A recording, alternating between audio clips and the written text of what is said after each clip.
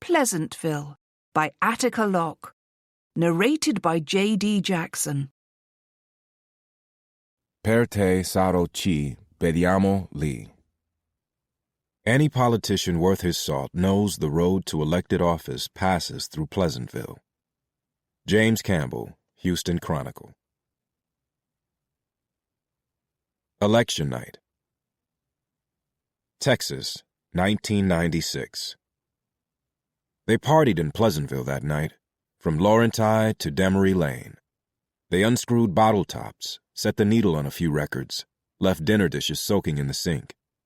They sat on leather sofas in front of color TVs, hovered over kitchen radios, kept the phone lines hot, passing gossip on percentages and precinct returns, on the verge, they knew, of realizing the dream of their lifetime, the ripe fruit of decades of labor and struggle. They were retired Army men, some grown men who wept openly in front of their TV sets as the numbers started to roll in. They were doctors and lawyers, nurses, school teachers and engineers, men and women who had settled here in the years after the Second World War, in Pleasantville, a neighborhood that, when it was built in 1949, had been advertised over the city's airwaves and in the pages of the Defender and the Sun as the first of its kind in the nation. A planned community of new homes, spacious and modern in design, and built specifically for Negro families of means and class. A description that belied the rebellious spirit of its first inhabitants, the tenacity of that post-war generation. For, yes, they endured the worst of Jim Crow, backs of buses and separate toilets, and yes, they paid their poll taxes, driving or walking for miles each election day, waiting in lines 2 and 3 hours long. Yes, they waited. But they also marched.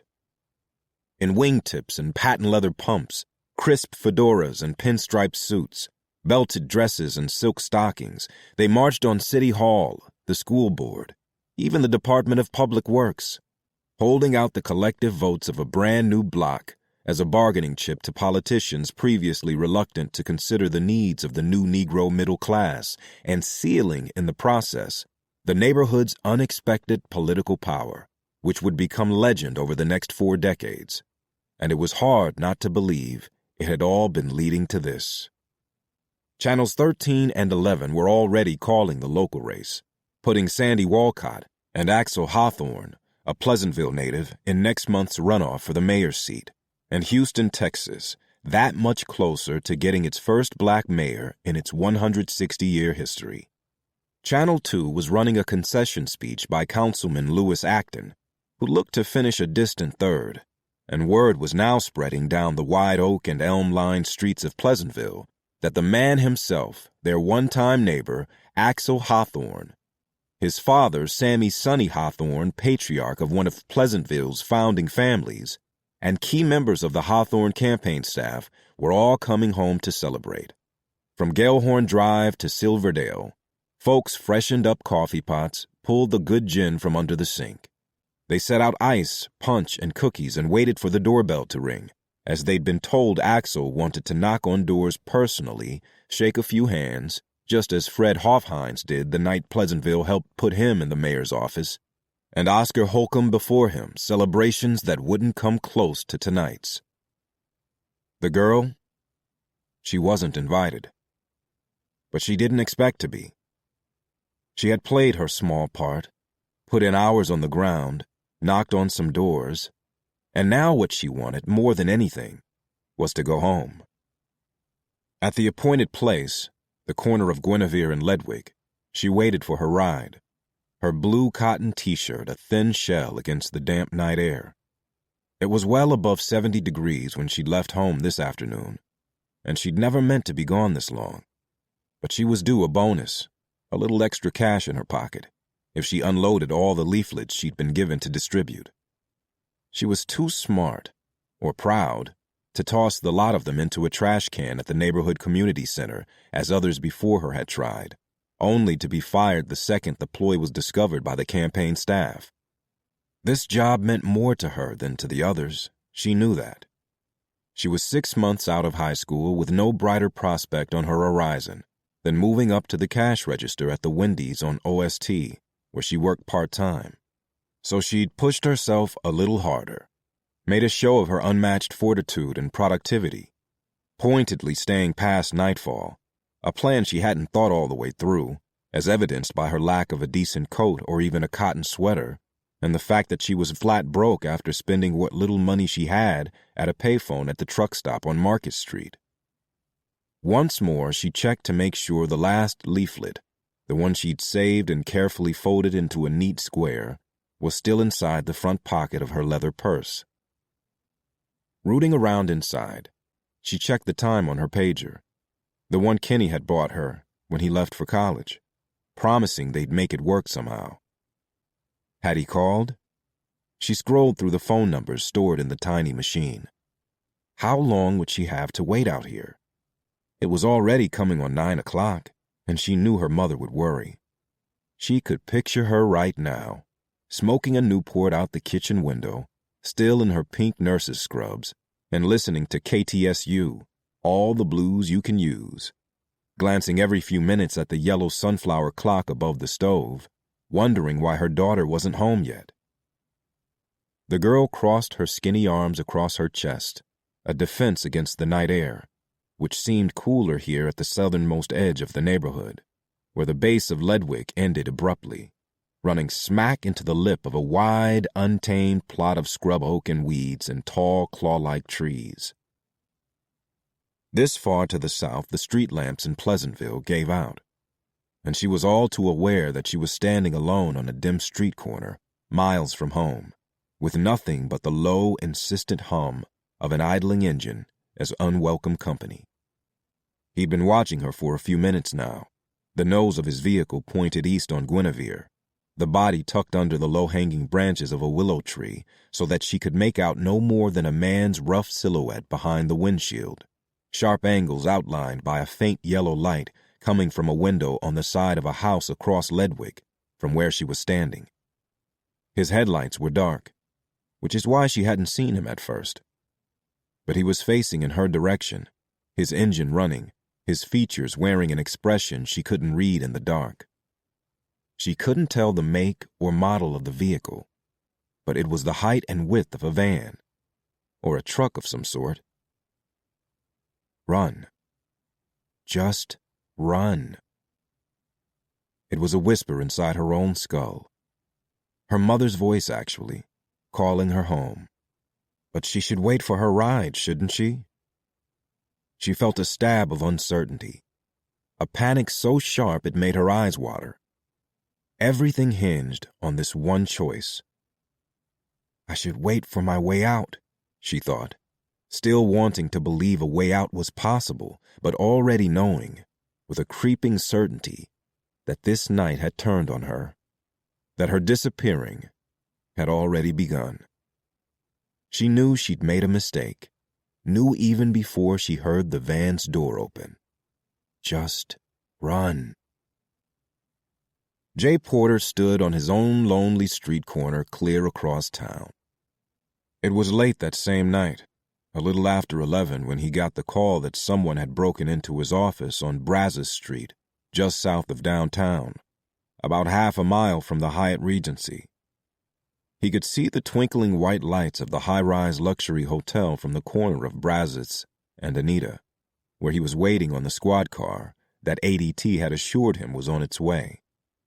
The hotel sat on the other side of the 45 freeway, the dividing line between the city's corporate heart and Jay's neighborhood, a clunky mix of old Victorians turned over for business.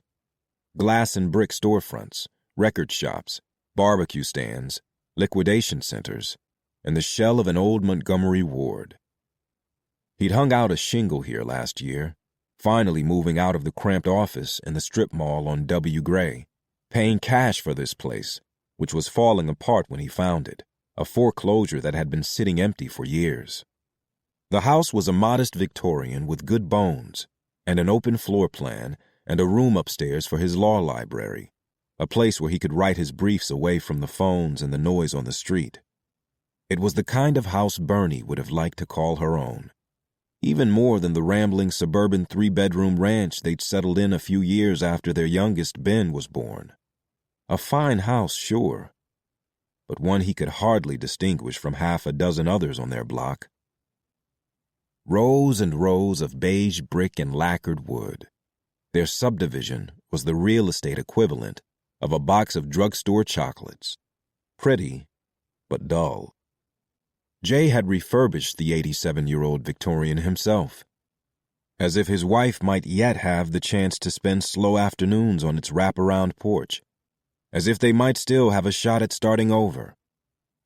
He half expected to walk through the front yard's wrought iron gate one day and find her sitting there, on the white 2-seater swing he'd built himself. The house, with its bottomless demands and clamors for his attention, missing doorknobs and broken light fixtures, the floors he'd stripped by hand, had saved his life during the worst part of this past year. He thanked it daily for putting tools in his hands. All those long, idle afternoons when he let his practice go to shit. There'd been 3 break-ins in the area since June. Even the Hawthorne for mayor headquarters on Travis got hit, and much political hay was made in the Chronicle over the former police chief's seeming inability to secure his own campaign office. Jay's place had been raided in July, when thieves had taken the back door completely off its hinges. They'd made off with a drill set from Sears and a color TV, a little pocket Sony on which Eddie May had watched gavel-to-gavel coverage of the O.J. trial, plus some petty cash and a gold bracelet of hers. A week later, he'd had the alarm system installed. They must have come in through a window this time. When he'd pulled up to the house, the headlights of his Land Cruiser had swept the front porch, lighting up pieces of broken glass. There were shards of it still scattered across the porch's wide slats, a rough pile in a semicircle just under the first-floor window, the glass lying where it had fallen. The scene strangely preserved, as still as a snapshot. Whoever had broken in tonight had exited the house a different way, or was, at this very moment, still inside. Jay, who didn't keep guns in his home anymore, not since the kids, had a single registered firearm, and it was right now sitting useless inside a locked box in the bottom drawer of his office desk. Hence his patient vigil across the street, waiting for the cops. There was nothing in that office that he couldn't live without. Not a thing in the world he would put before the need to get back home to his family in one piece. He wasn't trying to be a hero.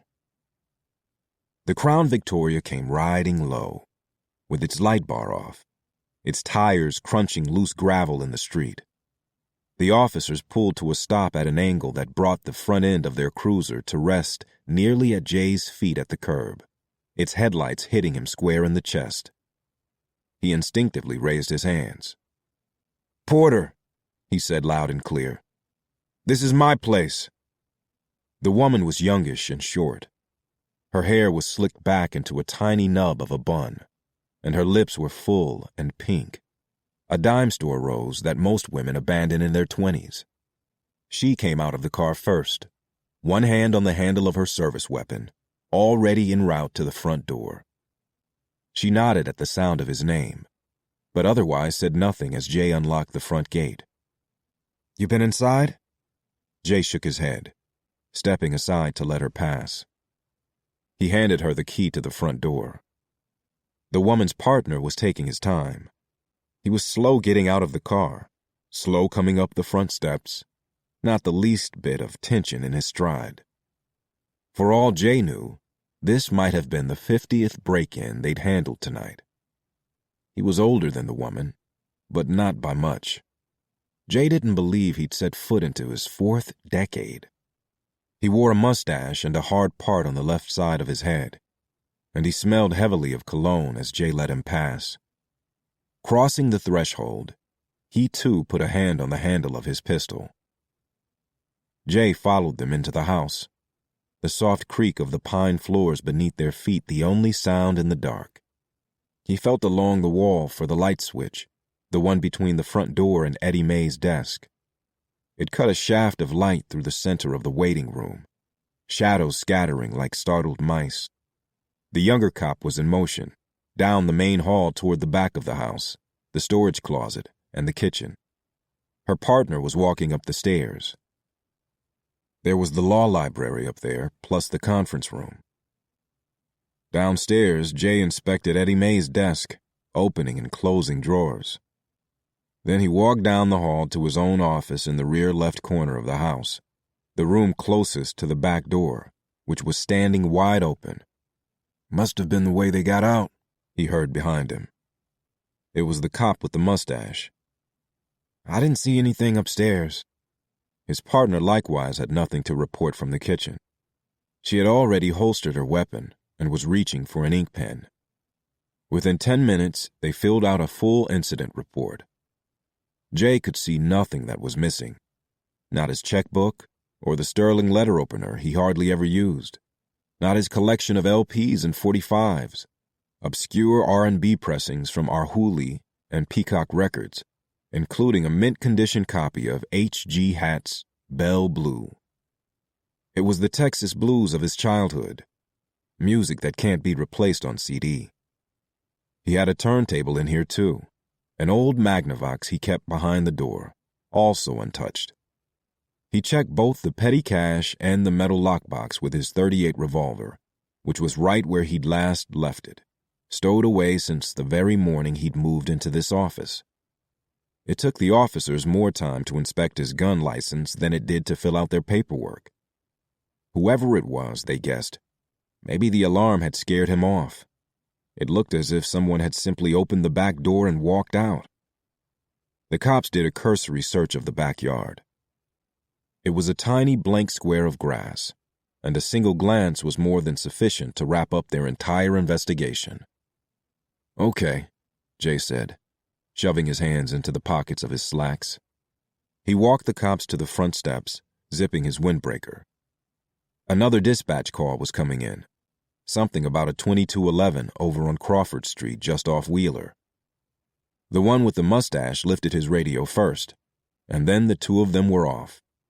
Jay locked the gate behind them, watching through the wrought iron bars as the squad car peeled down Brazos Street, this time flashing its red and blue lights. Back inside, Jay walked to the hall closet to get a broom. He would need plywood too, or at least a thick piece of cardboard, something he could put over the broken window for the night, or however long it would take to get a guy out to fix it. He'd painted the house oyster gray, but had otherwise left the exterior, including the original windows, intact. Replacing this one would cost him at least $200.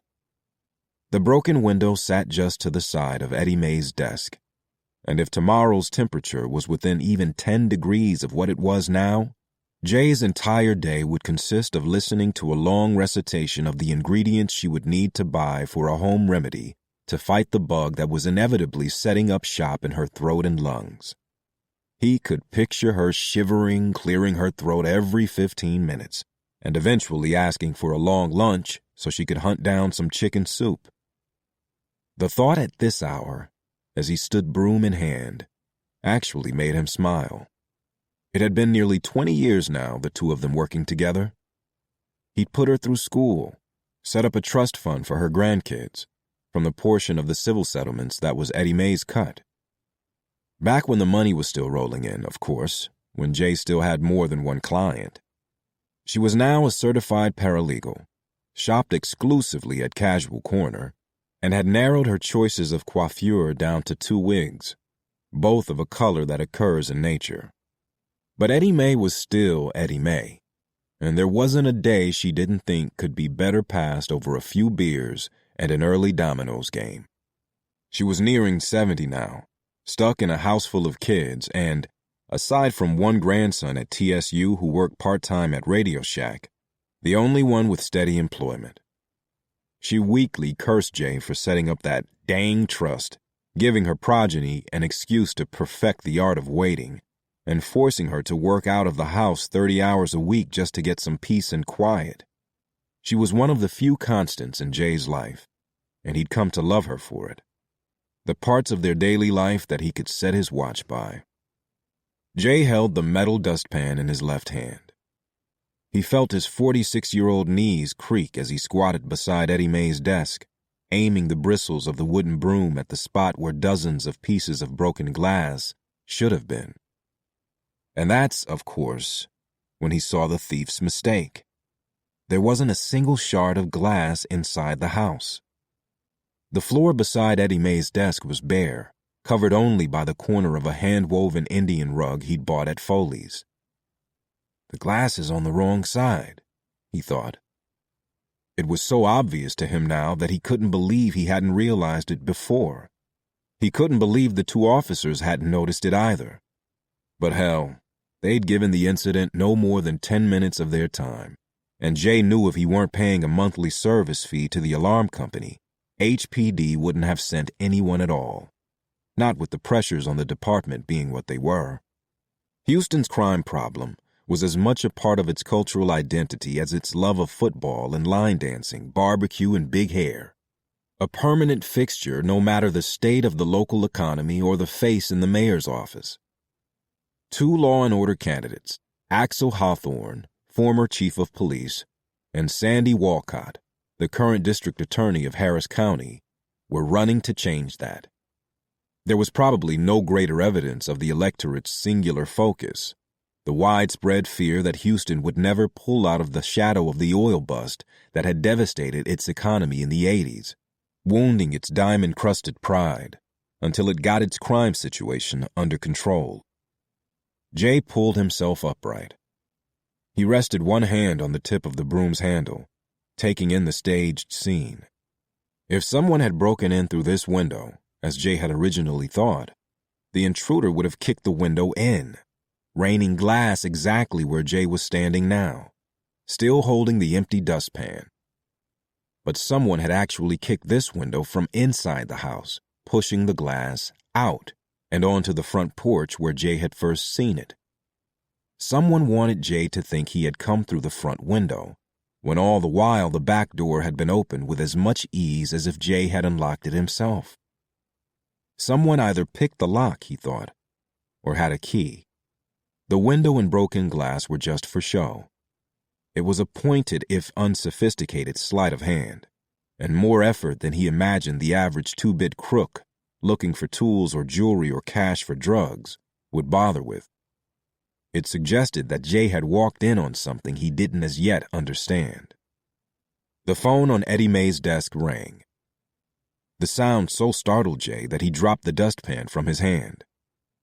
It fell straight to the floor, the metal edge cutting into the soft pine, leaving a small dent in the wooden board beneath Jay's tennis shoes. As he reached across her desk for the telephone, he knocked over a picture frame and Eddie Mae's dish of butterscotch candy. On the other end of the line, he heard a light cough, and then a familiar voice. "Everything all right down there, counselor?" It was Raleigh Snow. He was calling from the alley behind the Hyatt Regency where town cars 2, 4, and 6 of his fleet of Lincolns were parked, waiting to pick up any stragglers from Sandy Walcott's victory party, which was still raging, her supporters reveling in the night's surprising turn of events. Axel Hawthorne had been favored to win by a wide margin, with more than 50% of the vote, to become the Bayou City's first black mayor. But the race had quickly tightened when Walcott entered, late and hot on the fuel of her newfound fame. She'd beaten Charlie Luckman, arguably the best defense attorney in the state, in a high-profile murder trial last year, one that brought her national attention and a spot on court TV, offering hours of analysis during the O.J. trial. She got a 6-figure book deal. She went on Oprah. And it didn't take long for somebody to see in her rising star a shot at City Hall. Walcott quickly got her name on the ballot, stealing Axel Hawthorne's Law and Order platform right out from under him.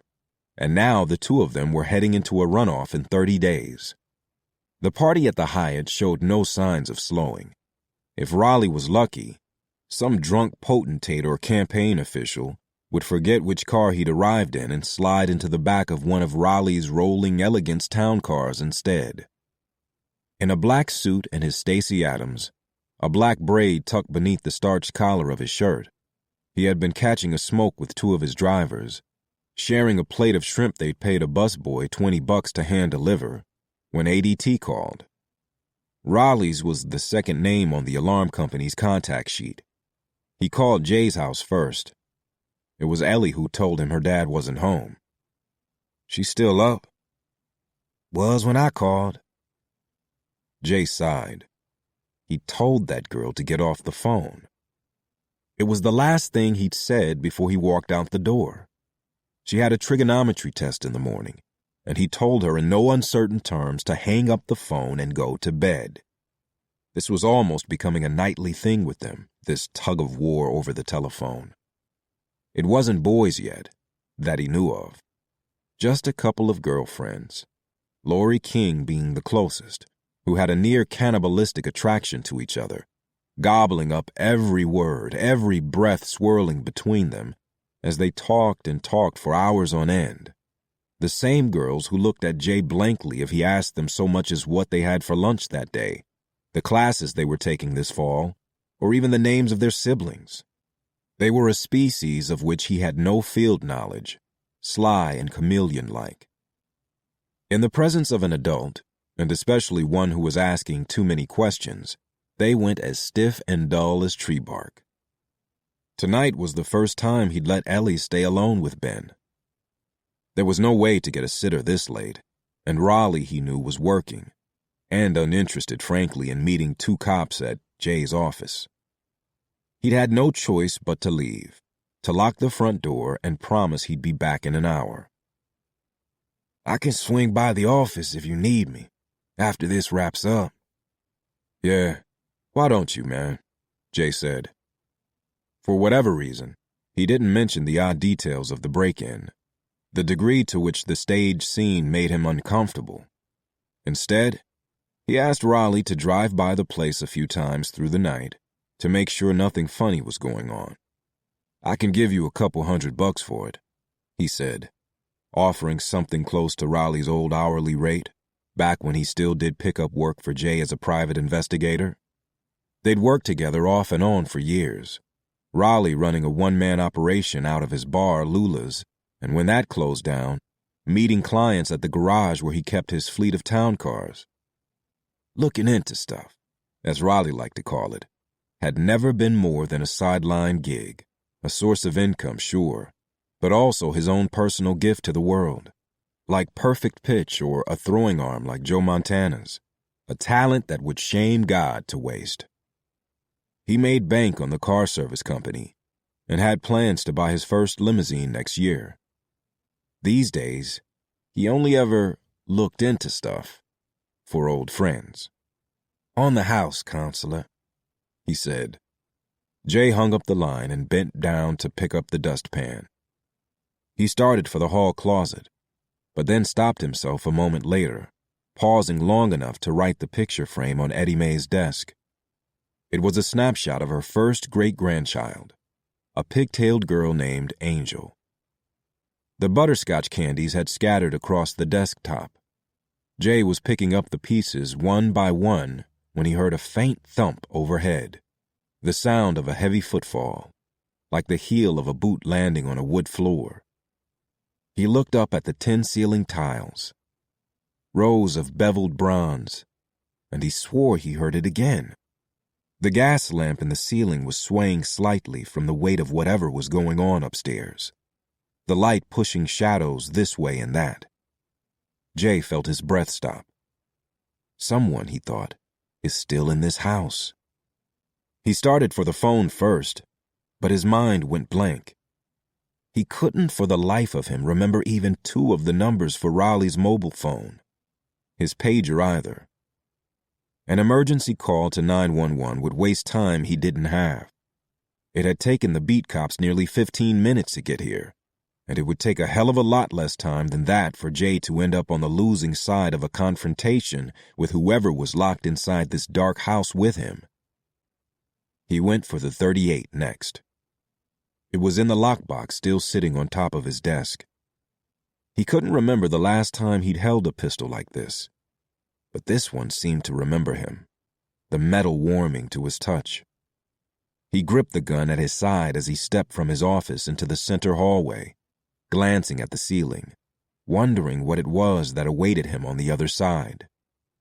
The back of his neck was wet with sweat, the windbreaker sticking to his skin. He unzipped the jacket, peeling it off arm by arm, as he moved toward the stairs, pressing himself against the side of the wall as he climbed the steps. Upstairs, the overhead lights were all off. He felt his way through the dark, keeping his cover, confident he knew the lay of this property better than anyone else.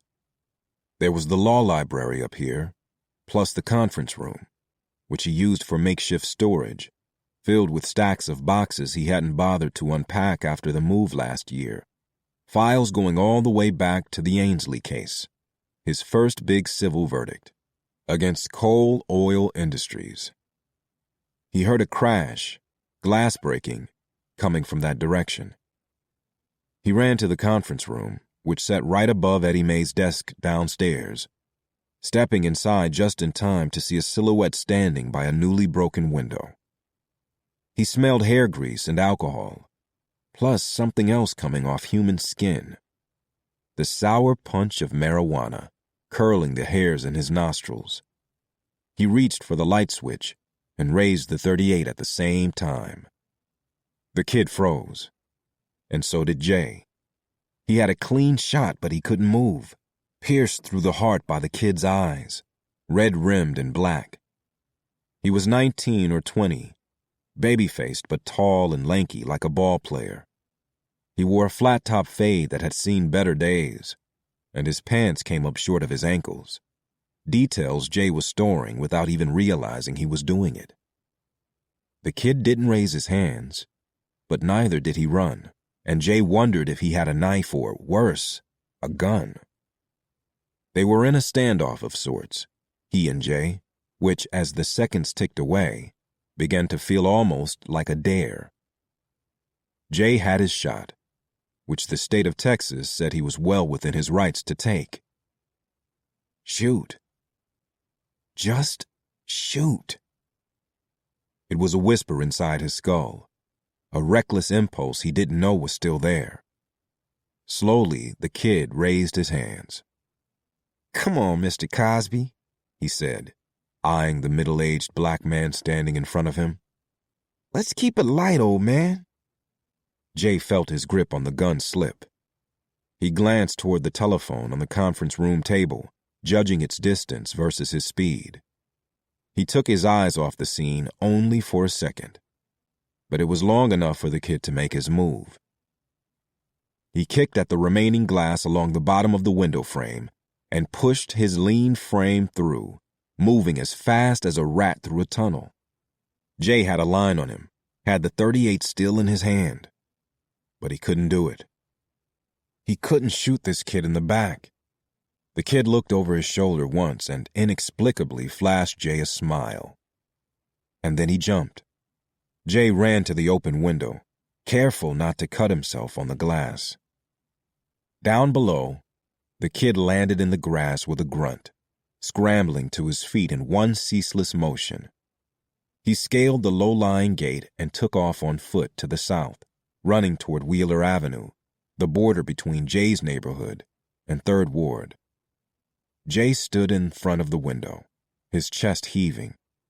He knew he'd made a mistake. Knew it before the kid even hit the ground. It was that smile, for one, the open-mouthed taunt, but also the peculiar circumstances of the break-in, the staged scene downstairs, and the feeling he'd had that someone was playing games with him. And now that someone was gone, had slipped off into a night already dampening at this hour into a wide, white fog that would cover the city by dawn. There was a dagger of glass still hanging from the top of the window frame, and in the harsh white light of the conference room, Jay caught a glimpse of his own reflection. He hadn't shaved in days, and the curls on his chin were coming in a steel gray. His eyes had gone flat and dull with age, like two coals forgotten in a fire. Jay hardly flinched at the sight. He was 4 years shy of 50, He had 2 kids who deserved a hell of a lot better than they'd been handed in this life, and his wife had been dead a year. He was going home. Part 1. Chapter 1. The first time Jay hears the name Alicia Noel, he's sitting in his car at a stoplight, Thursday morning on his way to take Ellie to school. 10-year-old Ben gets dropped off first. He's had a hard time with school, almost since his first days of kindergarten, and by the 3rd grade, Bernie had pulled some strings at the school district where she was working at the time and got him enrolled in a special program at Poe Elementary, which starts a half hour before Ellie's classes at Lamar High School, another placement Bernie orchestrated. It's just the 2 of them in the car, Jay and his daughter, the station set to KCOH. Ellie has control of the dial Mondays and Wednesdays. Tuesdays and Thursdays are Jay's turn. Fridays are theoretically Ben's to program the radio, but he's claimed more than once not to care what they listen to, and Jay usually cedes those mornings to his daughter as well. She's quiet today, face pointed to the passenger window, her arms folded across the puffy expanse of her black starter jacket, her chin and the bottom half of her face tucked below the zipped collar. She's hardly spoken since they left the house, just a few mumbled words as Ben climbed out of the Land Cruiser, reminding him not to forget his lunch. To Jay, there hasn't been so much as a good morning. They got into it yesterday after school, over this business with the telephone. Jay was short with her, he knows. He has only 2 settings when it comes to his daughter, either calm and solicitous, gentle in any inquiry about her thoughts and concerns, or else he becomes stony and impassive. The more words come out of her mouth that he finds misguided or unreasonable in some way, the more he thinks she's pointedly dismissing the wisdom of his judgment, the way he would do things. It is an ugly trait of his that Bernie often called out, managing with just a few words to bring him back to his better self. But his wife knew him better than his daughter does, and he knew his wife better than he knows his teenage daughter. There are things she knew about her family, not secrets so much as hard-earned intimacies, that she inadvertently took with her, leaving the rest of them to fend for themselves in this new foreign land, meeting daily at the kitchen table or passing in the hallway, without their shared interpreter. She, more than anyone else, knew Jay's tendency to mask fear with brooding, knew his panic too often takes the form of withholding, a silence that can suck the air out of any room. With his daughter, it's something he's still working on. It didn't help that he was exhausted last night, having slept not a wink on Tuesday. He lay in bed for hours that night, before finally getting up and padding across the toffee-colored carpet to the armchair by Bernie's side of the bed. He fished through the pockets of his pants until he came across his copy of the cop's report. He called the precinct and asked to make an amendment to his earlier statement, the one made in haste without, he now realized, a proper inspection of the property by HPD officers. He mentioned the funny business with the downstairs window, the details that pointed to some kind of scheme, and the kid, of course. Jay was clear in his description. 19 or 20, black male, with a flat-top hairdo. And he was tall, 6'2" maybe, and skinny, real skinny. Not a bit of which the desk cop was willing to deal with over the phone. He would leave a message for Officers Young and McPhee, he said. Soon after ending the call, Jay flipped over the cop's report and jotted down every bit of it he could remember. He checked on his kids, covering Ben's feet with his Ninja Turtles comforter and turning off the radio in Ellie's room. In the kitchen, he made himself a drink, 3 fingers of Jack and a handful of ice cubes.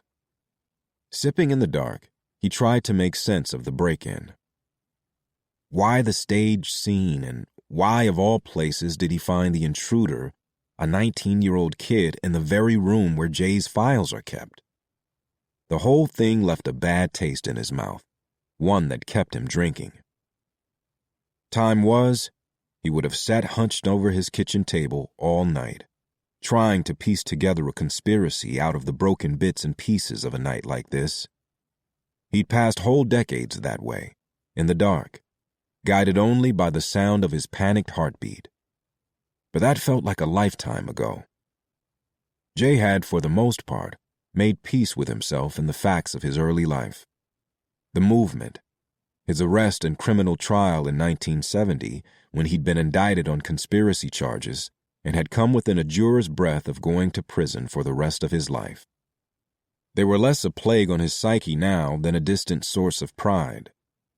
Kwame McElvey, his old comrade turned foil turned friend again, was right. They had been about something once. The marches and the protests, the demonstrations for a democracy that wasn't hollow inside. It had mattered. They'd made a difference in people's lives, including the lives of the two kids sleeping down the hall.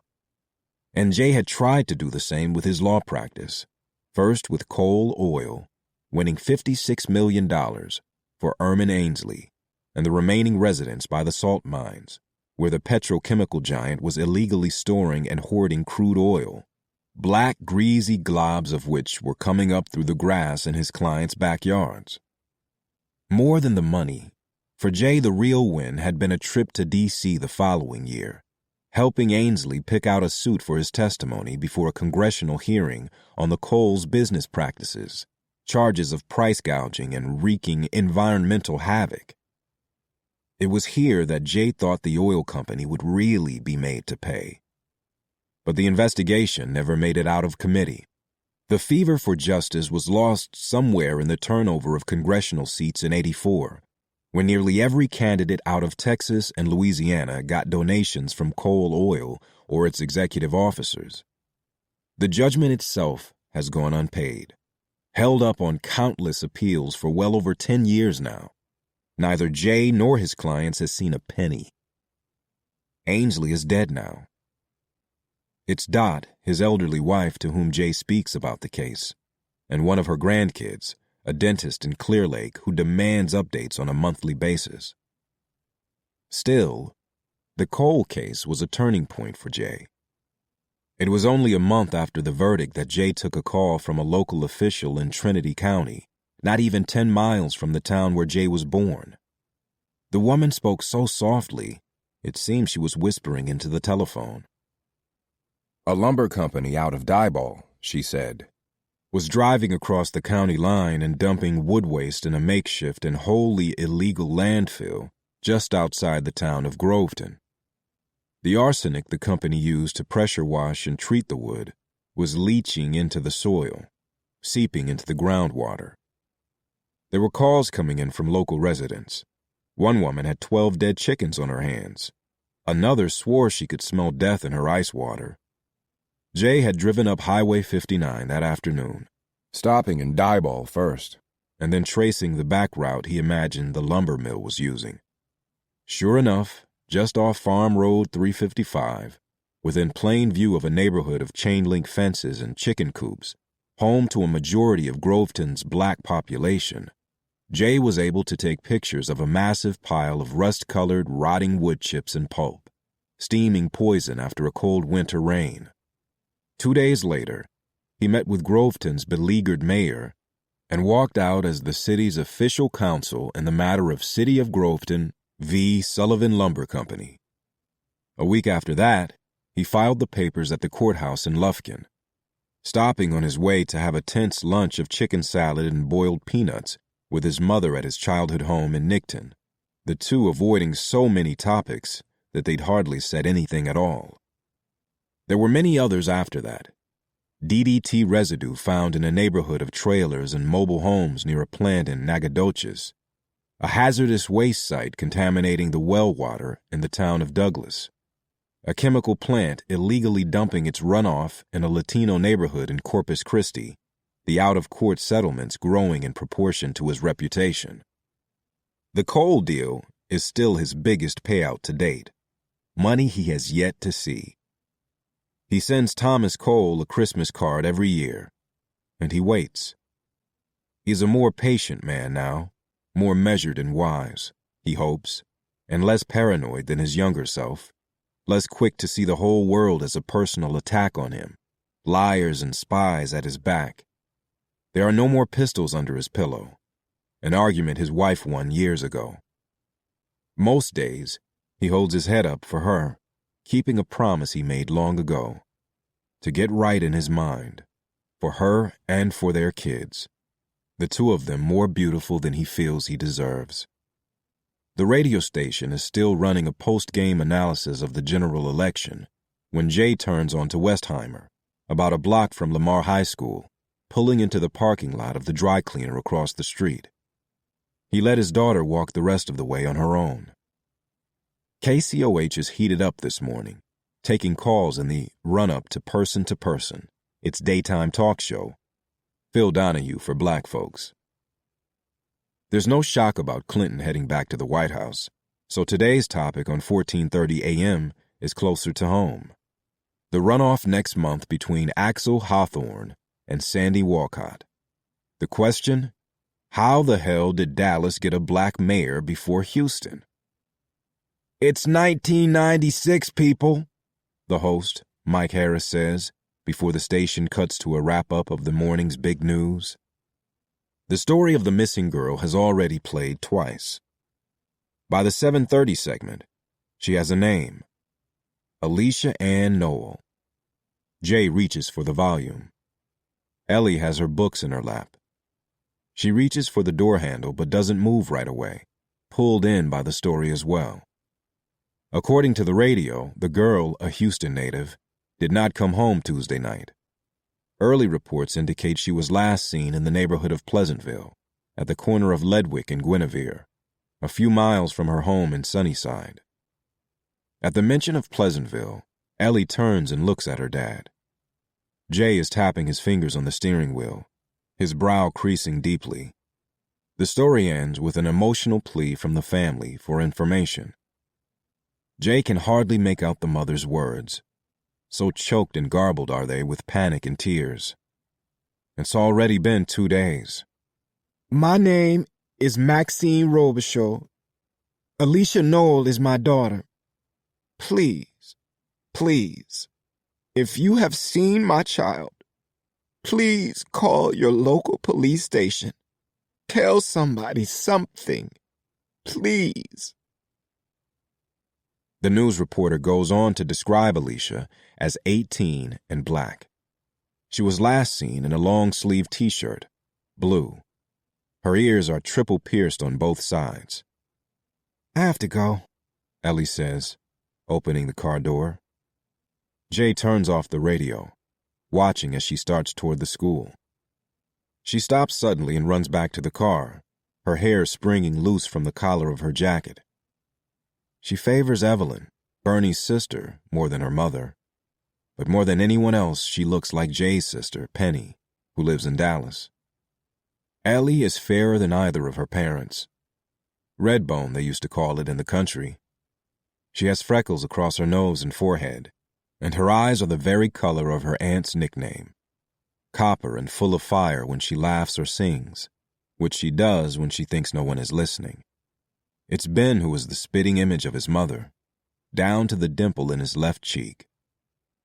Jay rolls down the passenger side window so Ellie can lean in and tell him, Miss Hilliard wants to see you.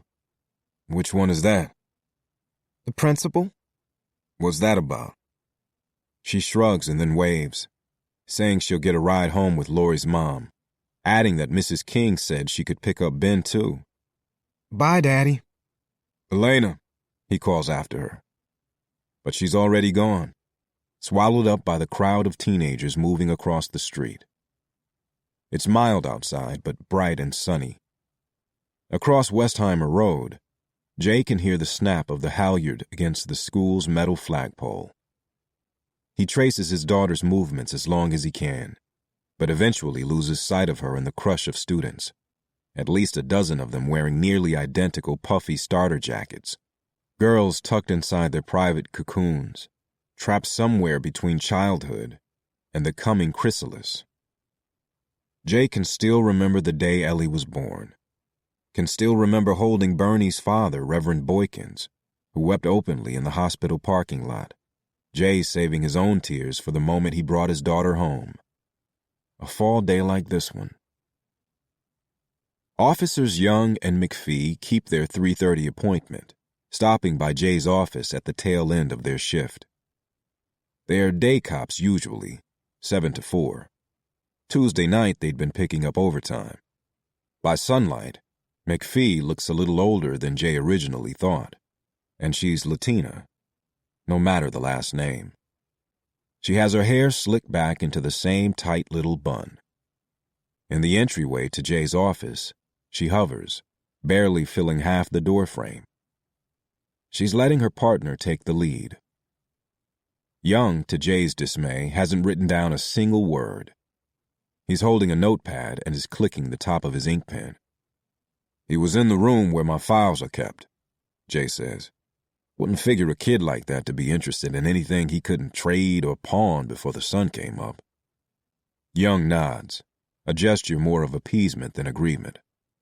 "But you said yourself that nothing was actually stolen from the property." "The case files up there go back more than 10 years, Jay says. "It would take nearly that long to go through every photograph and sheet of paper to know if any of it is missing." The phone on Jay's desk rings. From down the hall, Eddie May hollers his name. Since her eldest grandson installed their phone system, she's learned to forward calls to his office. But she won't fool with the intercom. Not when it's just the two of them in the office half the time. "Mrs. Delavan is on the phone for you." Jay sighs.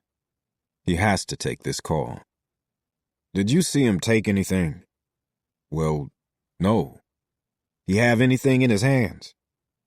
Looking back, Jay can see only one thing: the smile on the kid's face, a split second before he leaped out the second-floor window. Of course he didn't see if the kid had any stolen goods in his hands. He was looking for a gun.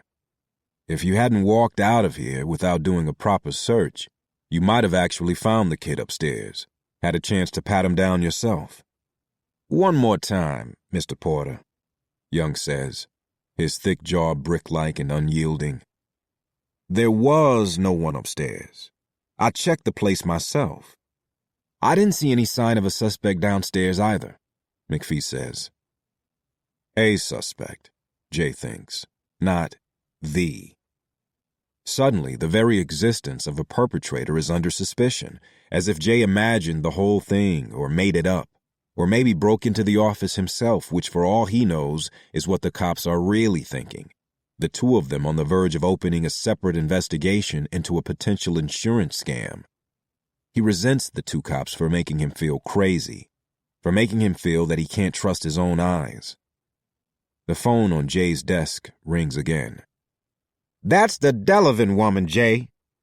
"Look," the cop says, "Officer McPhee and I have no problem amending the initial report, Mr. Porter, adding in your description of the intruder and the bit about the misplaced glass," he says, delivering that last part as if he were describing the plot of an Agatha Christie novel. This isn't a murder mystery, he wants it known. Just a simple case of breaking and entering. One of 30 or 40 on a given night in the city of Houston, depending on the weather. But I will also add words to support my opinion, based on 10 years on the force, that I did not see evidence of an intruder in your place of business at the time my partner and I were present. Jay holds up a finger. Not the one he wants to, mind you, but a single index finger to indicate he needs to answer this ringing telephone. "Mrs. Delavan," he says, picking up the line. "Jay, this is Arlie calling." "Yes, ma'am." Jay's office is one of the smaller rooms in the house. It sits opposite the kitchen on the other side of the house where, at least once a week, Eddie May has a pot of red beans on the stove. He can smell the pork fat and brown sugar from here, the smoky scent passing through 2 walls and filling every inch of the room. The window behind his desk he's propped open with an ancient text on Texas civil statutes, borrowed from his library upstairs. It's strikingly uncluttered for a lawyer's office, but he hasn't carried a full caseload since his wife died. He's been turning away all new business, and clearing out the old. His entire practice has come down to a single class action suit, Pleasantville v. Proferma Labs, a case he kept because it was local, close to home, and close to his kids.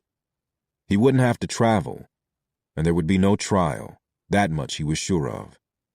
Last year, when 2 explosions from Proferma's chemical plant threatened to burn one of Houston's most storied neighborhoods to the ground, it was Jay Porter whom the residents of Pleasantville called, what should have been a slam dunk. Half the city had watched the smoky scene on their television sets, orange embers flying into folks' backyards, lighting up roofs and wood-framed houses, and Jay was sure the case would never see the inside of a courtroom. Proferma had every incentive to settle the matter quickly. But a year and a half later, they're no closer to a deal. The company has yet to make a serious offer. Arlie Delavan was the first to sign on as a plaintiff. She was one of the original 37, one of the 36 or so families who'd settled into the first homes in Pleasantville when the neighborhood was built in '49. Dr. Delavan, who'd been a pediatrician, bought a 4-bedroom ranch-style home on Tilgham. It came with a his and hers 2-car garage, with room enough for his Ford and his wife's blue Lincoln Continental. Mrs. Delavan, a widow, is in her late 70s and volunteers part-time at the Samuel P. Hawthorne Community Center, where she's calling from now. As Jay is ever in the business of maintaining his clients' trust, he takes their calls, day or night, no matter the topic. You heard about the girl, I guess, she says. Alicia Noel. It takes a moment for the name to land. When it does, Jay swallows a clump of dread that suddenly lodged itself in the back of his throat. I heard something on the radio this morning, yes, ma'am, he says.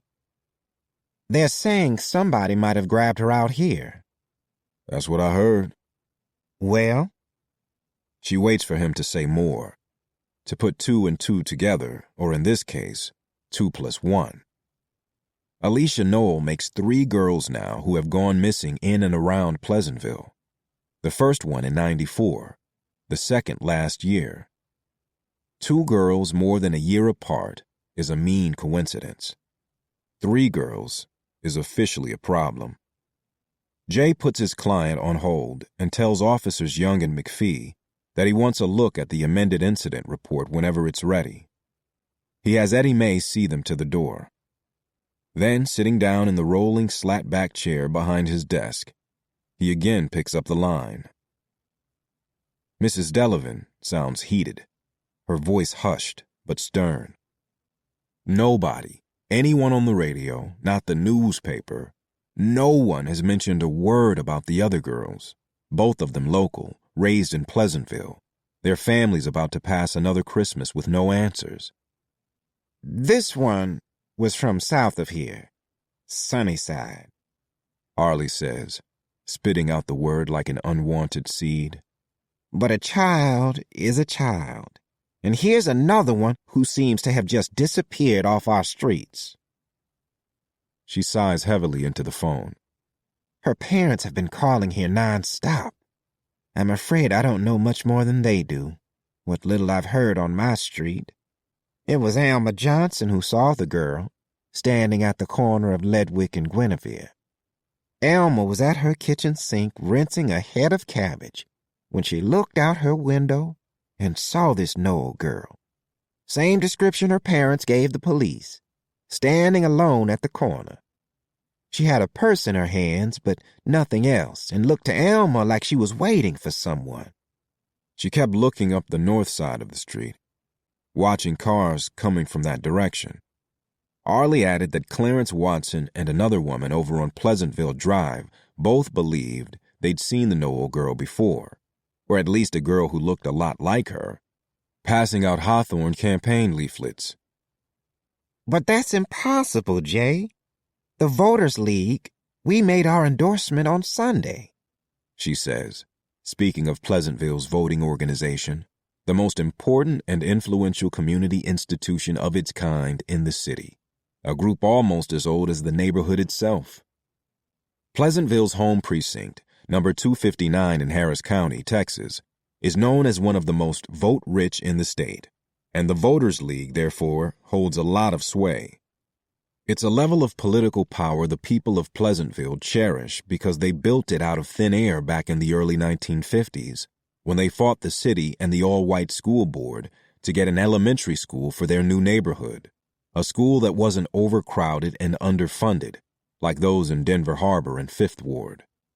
It took nearly a year of pressing the mayor, but finally the residents, their numbers growing each time they marched on City Hall, got their state-of-the-art school, and got something even more valuable in the process, a place to vote. It eliminated the need to split Pleasantville into arbitrary sections, with some residents voting in existing precincts to the north and some to the east and west, by creating a single precinct of consolidated black voting power nicknamed the Mighty 259 by more than a few mayors, city council members, state senators, governors, and congressmen who knew the neighborhood's power to swing an election.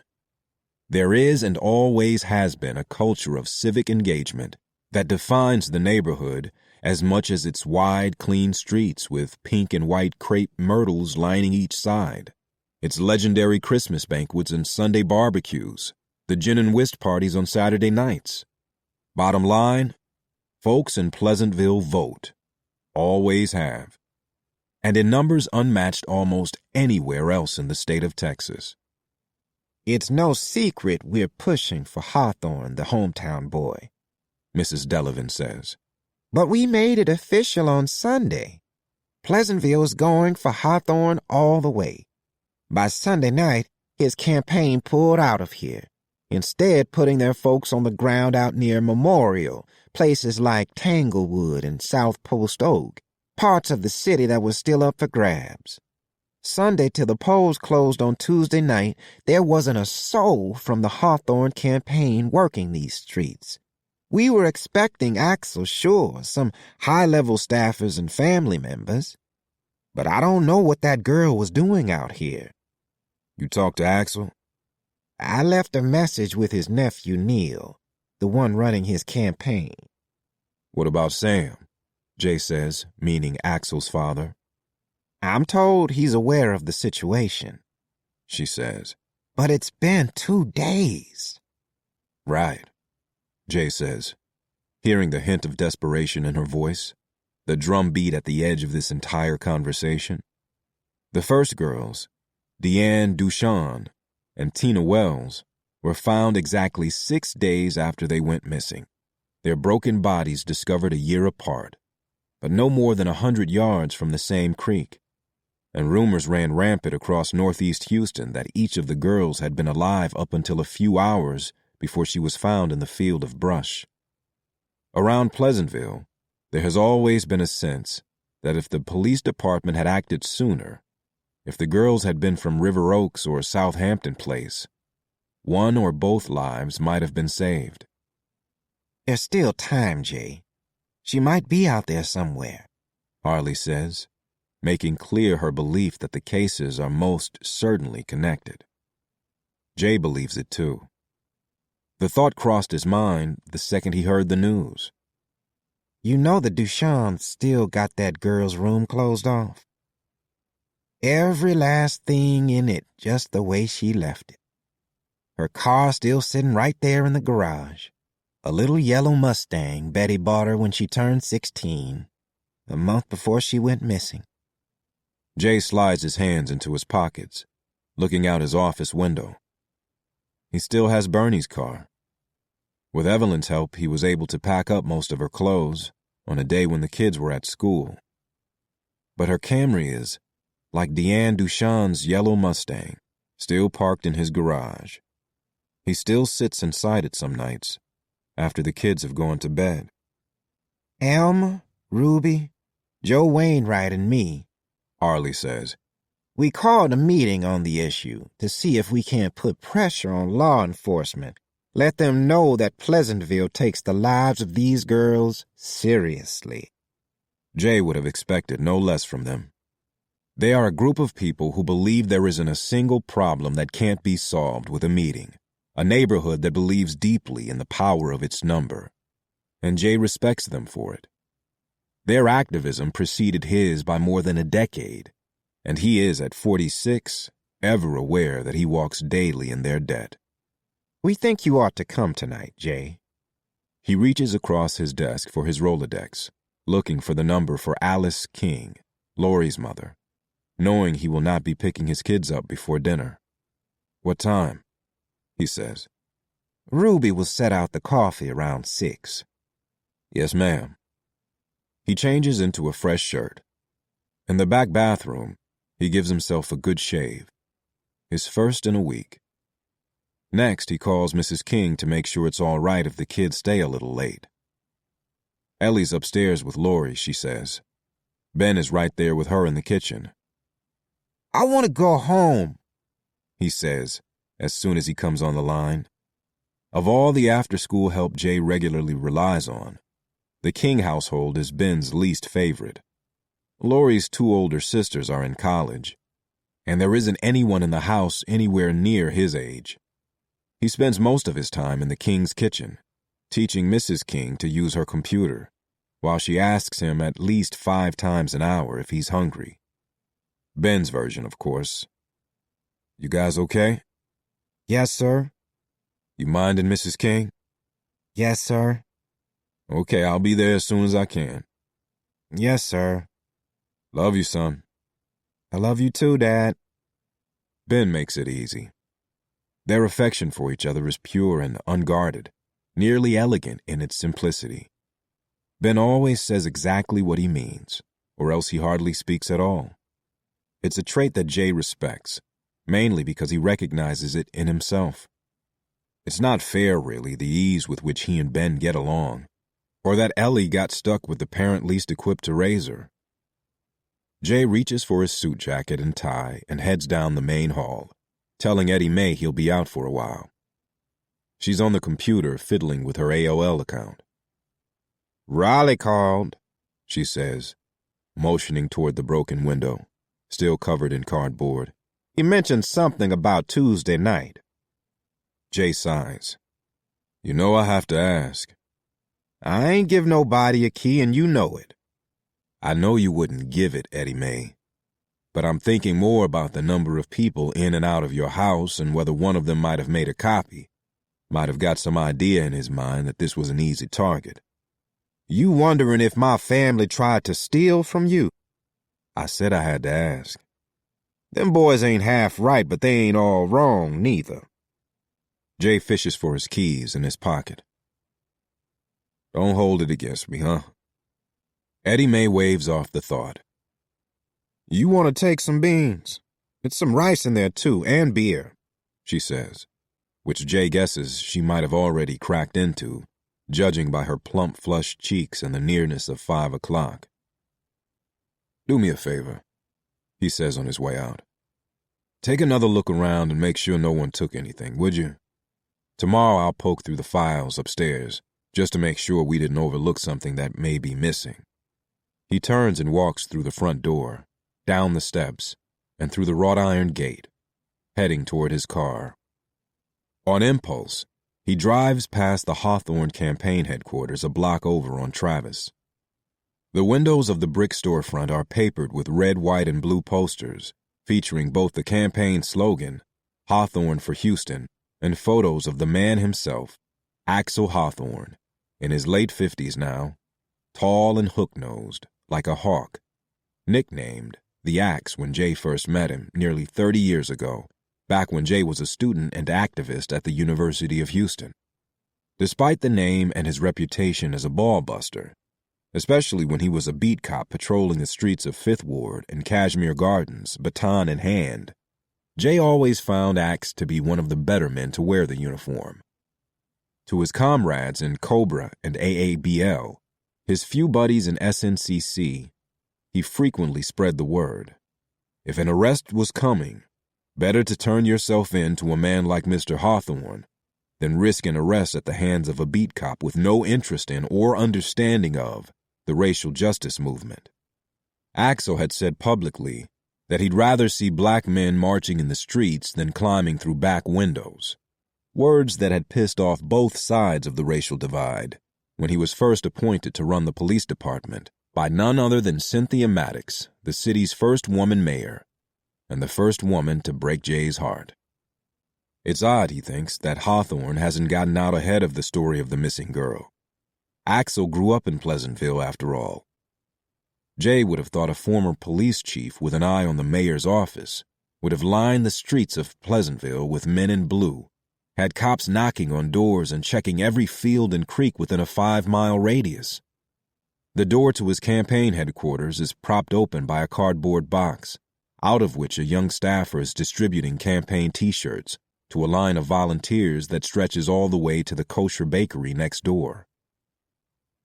They're eager teenagers, some, and others as old as or older than Jay, men and women in tattered jeans, getting paid a few bucks to pass out campaign leaflets, papering neighborhoods across the city. Every election season, Jay clears their junk mail from his doorstep.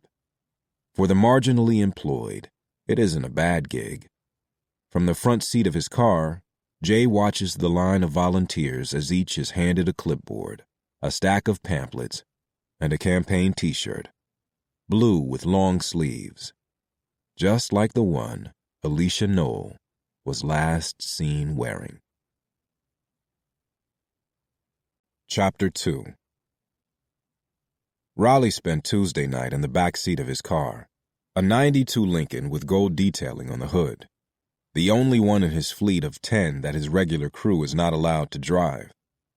Around 1 in the morning, he dropped off his last fare, a Walcott campaign straggler who spent most of the drive to West U on his two-way pager, and then he swung by his garage on Telephone Road to change his clothes and pay the staff, $200 cash to each of his drivers. He put a cooler of beer in the back seat and a bag of peanuts and some Fritos from the vending machine in his front pockets, and then he drove south to Jay's office on Brazos, parking for the purposes of surveillance, a half block from the nearest street lamp. He killed the engine and cut the Lincoln's headlights, settling in for his night watch. He munched on salted peanuts and juiced the battery on his mobile phone, plugging it into the cigarette lighter. He has a gal he's seeing out to Hitchcock, halfway to Galveston. She doesn't sleep but a few hours a night, and is always up for a call from Raleigh. He can't predict where the romance is headed. Hitchcock is 40 minutes away, an hour in traffic, and his little miss is without a car or a bus pass. She stays in a 2-bedroom house with her daughter and 2 of her grandkids. He swore he would never mess with an older woman, but this one is 6 feet in heels with a tight little ass. And she has his nose so wide open, he can smell a raindrop from 2 miles away. He knows he's in deep trouble. He was dialing her number when a suspicious car came up Brazos, cruising to the north. It was a Nissan Z, black, and Raleigh got 3 digits off the license plate as the car unexpectedly slowed in front of the gate to Jay's office. Before he could catch the other 3 numbers, the driver cut the Z's front and rear lights. The door swung open, and someone got out. A man cutting a tall, lanky figure. He paced in front of the gate, as if scoping the place, as if he expected something was about to jump off. Raleigh felt for the grip of the Colt 45 in the waistband of his black Levi's, but stopped himself when he realized Jay had given him no clear instruction as to what to do in the event he ran into trouble. Calling the cops was not Raleigh's style, but neither did he want to start something out here without knowing what he was getting into. He cleared the Motorola's screen, but before he could call Jay, he heard the car door slam. The driver of the Nissan Z revved the engine and quickly sped off, heading in the general direction of downtown. Raleigh managed to eye another piece of the license plate's puzzle. This morning he ran the 4 digits by a friend at the Department of Public Safety. 5KL. 6 matches the first 4 digits of only one black Nissan Model Z in the entire state of Texas, registered to a John K. Lee in Houston. "Might be nothing," Raleigh says on the phone now. Jay, who doesn't like to talk while driving, has pulled off the 610 freeway, the first exit past the bridge over the ship channel, less than a mile from the village of Pleasantville. he's idling in the parking lot of a Circle K. On the back of a receipt, he writes the name and address of John K. Lee. Funny thing is, Riley says, he filed a notice with the Department of Public Safety that his '96 Nissan Z was stolen last month. he must be calling from the tiny office in his garage. In the background, Jay hears the thump of a car stereo.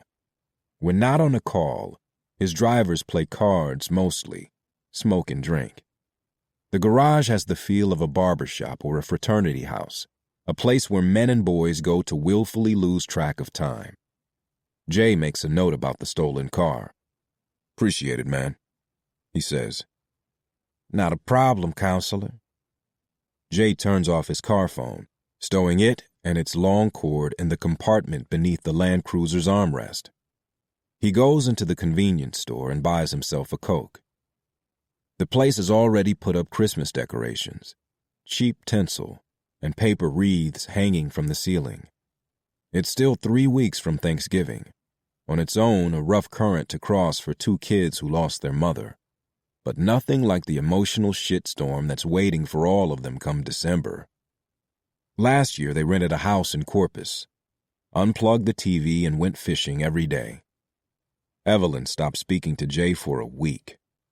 She'd had a tree out, everything ready at her place, but he never showed. From the parking lot, he turns onto Clinton Drive.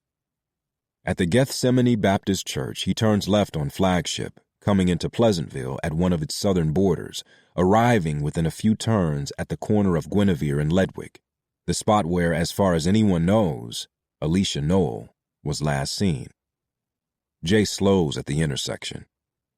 The streets are empty tonight, and the scene in his rearview mirror is dim.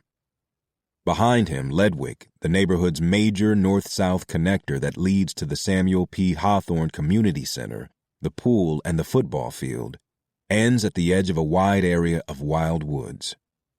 It's a rare block of undeveloped land in a city that wears its disdain for proper zoning as a badge, its belief in industrial growth as a democracy's birthright, penciled in just behind the pursuit of happiness. Pleasantville, in particular, has become surrounded by industry over the last 20 years, ever since the 610 freeway was built against the residents' strident opposition. Besides the chemical plants that moved in, there's now a Budweiser brewery nearby and a 6-acre factory that produces plastic packing materials, all on what used to be open prairie. Elma Johnson's house stands on Guinevere facing south. It's a cream-colored 4-bedroom with Tudor accents and a Carolina cherry tree in the front yard. Jay's been inside once before. In her living room, he sat over her kidney-shaped coffee table as she'd signed the voluminous plaintiff's forms, joining at that point 67 of her neighbors and friends. From her kitchen window, she was the last to see the girl. Alicia was standing on the corner where Jay is parked now, maybe 50 feet from the tangle of trees in the open field, a dark maze of thorns and brambly vines. There's a soggy creek that cuts through the woods there. If Jay hadn't spent nearly 10 grand earlier this year having it tested for the chemical SBS, or polystyrene butadiene styrene, the accelerant in last year's fires, he'd never have known it was there. It's completely hidden from the street, the reason someone chose it as a final resting place for the first 2 girls. Jay still remembers the second girl. She slipped away, must have been, the day Bernie checked in for her last stint at St. Luke's on the cardiac floor that time because oncology had no more beds. Tina Wells had gotten off the school bus one afternoon and never made it the 30 or 40 yards from the bus stop to her front door. Her mother on the evening news couldn't speak. It was Pastor Moorhead from the Pleasantville Methodist Church who spoke for the family. "This is a little girl," he said. "Someone's child." Bernie watched it all from her hospital bed, and she woke the next day asking if there'd been any news. She worried over that missing girl for days, wouldn't let anybody change the channel on the TV if the news was on, hoping for an update. Jay sat through it, fidgety and uncomfortable, staring into the hall, waiting on the next doctor or nurse to come in, listening for the soles of shoes squeaking on the linoleum outside. And when nearly a week went by with no answers, no happy ending, on TV or in that tiny hospital room, or in the pages and pages of her medical chart, Bernie finally said she thought it would be best if she were the one to talk to Ellie, their 14-year-old daughter, about what was happening to her mother, that she wasn't coming home the way anyone wanted, and there were things she thought her girl needed to know to go on without her. Jay felt relieved and grateful at first, Bernie taking this off his shoulders, and then ashamed of himself, his bald cowardice. He excused himself and went out to the hall, where he leaned his face against the cold wall tiles to keep from puking. Tina Wells was found the next day. She'd been 15, Ellie's age now. A car rolls up behind Jay and honks. He's been idling for a couple of minutes, blocking the intersection. He waves an apology to the driver, then scoots his car along, heading toward the community center where Arlie was when she called, and where Jay assumes tonight's meeting is being held. The car behind him, a black Cadillac, honks again, just as the driver pulls alongside Jay. The rear window slides down. Sam Hawthorne is sitting in the back passenger seat, alone. "Follow me," he says, before rolling up the tinted window. The Cadillac picks up speed, zooming ahead of Jay. At the turnoff to the community center, Hawthorne's driver keeps going and Jay follows, unsure where they're heading until the Cadillac turns onto Norvic, pulling up in front of the Hawthorne family homestead, a sprawling ranch-style house painted russet brown and set back from the street by 30 yards and twin magnolia trees shading damp grass. The driver steps out of the car first. Sam Hawthorne opens the rear passenger door on his own. He comes out smoothing his suit jacket and holding out a hand for Jay. "Arlie told me you were coming." The two men meet at the start of the house's brick walk. "Sam," Jay says, shaking his hand, "I thought it'd be more comfortable if we met here." Samuel P. Hawthorne, sonny to a number of the old guard, men and women who've known him since '49, who raised their children alongside his, is no more than 5'6" in boots, a pearl gray ostrich pair on his feet now. He is barrel-chested, with a torso that narrows to the tip of a V at his small, nearly bird-like waist. He wears wire-rimmed glasses, black across the tops of the lenses, and he keeps his silver hair close to the sides with a lift at the front, giving him an extra inch in stature. Sam moved his family into the first single-family home at Pleasantville's founding, had, in fact, been the unofficial liaison between the Negro community and Mel Silverman and Bernard Paul, the developers who dreamed up the town. Sam, even way back then, decided who would benefit from his connections, who would get a home loan from his bank, Southern National, which he'd built over the years from a few $1,000s to the premier black bank in the state, and who wouldn't, who got to buy into the most coveted new community for black folks in the city, and who didn't. He was the unofficial mayor of Pleasantville, the man to see if you had a beef with a neighbor, or needed a reference for a job, or a loan, of course. And if Sam Hawthorne wouldn't give you the money, he would tell you who would. He was one of the first to organize the new residents in their many fights with City Hall over city services, spearheading that campaign for the elementary school. And he's had the ear of folks in city government ever since. He is the funnel through which power flows from City Hall to the north side, a walking conduit for Pleasantville's needs. He's simply beloved in these parts. He still owns the house on Norvic, though most people know he doesn't really live in it anymore, and most folks forgive him for it. A lot has changed in Pleasantville since 1949. His driver, a fair-skinned black man in a navy suit, gray shirt and tie, lights a cigarette as Sam leads Jay toward the front door of the house. 80 now, he walks with a slight limp, favoring his right leg. He pats Jay warmly on the back and asks what he's drinking tonight. Inside, there's a fire going, but the mood is somber. Arlie Delavan nods to Jay when he walks in. She's wearing black slacks and a gray sweater. Next to her on the Hawthorne's leather sofa are Ruby Wainwright, tall and lean like her husband, and Elma Johnson, a dark-skinned woman with a head full of finger curls. She sits stone-faced, a gold-rimmed china cup resting on her lap. Trays of tea cakes and honeyed ham sit on the coffee table, untouched. The men in the room hover over a standing ashtray, curls of white cigarette smoke reaching up toward the ceiling. Sam Hawthorne pours himself 2 fingers of Crown Royal. "Turn that off," he says, nodding toward a wooden stereo cabinet and record player, on which a lick of blues guitar is playing. When no one heeds his instruction, he crosses to the stereo and lifts the needle off the record himself. "Axel called the family," he says, taking a hearty swallow of his whiskey. "This morning, Axel spoke with the girl's mother and stepfather." The handful of neighborhood folks who've gathered, Jay's clients each of them, have congregated in the sitting area of the living room. But around a long, elegant dining room table are faces from the campaign Jay doesn't recognize. A heavyset white woman with a stick-straight gray hair running down the back of her blue Hawthorne t-shirt. A white man in his late 40s, in brown slacks the exact color of his neat, close-trimmed hair. And a young black guy in shirt sleeves and slacks, who'd been on the phone when Jay walked in. He flips his cell phone closed, pushing down the antenna with his teeth. He's the youngest in the room by a decade. "This is my grandson, Mr. Porter," Sam says. "Neil Hawthorne." Neil shakes Jay's hand. "Heard a lot about you, sir," he says. Up close, Jay can see the family resemblance.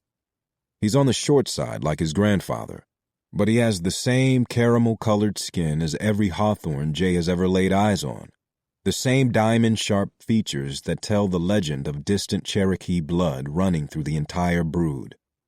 Their bright honey-colored eyes stare out at him from portraits and photographs across the plush living room. Axel in his dress greens from the Army. Ola, Camille, Delia, and Gwen, the 4 beauties in graduation uniforms, cotillion whites, and wedding gowns. There are 2 doctors among them, a banker and a professor of engineering. The Hawthornes having produced a line of incredibly accomplished children. Grandchildren, too, if Neil is any indication. This one graduated law school at the University of Texas, Sam says, smiling, full of elder pride. "He's running his uncle's campaign. And we're on top of this. Trust me." He can't be more than 30, slim as a department store model, and handsome, too. "You Ola's son?" Jay asks, thinking he sees a resemblance there. At the question of his lineage, Neil turns, caught off guard. "No." He offers nothing further, neither as a courtesy nor as a clarification. Jay glances again at the family portraits on the walls, trying to place the young man, to divine from which Hawthorne he sprang. "We're in touch with the police department," Neil tells the others. Behind him, the front door opens and in walks Janetta Paul. "What the hell, Sam?" she says, trailing a smoky scent of Shalimar.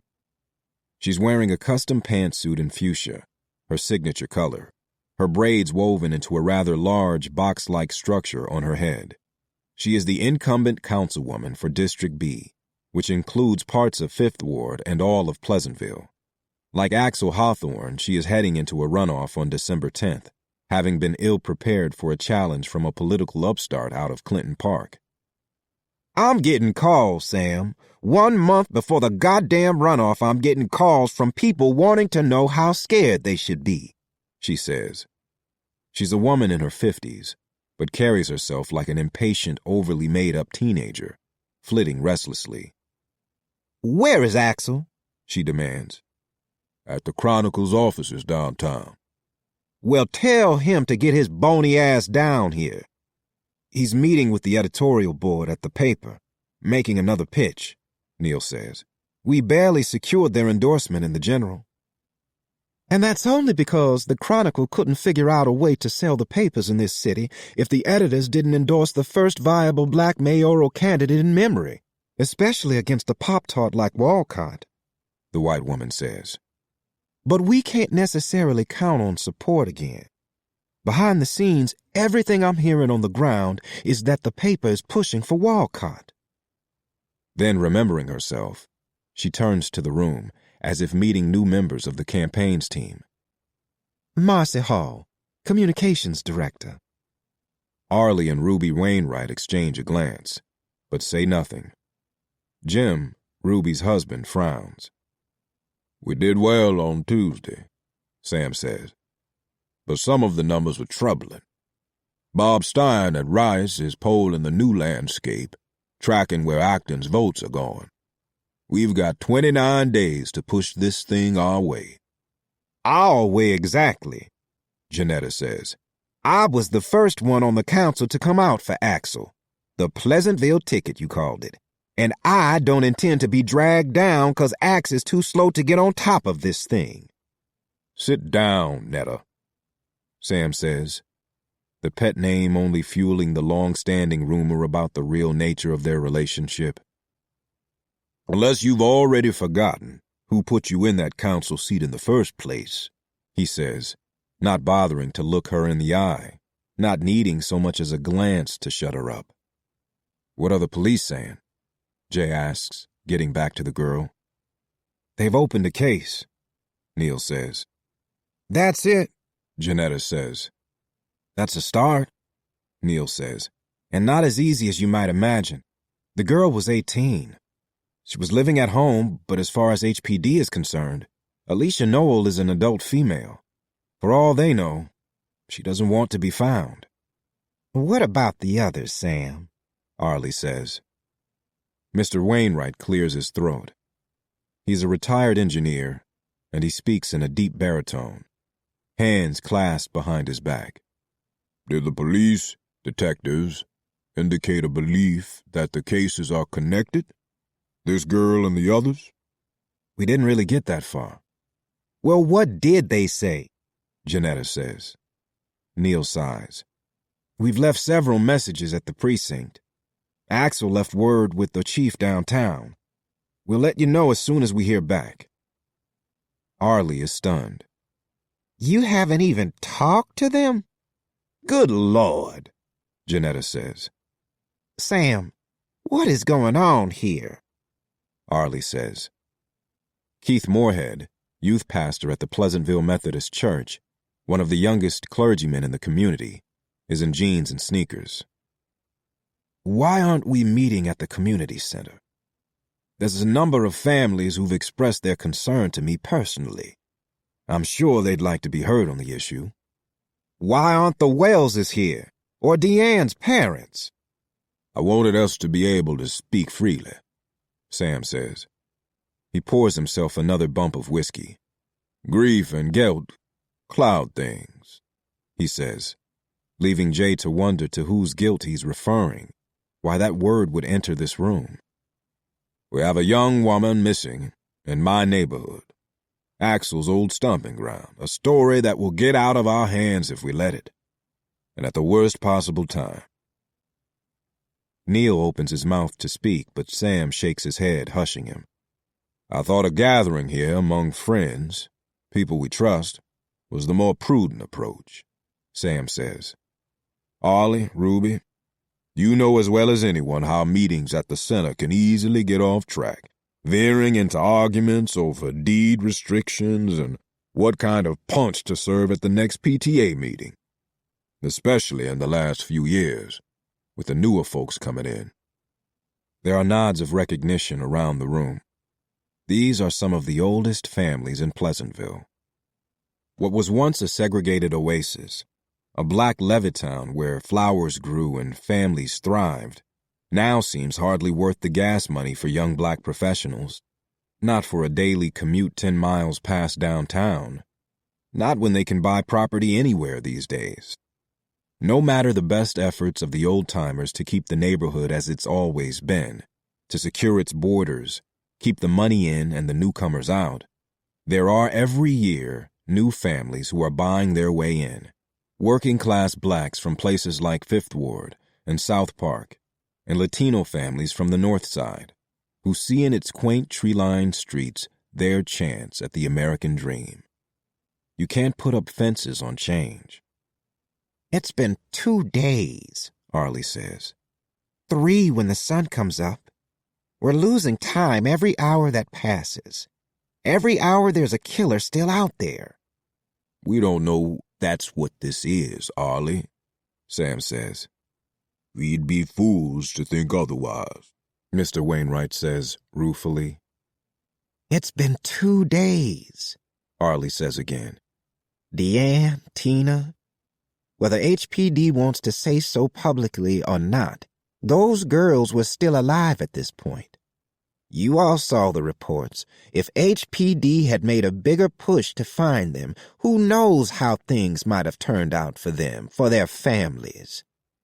I imagine the Ducharmes and the Welleses might have cause for a civil suit against the department, if they wanted to go that route. She glances across the room at Jay, who feels put on the spot, aware too late that Arlie had something like this in mind the second she called his office this afternoon. He had come tonight to offer what support he could. His heart aches for the girls' families, but he is in no position to consider a lawsuit against the police department. Sam follows the look between them, Jay and Arlie, wrongly assuming that this was planned.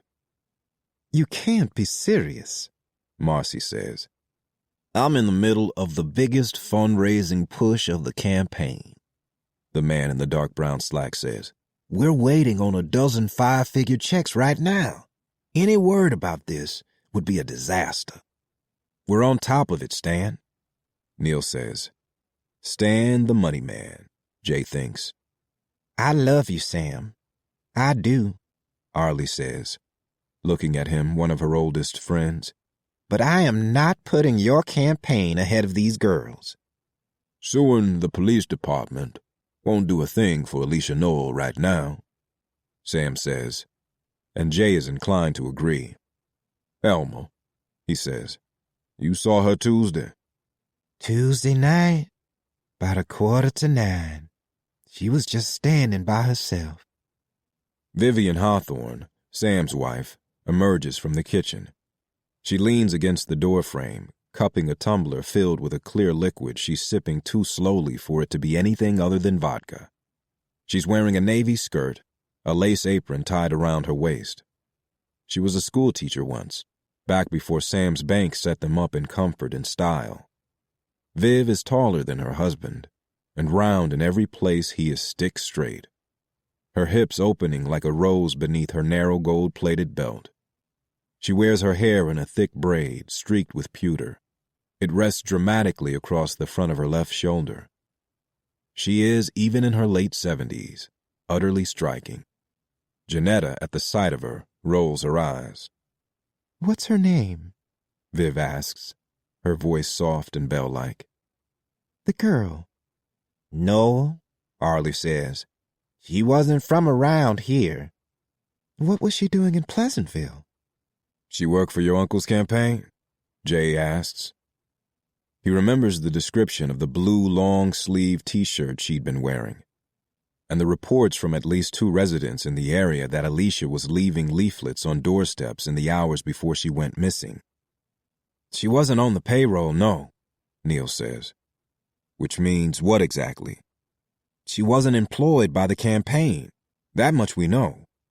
Which is exactly what everyone in this room needs to say if asked, Marcy says, looking up from her legal pad.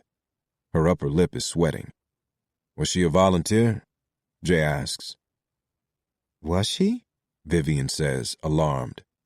Sam, was she working for Axel? Sam, staring into the bottom of his glass, doesn't answer right away. Sonny? It's Mr. Wainwright pushing for an answer. Neil sighs. The truth is, we don't really know. She was off the books, Jay says.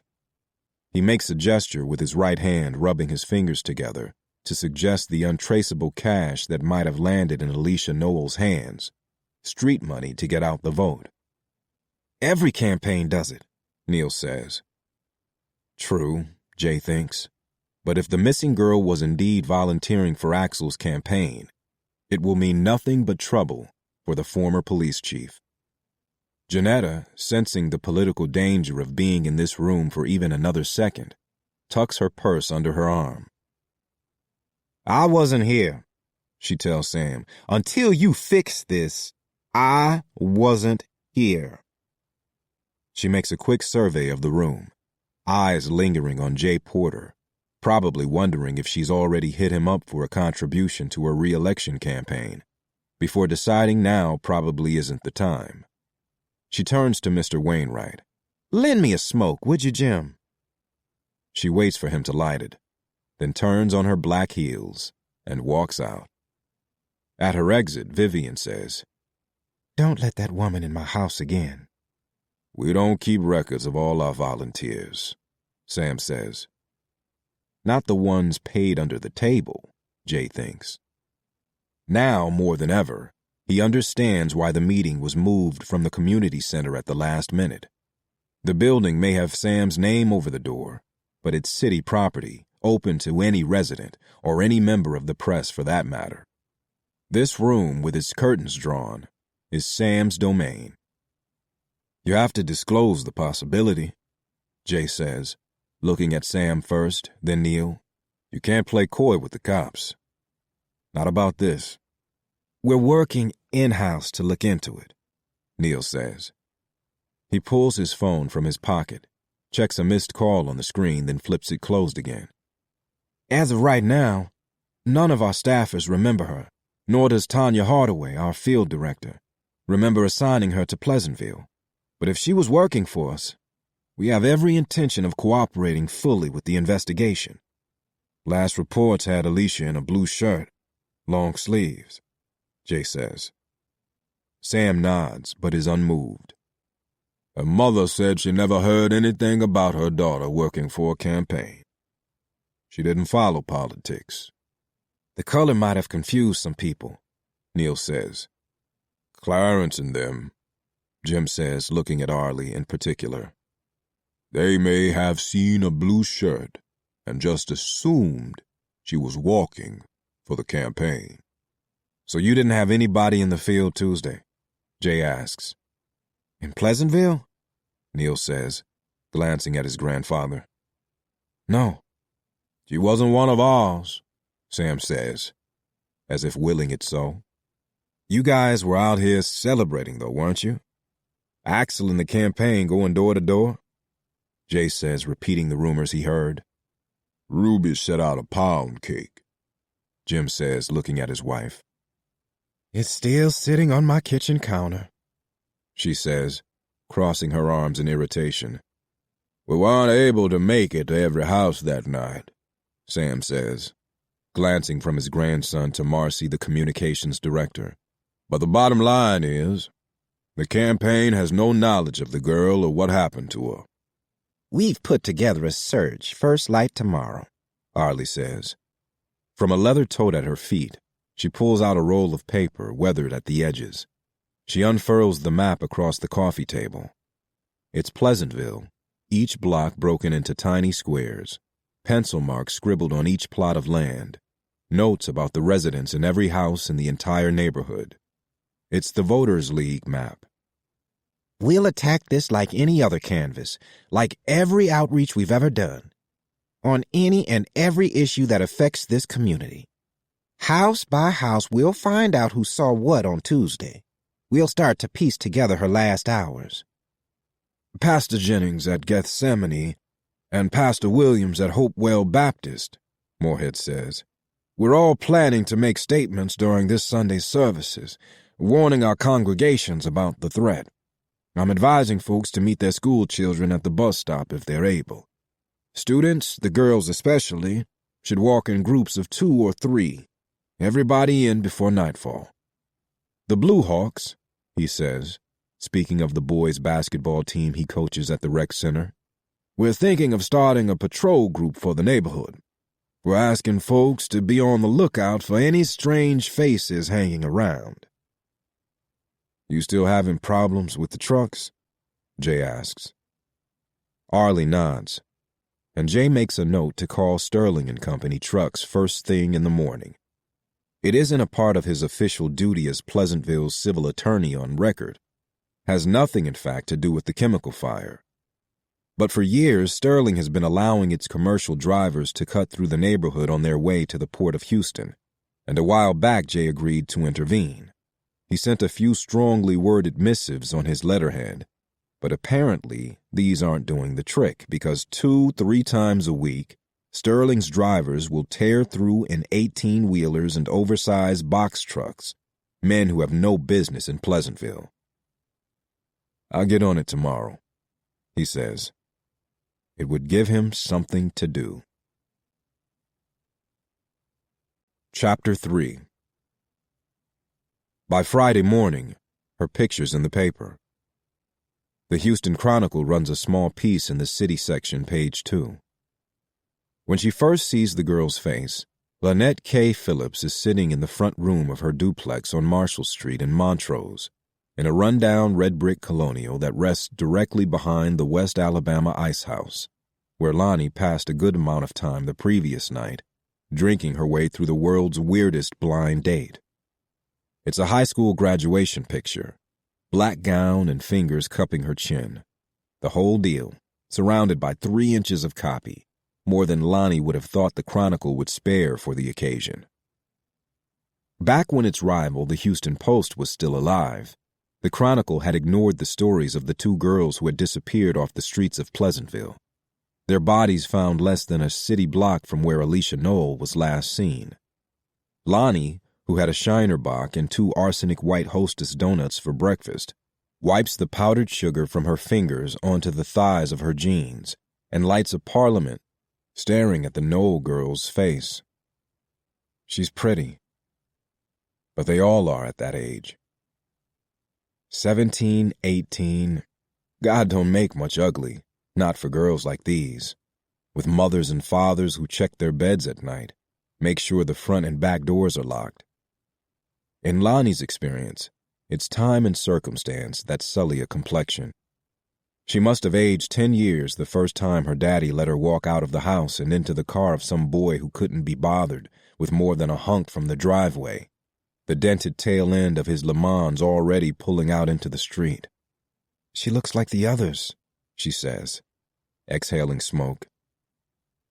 On his desk, Jay has the newspaper open to the same page. He called Lonnie first thing this morning, hoping she could help, remembering that she'd written about the other girls when she was still at the Post. You know her? Jay shakes his head. She wasn't from the neighborhood. Yeah, I read that. The article was written by Greg Bartolomeo, a beat reporter she used to see here and there around the offices on Texas Avenue, back before she unceremoniously jumped over to the Post in '92 at the promise of, among other things, a promotion and an expense account, both of which she'd happily trade now for the chance to be gainfully employed again. She hasn't landed anything solid in the year since the warm day in April when the venerable Post folded, catching the city of Houston and the paper's staff by surprise. The Chronicle piece says that the girl was raised in Sunnyside, and that she lives with her mother and stepfather, Maxine and Mitchell Robichaux, both of whom were questioned by law enforcement. It's more information than came out at the neighborhood meeting last night, Jay tells her. Either there are aspects of the investigation that the Hawthorns were purposefully keeping from the folks in Pleasantville, or there's information the cops are purposefully keeping from them. A graduate of Jesse H. Jones High School, Alicia Knoll has a part-time job at a Wendy's on OST, just east of 288. She was not scheduled to work on Tuesday, November 5th, but she'd left her apartment that afternoon.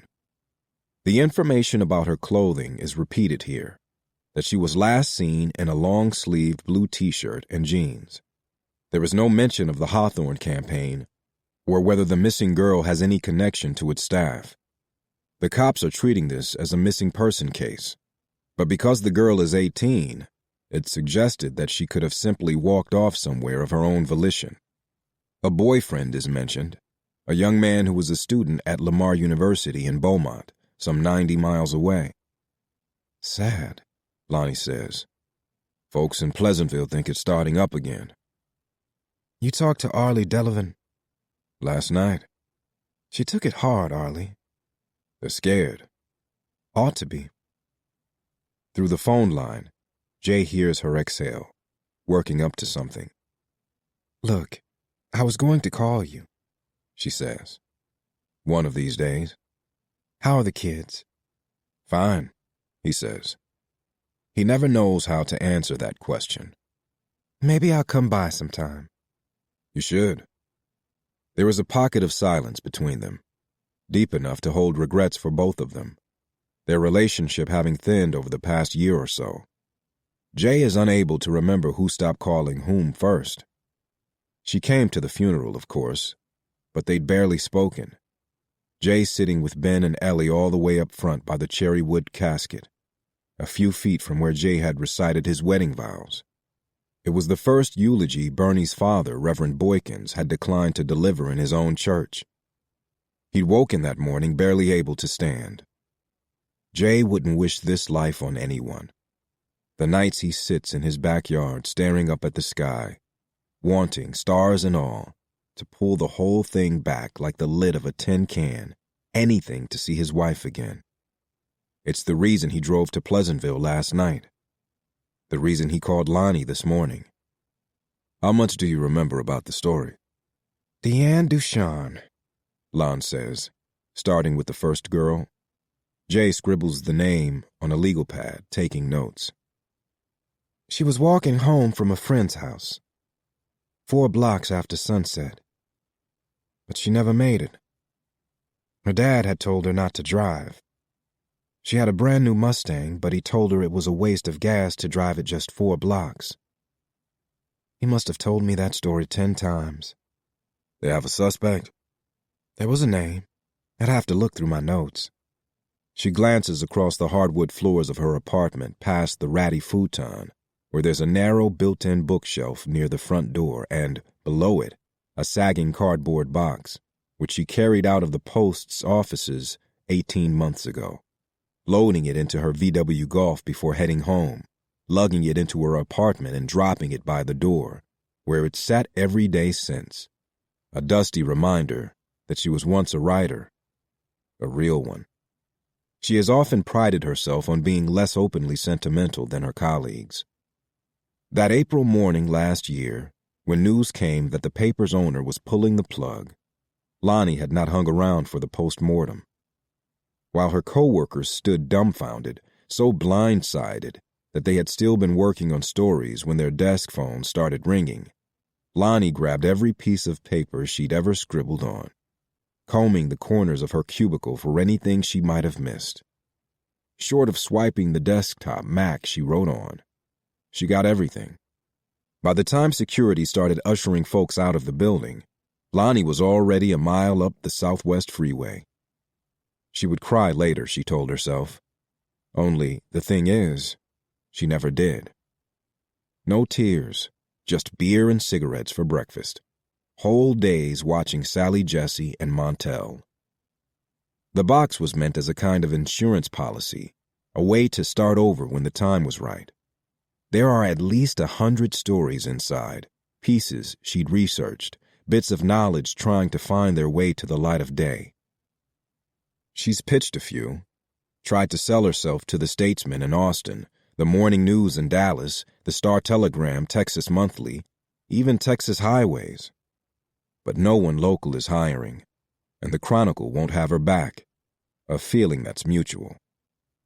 I can take a look, she says.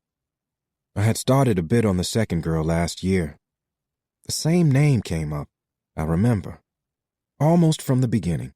HPD was looking at similarities between the 2 cases.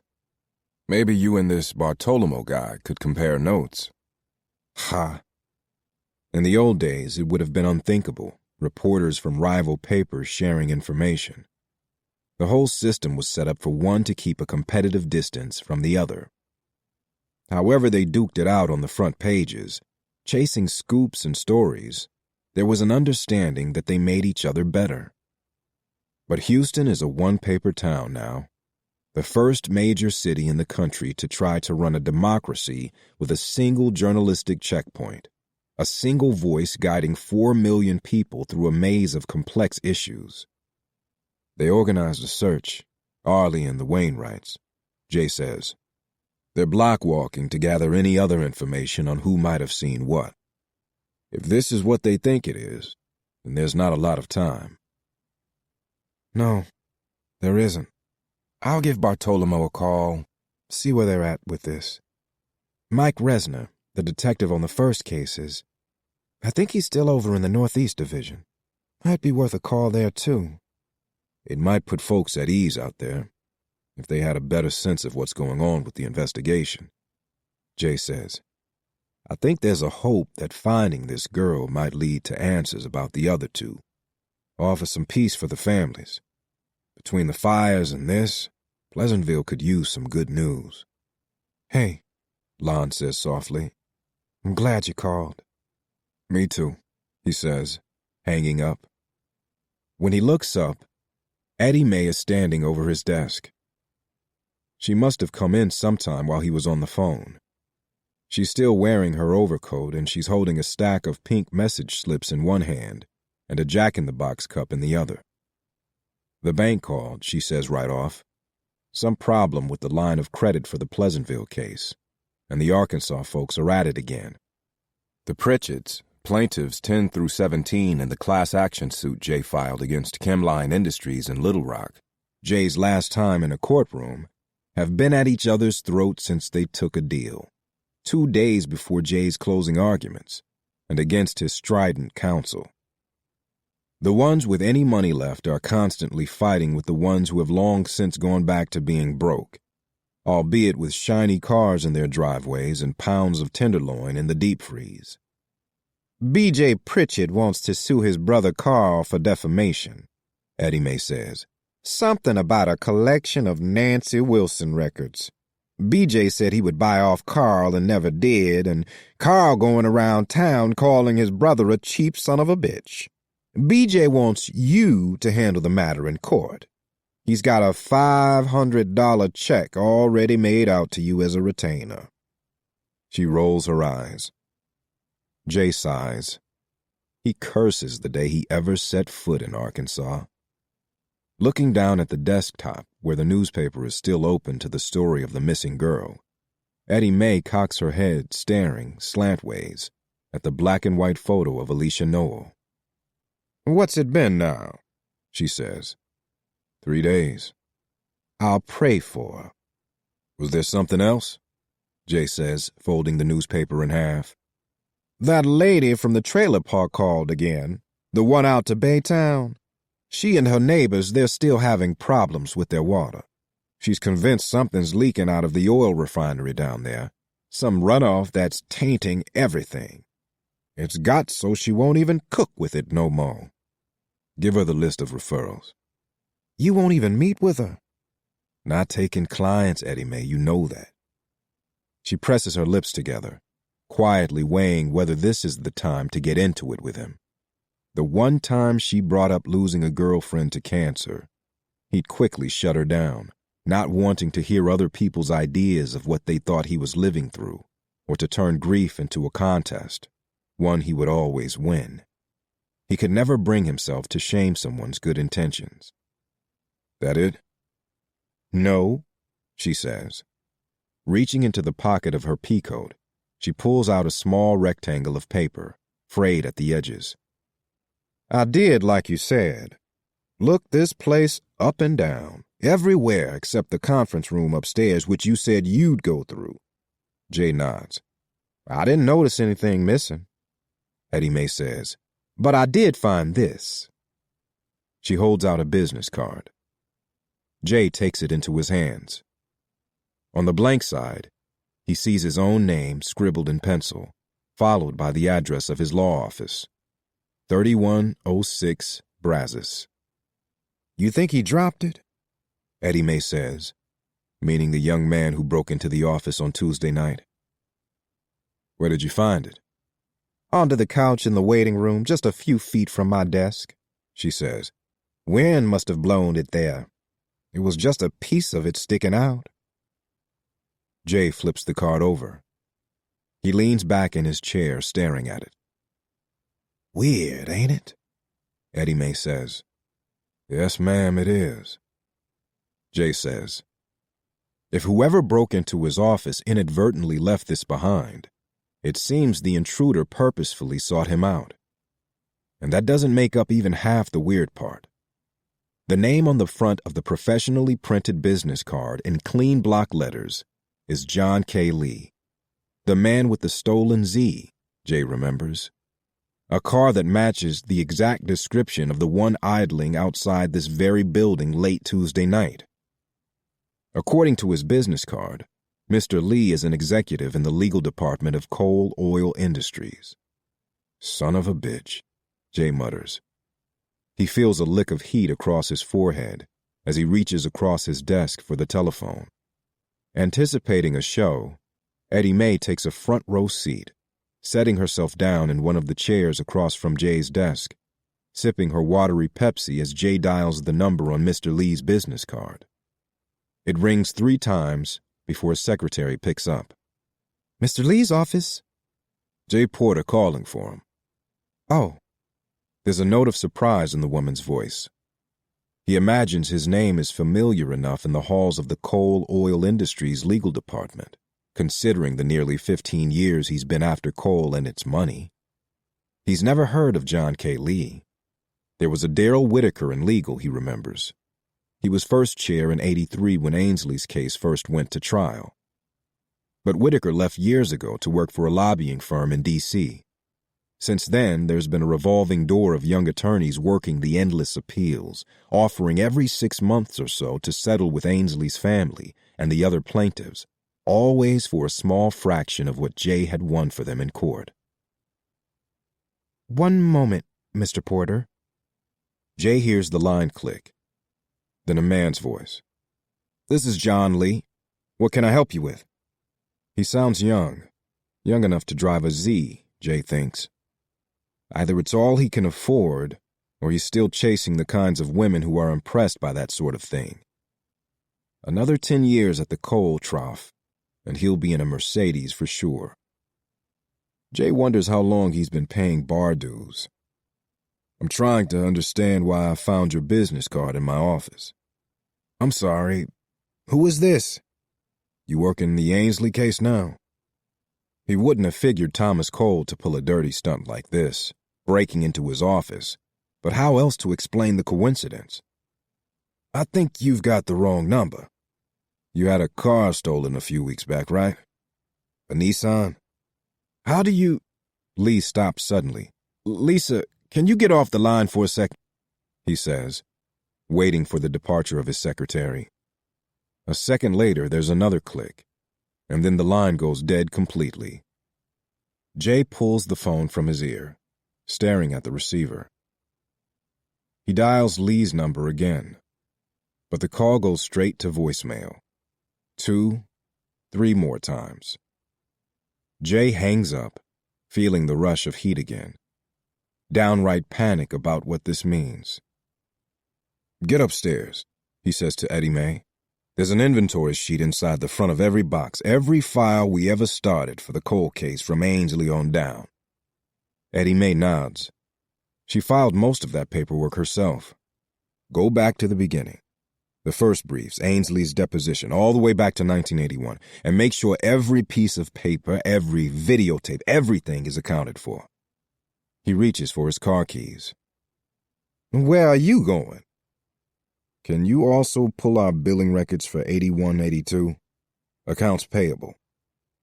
Why? Just do it, please. Eddie May looks up, cocking her head to the side, noting the tension through his neck and jaw. Jay carefully avoids her eye.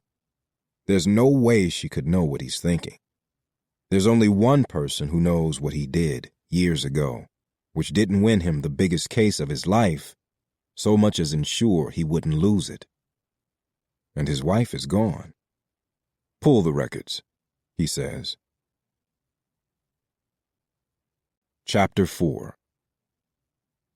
Coal Oil Industries moved its headquarters in the fall of '91 from a towering high-rise in downtown Houston to a sprawling glass and stone industrial park outside the Loop, parking itself off the Southwest Freeway on Beechnut, right across the street from Brown and Root, its biggest competitor in the great rebirth of the military-industrial complex. Both had made a fortune in government contracts during George H.W. Bush's Gulf War, Brown and Root providing logistical support to U.S. troops in Kuwait, and Coal Oil managing oil field production in Iraq. The construction of the brand-new state-of-the-art complex was an act of optimism ahead of the '92 elections, a Bush win promising a wide patriotic path into untapped markets in oil-rich nations previously closed to American money and interests. Texas didn't see Bill Clinton coming. It's a 20-minute drive west from here. When the freeway is clear, Jay's done it in less than 15.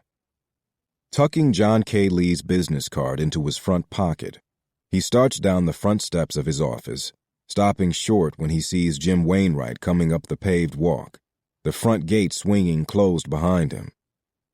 Jim is a tall man. He played forward for the Prairie View Panthers before his time in the Army, most of it spent in segregated housing at Fort Polk in Louisiana, and afterward finished his graduate studies at Texas Southern, then called Texas State University for Negroes. Even 10 years into his retirement, it's rare to see Mr. Wainwright, a former engineer, out of slacks and a tie. His look this morning, blue jeans and a paint-splattered PV sweatshirt, reminds Jay of the grim search out in Pleasantville. It stops him in his tracks. Tell me we weren't too late. Jim shoves his hands into the pockets and shakes his head. Nothing so far, he says, words that fill Jay with relief.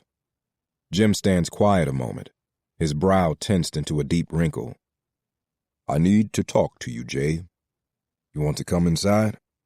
Jim hangs back. Let's take a walk, son, he says. They make it up the block, past the print shop and a nude furniture outlet, before Jim says a word, stopping in front of the Diamond Lounge, a small blues bar. He pulls on the door's brass handle, and a warm rush of air pours out into the street, carrying the scent of tobacco and peanuts, which are roasted daily on a stovetop in the back. The lights are up inside, showing the cracks in the leather booths, the untended sticky spills on the polished concrete floor. There's half a drum set on the corner stage, and a few empty and crumpled paper cups from last night's show. Mr. Wainwright, who looks like he's had one hell of a week, plants his feet in front of the leather bar and orders a scotch and water. By Jay's watch, it's only 9:40 in the morning. The guy behind the bar slides a beer in front of Jay, unsolicited. He would ask for a glass of water, but he doesn't want to leave Jim with the feeling that he's drinking alone, not when Jay can feel a brick-sized confession about to fall off the man's chest.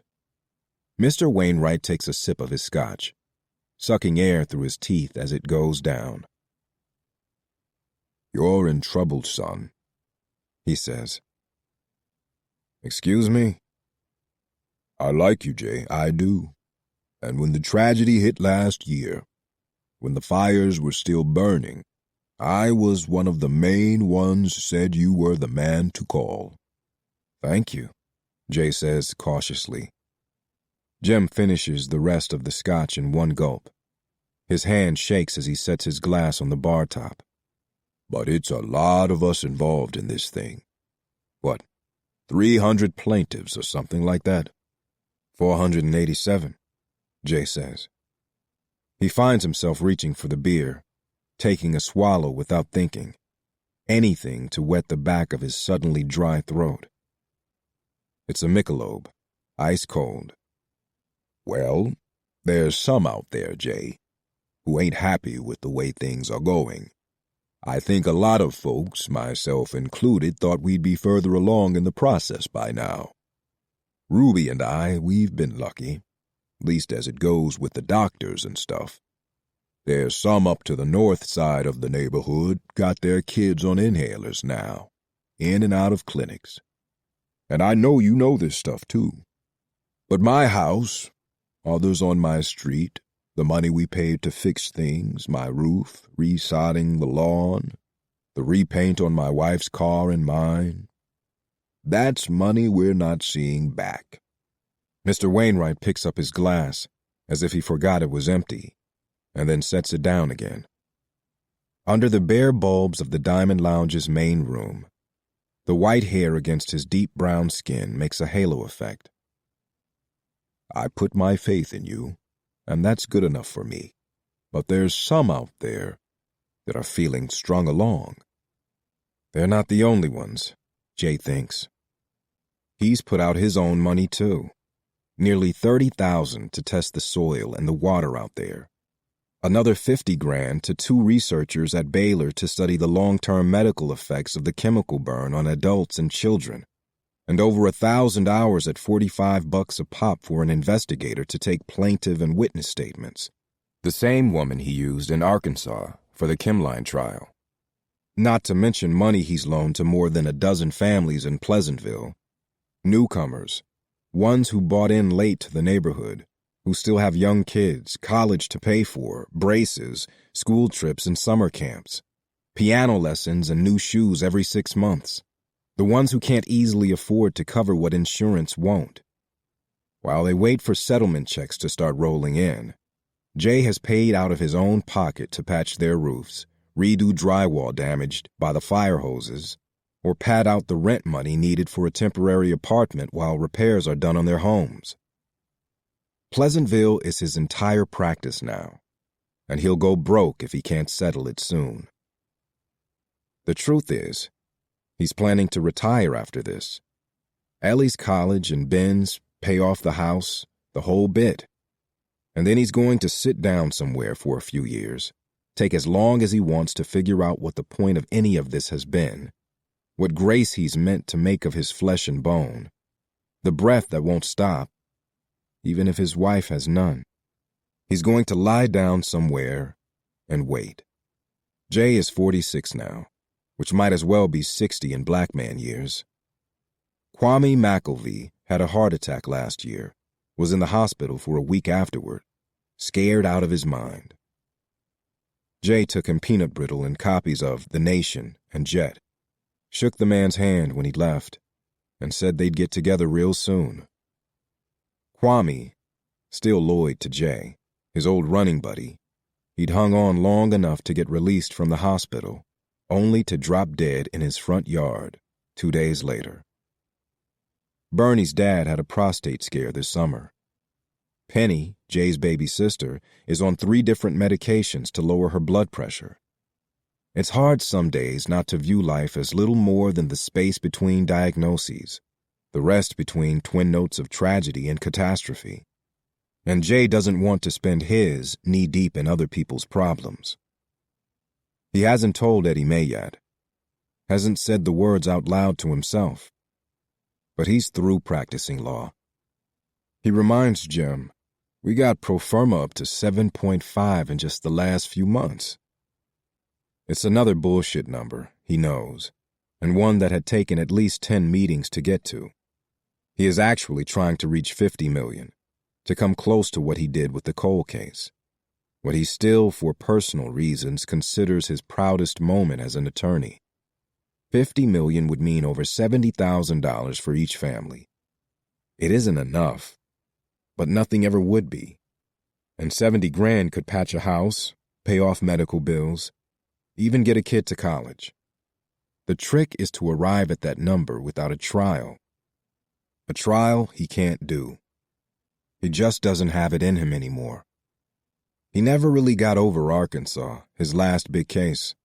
Those months and months he spent in court while his wife, unbeknownst to him, was dying at home. And for what exactly? It's hard not to look back and see the whole thing as a waste. How do you bill a client for hours you should have been by your wife's side, for time you can't get back? This infighting among plaintiffs, different views on how to proceed, and impatience at the glacial pace of the legal system That's to be expected, and he tells Wainwright so. No, this is bigger than that, Jim says. There's a group of them, Jelly Lopez and Bill Rodriguez. They're talking about going with another lawyer. I wanted to say something last night, but it wasn't the right time. No, of course not. They've already met with someone. Who? Jim reaches into the back pocket of his jeans and pulls out a folded Post-it note, on which he'd carefully printed the name. Ricardo Aguilar. Never heard of him.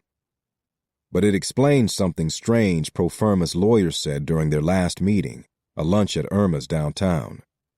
Drunk on Patron, his slim pinkish face sweating from the heat of raw chilies and the buzzing neon signs, he'd boasted that he happened to know the community's bottom line, and it was less money than Jay was proposing, even suggesting some folks might take as little as a few $1,000s and a buyout of their property. At the time, Jay took it for a bluff.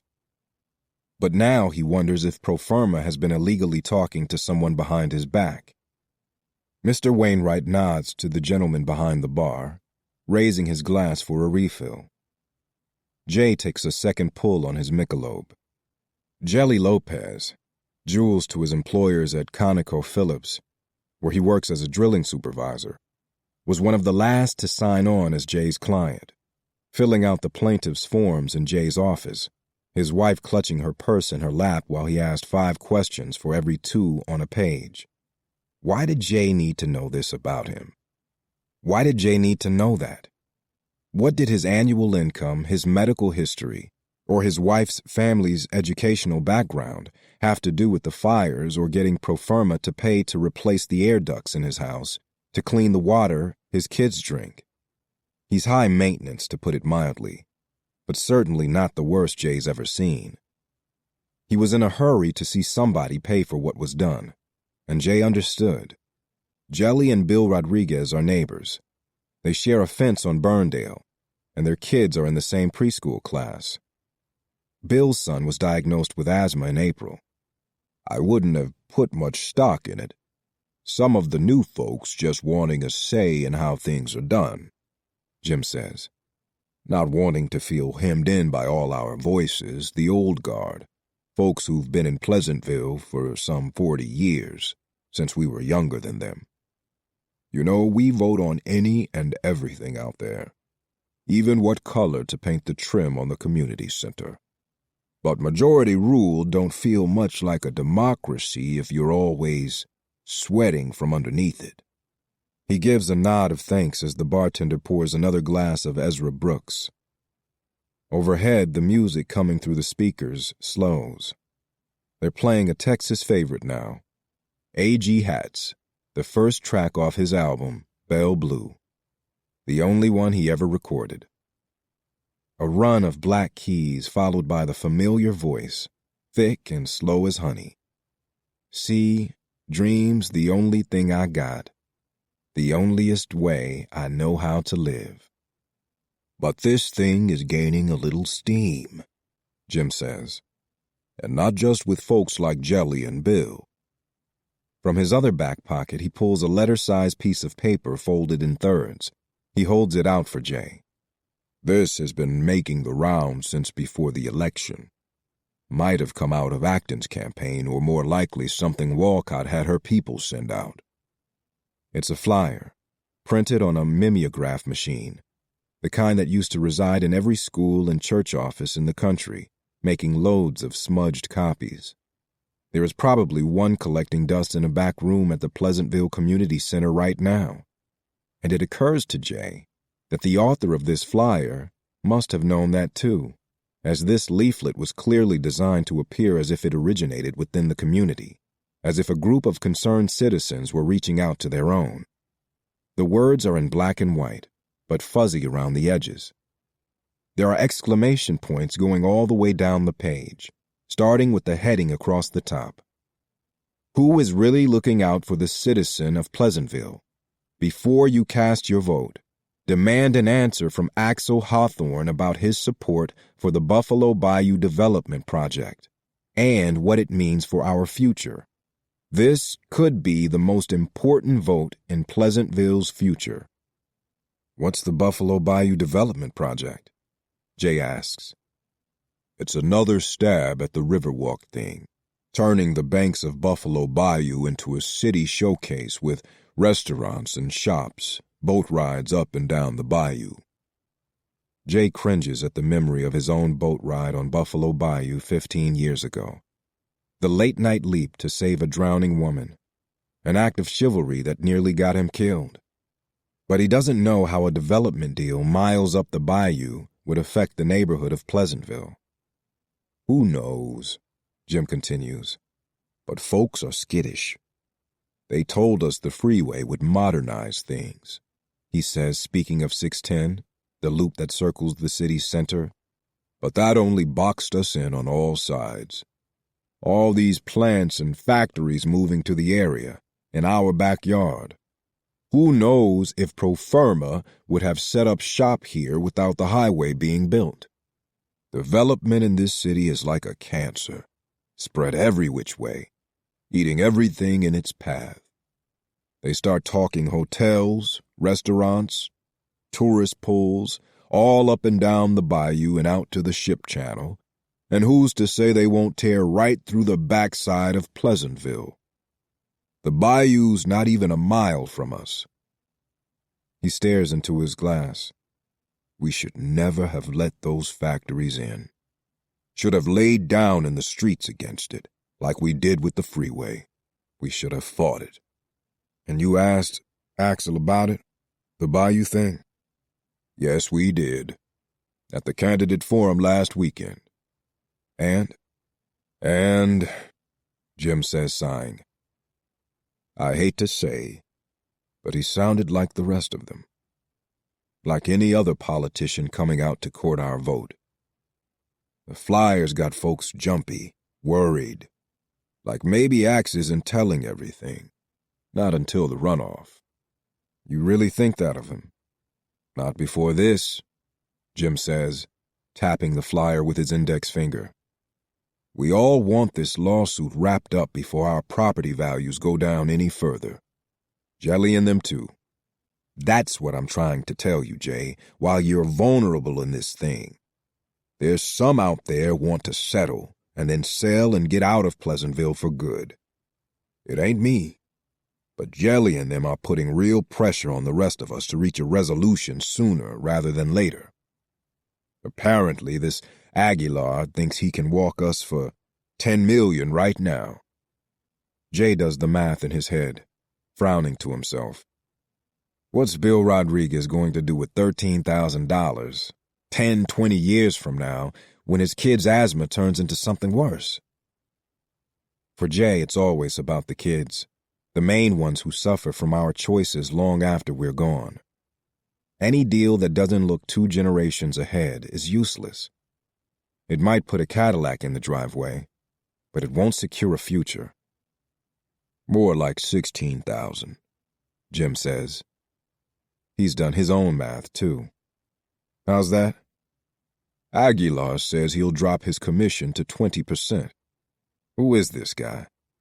Jelly knows him. They went to UT together. A 20% commission on a $10 million settlement, that's a cool $2 million. And Ricardo Aguilar is making a grab for it. It's against the rules of the Texas State Bar Association to proposition another lawyer's clients. But Aguilar could always say it was Jelly who reached out first, which as far as Jay knows is exactly how it went down. We've been wanting to get Axel alone on this issue, Jim says. Without Sam and the young fellow Neil. But Axe is running for mayor of Houston, not Pleasantville. And he's all over the place these days. And then this thing with the girl happened and, well, it just got lost. Jay folds the flyer, tucking it into the inside pocket of his suit jacket. I appreciate you sharing this with me. Like I said, I like you, Jay. He picks up his drink, finishing it off. But Jelly's already circulating a petition, getting signatures on the issue of seeking new counsel.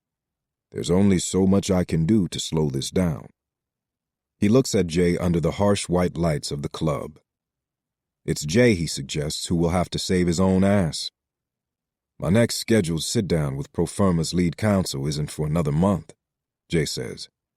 I can move that up, go at them more aggressively. Jim nods, liking the sound of that. They've been dicking around with the numbers, excuse my language. But I have an evidentiary strategy in mind. Some cards I was holding until we got closer on the numbers, Jay says, bluffing a little just to make clear he isn't sleeping on the job. What he doesn't need right now is a rumor about a development deal making his clients skittish and apt to take less than they deserve. You let the word get back that I'm on this thing, and that no one should be too fooled by flashy promises. A lot of times these guys say they'll take a lower commission fee and then jack it up to 40% when there's a trial. At least he's willing to talk about a trial. There it is, out in the open. Jay's trepidation about, or downright fear of, standing in a courtroom again. It's not as well hidden as he thought. There's not one of us don't know what you've been through this year, Jim says. But the families out there, myself included, we've been through a lot too. We need a fighter, son. He reaches into the pocket of his jeans for his wallet. From inside, he pulls several bills, leaving the bartender an extra 10 for his time. To Jay, he says, "You still have my vote." "Thank you, sir." Jay watches him go. The bar's padded doors swinging closed behind him. The bartender offers him another beer, but Jay shakes his head. The first one left him feeling foggy and loose-limbed, weak against the wind that just blew through him. He's never lost a client before. Lord knows he can't afford to start now. Chapter 5. John K. Lee will have to wait, Jay thinks, as he walks to the Hawthorne campaign headquarters 1 block over on Travis. The volunteers are out this morning, a line of them wearing long-sleeve T-shirts, a deep patriot blue, with the slogan "Hawthorne for Houston" in white. A staffer, a young black woman in braids, is handing out stacks of door knockers, glossy leaflets to be left on front doors across the city. The leaflets show Axel's picture, an image of the candidate surrounded by a handful of men in blue. The Houston Police Department endorsed him in the general, and there is every reason to assume it will back him again in the runoff against Sandy Walcott, the DA, who easily scored the endorsement of the Harris County Sheriff. The battle of the law and order candidates has made for one of the oddest campaign seasons in Houston's history. Inside the storefront's glass doors, there are more volunteers at a phone bank in the front part of the office. At a square of 4 card tables pushed together, they sit on folding chairs, copies of the county voter rolls splayed out in front of them, each volunteer hunched over a script and a telephone. Jay can hear their one-sided conversations. "Hi, I'm blank, and I'm calling to ask for your vote for Axel Hawthorne. Mr. Hawthorne is a Houston native and the first African-American police chief in the city. For nearly 40 years, he's fought to keep our streets safe." "Can I help you?" Jay turns to see the staffer with the long braids, pulled in a ponytail off her face. Coming in from outside, she's got a large brick-like phone cradled against her ear as she bends down to dump a surplus of leaflets into an open cardboard box. Standing upright, she rolls up the sleeves of her fleece pullover, eyeing Jay with more than a little curiosity. In his suit and tie, he stands out among the jeans and khakis, sneakers and T-shirts in the office. Nor in this getup would he ever pass for a member of the press. "You Detective Moore?" she says. The mention of a police officer catches Jay off guard, and before he can correct her assumption, the woman, moving fast, eager to check one more thing off her list, walks to a dented metal desk a few feet from the makeshift call center. "The station said you'd be by," she says, holding up a finger to slow a staffer headed her way with a clipboard. "I'm the field director," she says to Jay. "Marcy normally handles Neil's schedule, along with Axel's. But Tuesday, Election Day, everything was get out the vote, and I actually put together the schedule for that day." She hands him a spreadsheet with detailed blocks of times and locations, and the names of the campaign's key players, including the candidate himself. It's about what you'd expect. Nothing out of the ordinary. There was one thing, though, she says, her brow wrinkling. Tanya! Down a roll of thin carpet comes Marcy in acid-wash jeans and a Hawthorne t-shirt, walking from the back offices, which are really just a series of cubicles set apart by fabric dividers.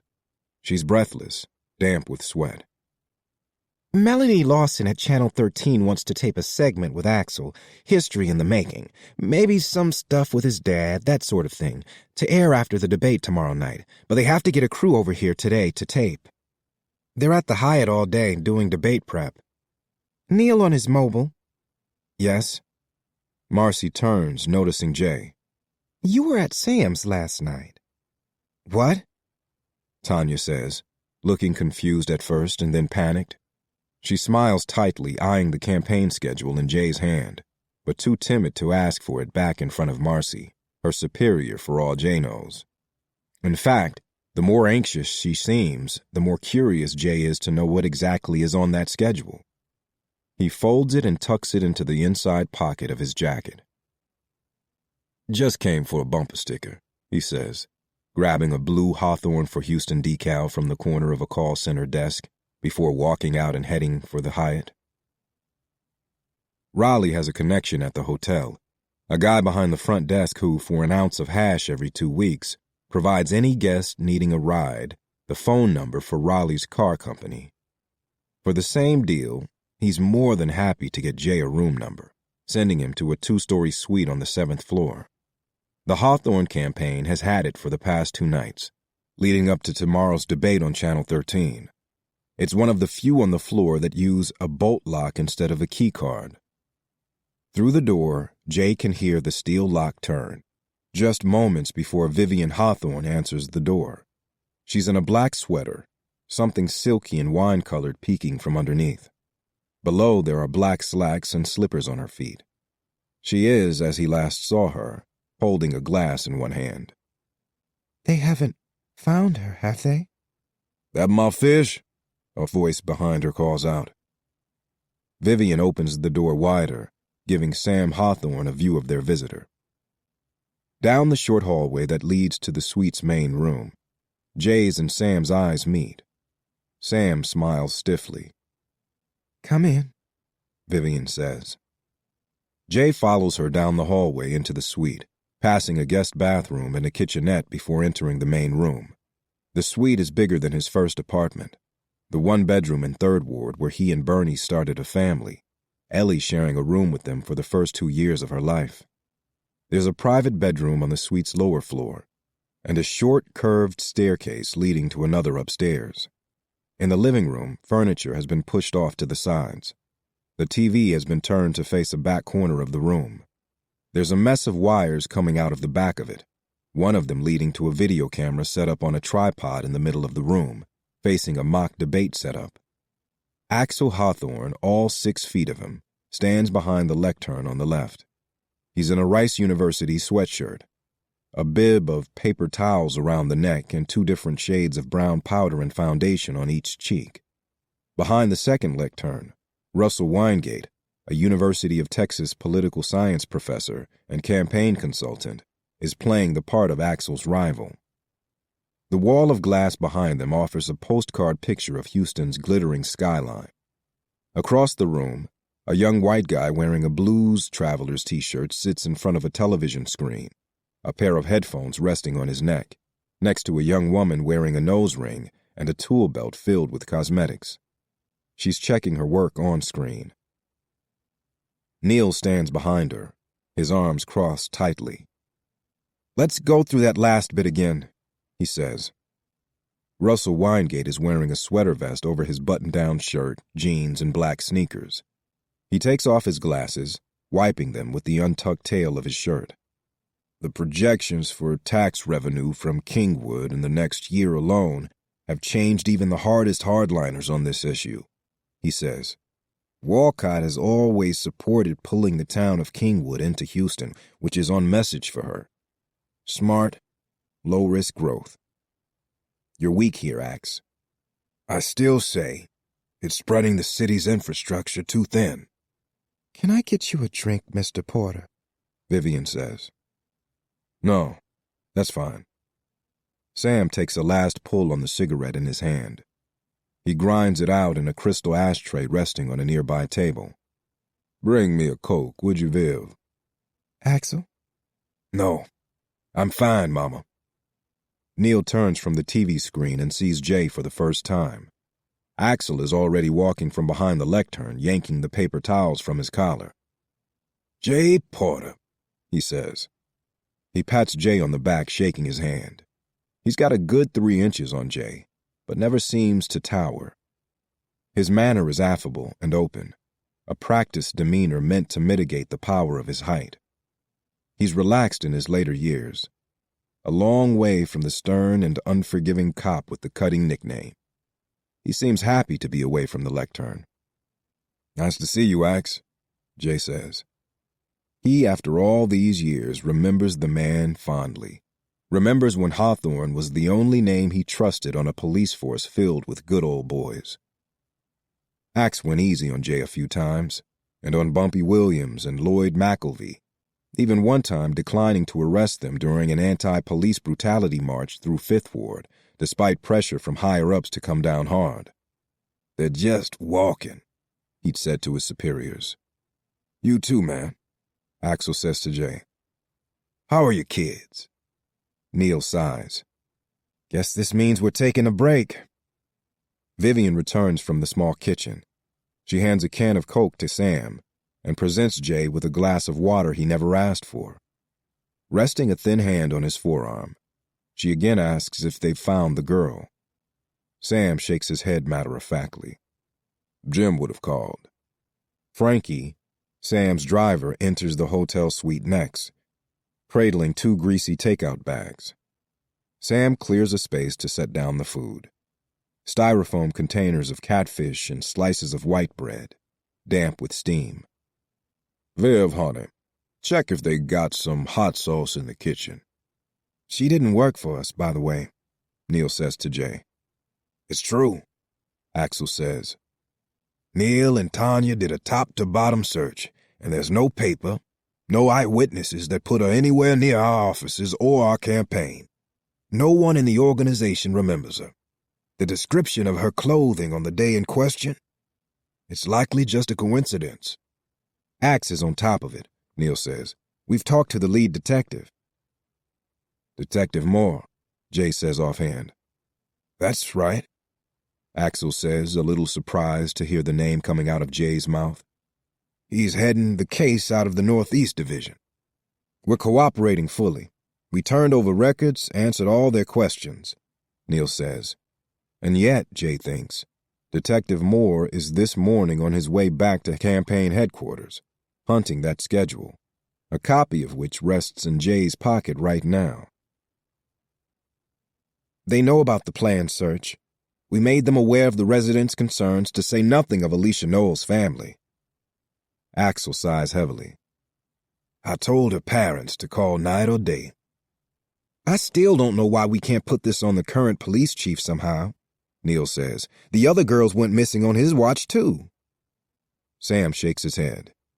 Russell, too. It nullifies the department's endorsement if we tear them down publicly, he says.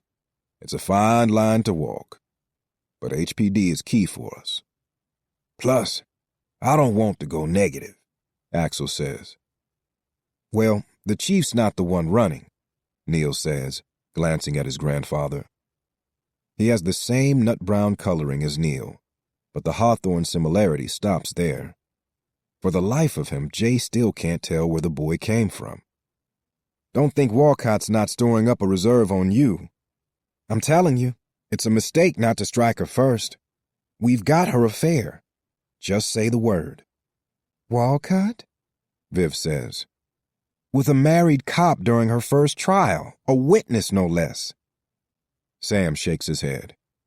It's not the right time. Vivian turns to Axel with a plea. You'll find the girl, won't you, son? Sam tells her their son is doing everything he can, short of going out in the streets himself. That's not a bad idea, Axel says. Sam shakes his head. We need you here, son. We finished barely 3 points ahead of Walcott.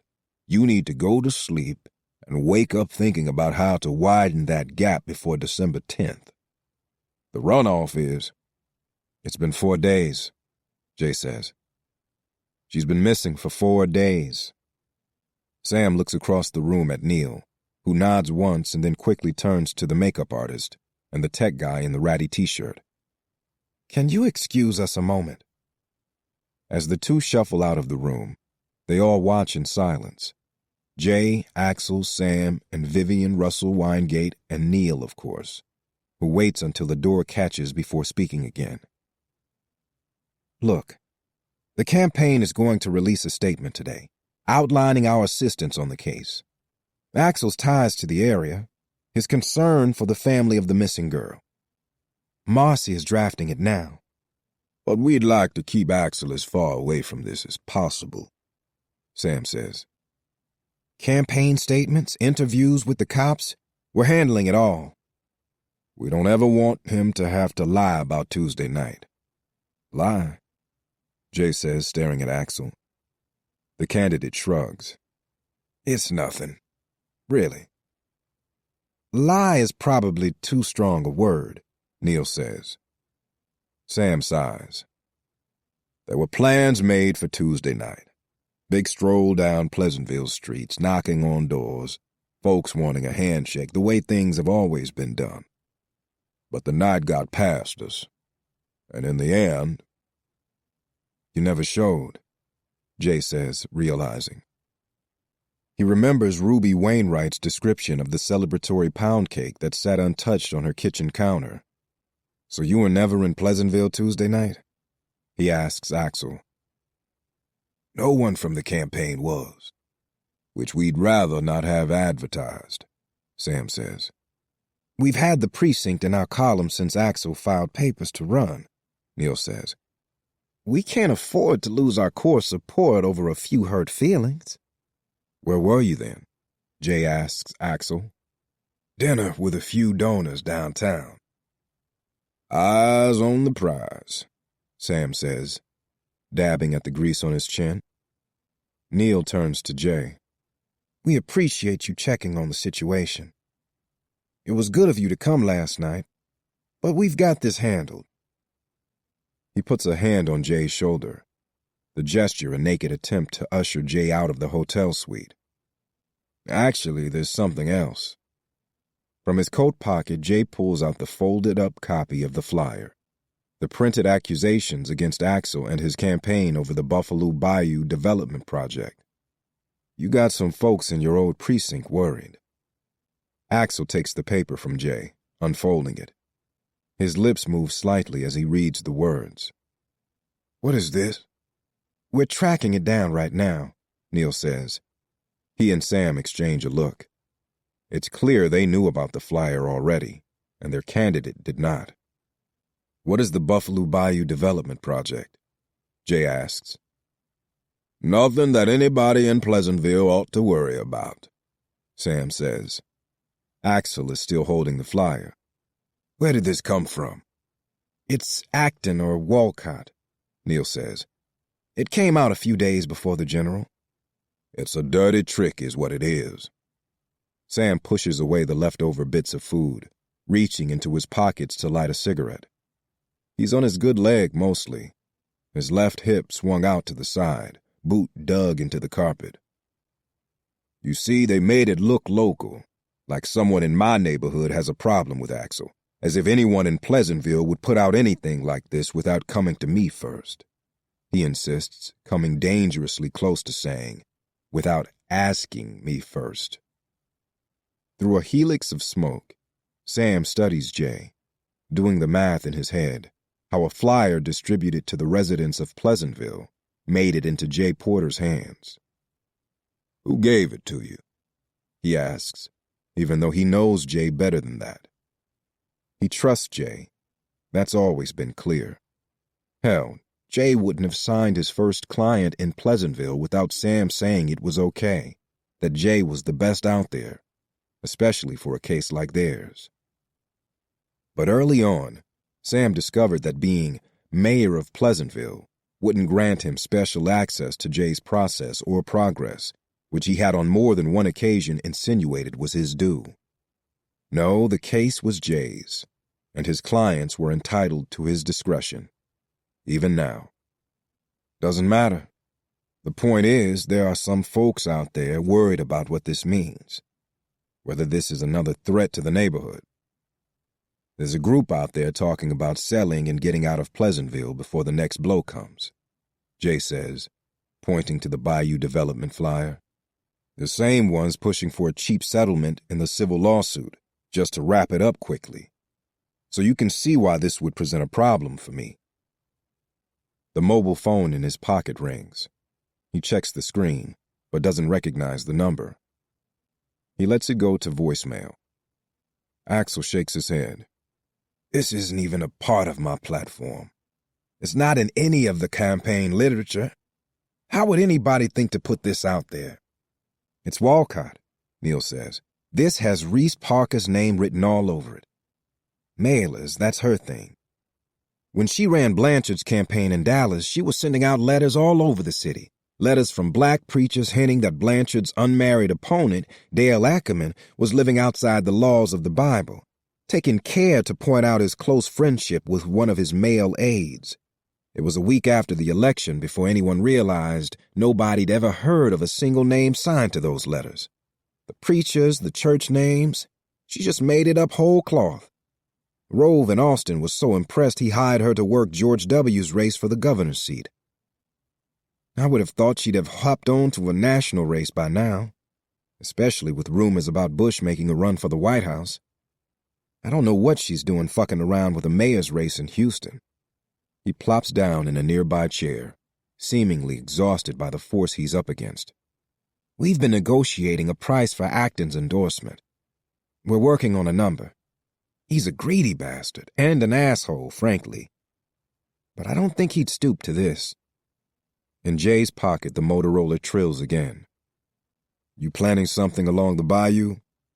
He asks Axel directly. No, not at all. They're using this to paint him as a fool. Sam puffs on his cigarette. The Bayou Project is a boondoggle, a money pit, he says, and everyone knows it. Russell Weingate nods. The BBDP is just a commission. A few developers with deep pockets, that's all. Every election cycle, they court the candidates, write a few checks, make their pitch. For decades, folks have been dreaming up ideas to build something grand along Buffalo Bayou, like the Riverwalk in San Antonio. Restaurants, shops, and luxury hotels with views of the water. Anything but the weeds and concrete that surround it now. And every cycle, the candidates nod and act interested. And then they cash those checks and nothing ever comes of it. No one can seriously think that just 'cause Axel met with the commission one time that he's serious about this thing. That commission's a dinosaur. They've been around for at least 15 years. Since Cynthia's reign, Jay says, his tongue nearly tripping on a name he hasn't uttered in years. Cynthia Maddox, the former mayor of Houston, Texas, current booster for Axel Hawthorne's historic run for office, and the woman Jay has long suspected of turning him over to the feds in '69, of being an undercover informant, one, or a girl in over her head, two, a believer who sold her soul to save her ass. It was a betrayal that gutted Jay's life, stole from him love and faith when he needed them most. Isn't that where she ran into trouble her last years in office? He says. It was widely reported back then, in the pages of the Post and the Houston Chronicle, that she used taxpayer money to have the Army Corps of Engineers survey the land along the bayou for construction, and then nothing ever got built. That's not all Cynthia's fault, Axel says. You can't put the whole oil bust on her, Sam says. Those early investors fled because the city's economy collapsed. Everything dried up. Only no one remembers it that way, Russell says. And now it looks like Walcott and her attack dog Parker are trying to turn Cynthia's support of Axel into a liability for him, like he's pushing her old ideas. This is just to scare people, Neil says. Well, it's working, Jay says. His phone rings again. Irritated now, he snatches it out of his pocket. He flips open the mouthpiece, barking a less than cordial, "Hello?" It's a woman's voice. I'm sorry to have to call you on your cell phone. Who is this? This is Miss Hilliard, Mr. Porter. Who? From Lamar High School. Is Ellie okay? Oh, yes, she says. She's sitting right here in my office. Hilliard, he remembers. The school's principal. That's serious, huh? I'm afraid so, Mr. Porter. He sighs. I'll be right there. He flips his Motorola closed. Gentlemen, he says. He reaches for the flyer. You need to clean this up before it gets any further out of your hands. He folds the paper, tucks it back into the inside pocket of his jacket. If there's a message I can convey to my clients to put them at ease about the threat of any proposed development, I sure as hell wish you'd tell me. There is no threat, Sam says, openly bristling at the idea that anyone or anything would come between him and his beloved Pleasantville, his tiny fiefdom by the port. I appreciate your concern for the community's feelings on this, he says, but anything more that needs to be said will come from me. A tiny worm of a frown inches across Axel's face, but he never says a word. Between the two of them, it's hard not to wonder whose political dream is being fulfilled, that of the son or of the father. Had he been born in a different time, Samuel Hawthorne might have made his own run for mayor of Houston, instead of settling for the office that was within his reach. Mayor of Pleasantville, and City Hall's ambassador to the colored community, delivering votes in exchange for working streetlights or a new middle school. What neighborhoods like River Oaks and Memorial took for granted as their due. Everything in Pleasantville had been fought for and protected by Sam Hawthorne, who led with a strong, steady hand. In the parlance of his day, he was what black folks used to call the head nigger in charge, a title that was high praise or a deep insult, depending on the speaker's tolerance for obsequiousness as a political tool. Sam knew the game better than anyone else, and he played his hand. I'll take care of it, he says. Chapter 6. The polished halls of Lamar High School are empty when Jay arrives, somewhere in the middle of third period. He spent surprisingly little time inside the school. In 2 years, Ellie hasn't yet found her way into any clubs, sports teams, or school plays, spending most of her time with Lori King. Besides a couple of parent-teacher conferences, he's mostly viewed his daughter's high school years from a distance. Bernie worked a few fundraising events early last year, even chaperoning the freshman fall dance, which Ellie didn't attend. Jay was always working. He's never met the principal, Miss Hilliard, and feels somewhat embarrassed by his surprise at seeing a woman nearly a decade younger than he is.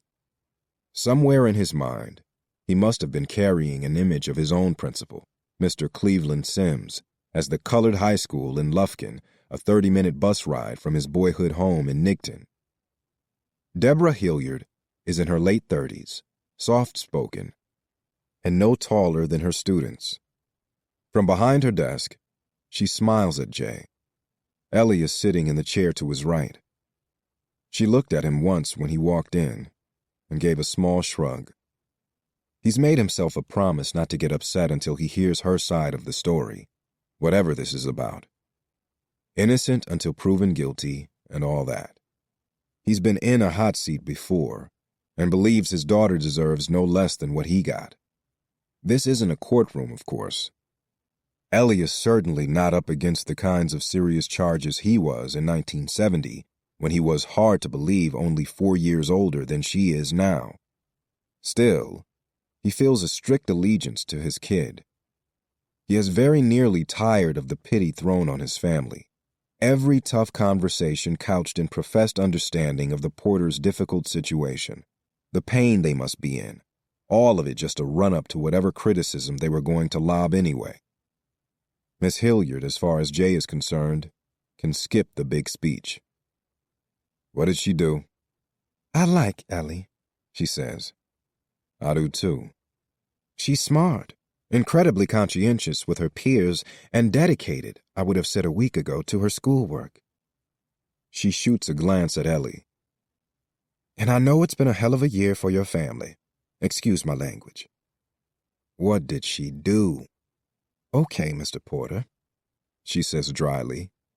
She's a black woman with shoulder-length hair, dangly silver earrings peeking from behind the strands. She's wearing a cotton button-down, rolled up at the sleeves, and blue slacks. She clasps her hands on the desktop. I guess it's more what she didn't do. She looks at Ellie again, giving her a chance to come clean. Ellie, her black starter jacket across her lap, fiddles with the zipper. I skipped class, she says softly. Classes. She skipped classes. Elena? I'm sorry, Dad. She has her head down, but Jay thinks he sees tears, actual tears, in her eyes. The skin on the back of her neck is flushed, her cheeks plumb with shame. Once last week, and 2 times this week, Ms. Hilliard says. The girls left the campus without permission. I'm afraid I'm going to have to put her on suspension. I'll be speaking with Lori King's mother as well. You're going to punish her for missing school by having her miss more school? Jay says, squirming a little in his chair, angry, but not sure with which one of them. Deborah Hilliard smiles tightly. She opens a top drawer, pulling out a blue pad of suspension slips. She scribbles a few words across the top, sliding the paper across the desk for Jay to sign. I think the hope is that this gives the 2 of you a chance to talk. And you, as her parent, to find out what's going on with Ellie. Jay reaches across the desk and signs the principal's order. It should be 2 days, she says. But we'll count today as a full one, and leave it at that. She can come back on Tuesday. She looks over at Ellie. I'm rooting for you, Elena. It might not seem that way now, but I'm on your side. Jay stands. You too, Mr. Porter, the principal says. Let's go, Ellie. He grabs her backpack from the floor, nodding once to the principal before escorting his daughter into the hall and down the main stairs. Outside in the parking lot, Jay, on an impulse, holds out the car keys for Ellie. She stares at them, her eyes still damp. Really? She looks at her dad, incredulous at first, then breaking into something resembling a smile. She's had a learner's permit since she turned 15 in September, and they'd made a deal to get on the road together at least once a week, which is not that easy with just the 3 of them in the house. Jay is not comfortable having Ben in the back seat while his sister learns to drive, but it's a few hours before Ben's out of school, and they might as well take the opportunity at hand. Why not? He says, letting her know he still trusts her, hoping she shows him the same in kind. He walks around to the passenger door, climbing into the Land Cruiser, and waits for her to get behind the wheel. You hungry? Ellie is busy adjusting the side mirrors and doesn't answer. She's focused on getting the car started, so nervous that Jay has to remind her to put her foot on the brake. When the engine finally turns over, he tells her to pull out of the parking lot and make a right on Westheimer. Neither of them has had any lunch, and he offers to buy her a late breakfast at the 59 diner, pancakes and eggs. Ellie nods, her hands gripped at 10 and 2 on the steering wheel. You're doing fine, Jay says. He leans forward, checking the side view mirror. A pickup truck pulls up close to them, almost kissing the Land Cruiser's bumper. Ellie hardly notices, stopping short at a yellow light. Jay braces himself against the dash. What's going on, El? He says. Why'd you skip school? It was just a few times. That's not really going to help you. When the light changes to green, the car behind them honks twice. Ellie jerks the car forward, laying hard on the gas. I don't know what to say, Dad. It was wrong. I knew you'd think it was wrong. I messed up and I'm sorry. She tries to turn to say this directly to him, but he tells her to keep her eyes on the road. Why were you crying back there? It's embarrassing, she says. All that talk about being on my side. She rolls her eyes, and for whatever reason, this makes Jay smile. So where'd you go? He says, pointing for her to make a right turn on Shepherd. You guys taking off from school? Hope it was something good, he says. This was Lori's idea? He looks at his daughter behind the wheel. She's biting her lip, silent. Okay, he says, leaving it for now. You're out for the rest of the day, and you're grounded until next weekend. We can talk about the rest when you're ready. He squirms in the passenger seat, unused to the view from this side of the car. He's screwing this up, he's sure of it. Sending the wrong message, that he's weak and uncertain. But he just can't work up the outrage right now. She asked me to go with her, Ellie says finally. Jay turns to his daughter, surprised to hear her speak. Lori? Ellie nods. Go where? To the clinic, the place on Main by the Astrodome, she says, speaking of the old football stadium which has sat empty since the Oilers left for Nashville. The neighborhood has dulled since then, which isn't saying much. The Astrodome had been the crown jewel of an area of town otherwise filled with pawn shops and taquerias, and one aging mid-range hotel. Jay can't understand why Lori would go all the way the hell out there to see a doctor. She's sick? Dad, she says, exasperated by his dimness. She's pregnant. Lori? She might as well have told him the girl had joined the circus. Lori is only 15. 15. Just a few months older than Ellie. He turns to look at his daughter, seeing a body closer to its first bike ride than motherhood. He doesn't even know if she's kissed a boy. He feels a sudden panic at the thought of her behind the wheel, a child steering 2 steel tons. But you can't tell her mom. Elena, I can't promise something like that. You can't, Dad, she says, taking her eyes off the road, swerving a little into the next lane. He reaches for the wheel. I swore I wouldn't tell. I wouldn't have told you at all except I promised Mom. Her voice catches on the last word. What? I promised Mom I would never lie to you, she says. She said it wouldn't be fair, that you were going to have a hard enough time as it is. But it's not fair to me either. This, Jay soon discovers, is where the tears are coming from. Ellie wipes at them with the back of her hand. They're still a few blocks from the diner, but Jay tells her to pull over. She yanks the wheel and turns the car into the parking lot of a Quick Copy.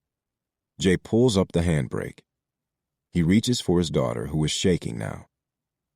She collapses in an awkward heap across the armrest. Jay holds her up. He can feel the dampness of her tears on his neck. I got you, he says. I got you. For one furious moment, he actually hates his wife for putting this on Ellie. Hates her, in fact, for every day that's passed since she went out like a light, one warm November afternoon. Not even a word to him when he left the room for 5 minutes. Just long enough to show Ben again how to switch the TV signal to VCR. Those last few days at home, Jay had sent Eddie Mae to Blockbuster with $100, told her to bring back anything PG and under. Just lots of it. Something a 9-year-old boy could watch while his mother died in the next room. All those long hours in the house while they waited. Times neither Ben nor Bernie could stand another goodbye. No more, she told Jay. Ben watched movies and Evelyn, God bless her, kept the food coming. That last morning, Bernie asked for a cheese sandwich of all things, and a cup of tea, and then she slept for hours. It must have been close to 5 when Jay stepped out of their bedroom. The sun was setting, he remembers. The nurse, the only one in the room, said Bernie spoke only once. "It's okay," she said, just before she went. They have a quiet dinner at home, the three of them, spaghetti for Ben, chicken and dirty rice for Jay and Ellie. Ben, who likes to sit at the table with his legs crossed under him in the chair, talks football, making guesses about the playoffs, still 2 months away. Much to his father's chagrin, Ben favors the Cowboys. But what can you do, Jay thinks. Nobody sticks around for nothing anymore. And the boys got to have a team to pull for. Ellie jumps the second the phone rings, 2 seconds after taking her last bite. "Can I, Dad?" she says. He nods, letting her go. It's technically Ben's night with the dishes, but Jay offers him a hand, and the two of them knock it out in no time. And then Jay pretends to watch Family Matters with his son. Really, he's thinking of his daughter, and whatever is going on behind her closed bedroom door. He thinks of Mrs. King, likewise locked out of the details of her daughter's life. If it were him, he'd want to know. It ought to be criminal, actually, for one parent to keep something like this from another. At about 8:45, the doorbell rings. It's Lonnie at the door, a surprise. She comes into the house carrying a cardboard box. "I caught up with that reporter, Bartolomeo," she says. "Wasn't much there, either because he doesn't have it, or he still somehow thinks I'm playing for the other side." "One paper," I reminded him. "There are no more sides." She holds out the box, which is strangely damp on the bottom. Jay takes it from her hands. She's wearing a Mizzou sweatshirt and black jeans. She smells like nicotine and root beer, a bittersweet scent that suits her. "But I thought we might want to look at some of my old notes from the first 2 girls." And then, as if it's just now occurred to her that she hasn't laid eyes on him in nearly a year, hasn't been inside his house in as long, she goes in for an awkward pat on Jay's back.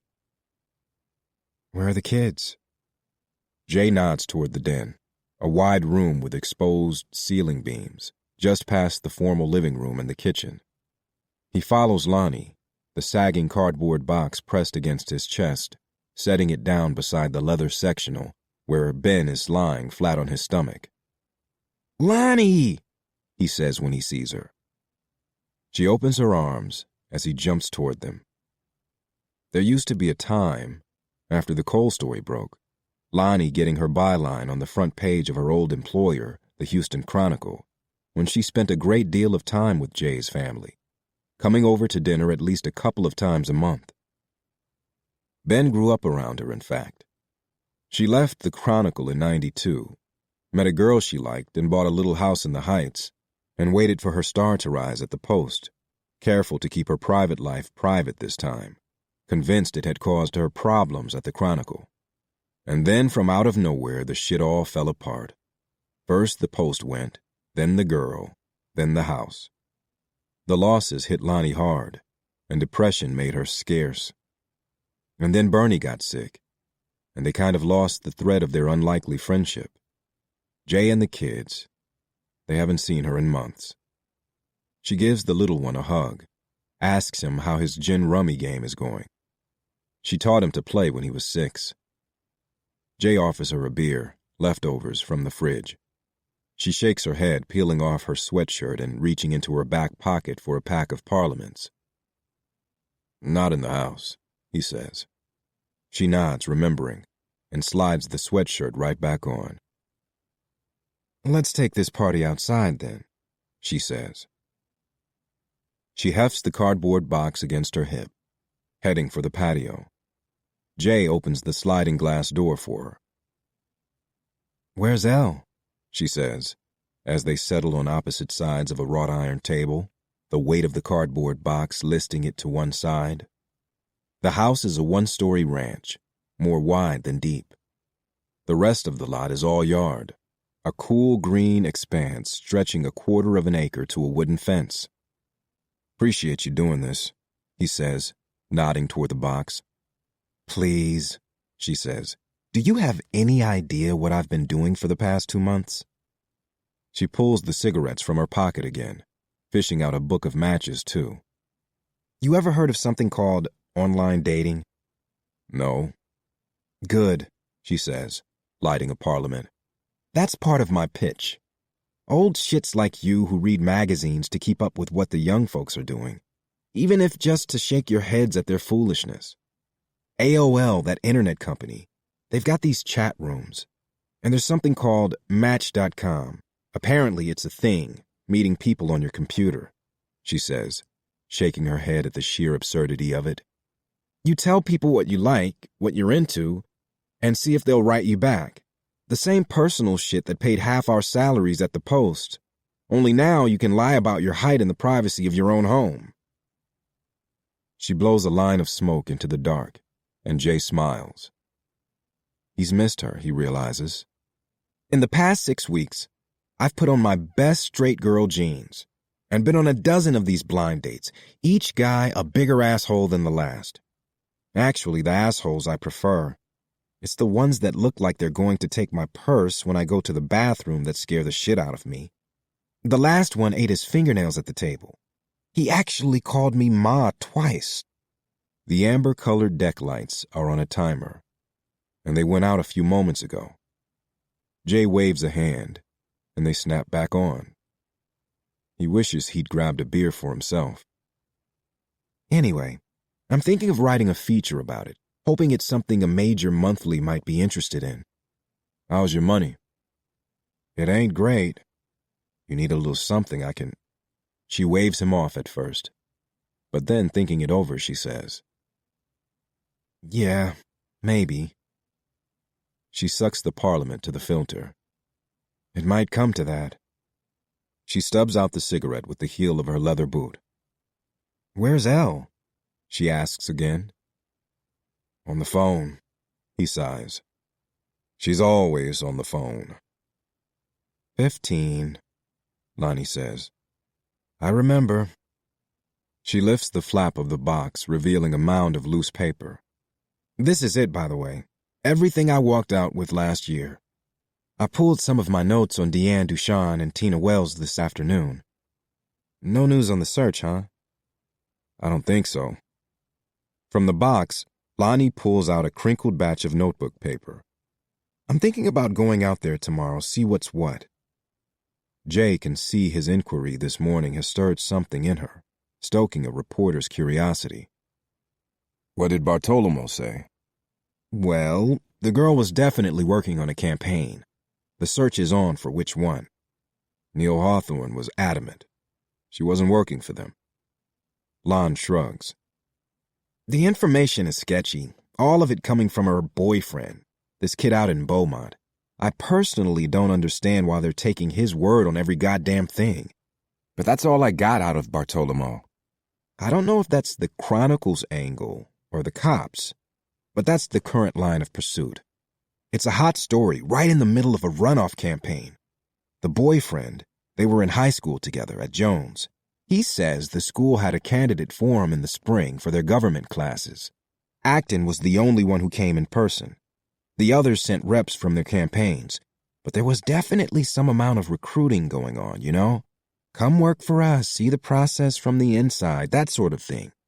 The boyfriend, he says Alicia really was into it, taking a couple of business cards." She exhales slowly. Jay can hear the TV inside, a Coca-Cola commercial. "What about the other girls?" "That's the thing that's weird," she says. "I mentioned the names Deanne Ducharme and Tina Wells to Greg Bartolomeo, and I got nothing. Here he is reporting on a missing person case in the same neighborhood where 2 other girls went missing, and he acts like he's never heard their names before. Either he's fucking with me, still playing keep away, or he honestly is as shitty a reporter as I remember. It's like it's not even a thing for them. The Chronicle isn't putting it all together. Not on paper, at least. Kenna? Jay says, reaching for her stack of notes. Yeah, she says, handing it over. She brushes back a lock of hair hanging loose from her ponytail. It's a fair nutty color, and greasy at the roots. Across the table, she watches Jay flipping through the pages and pages of her cube-like print handwriting.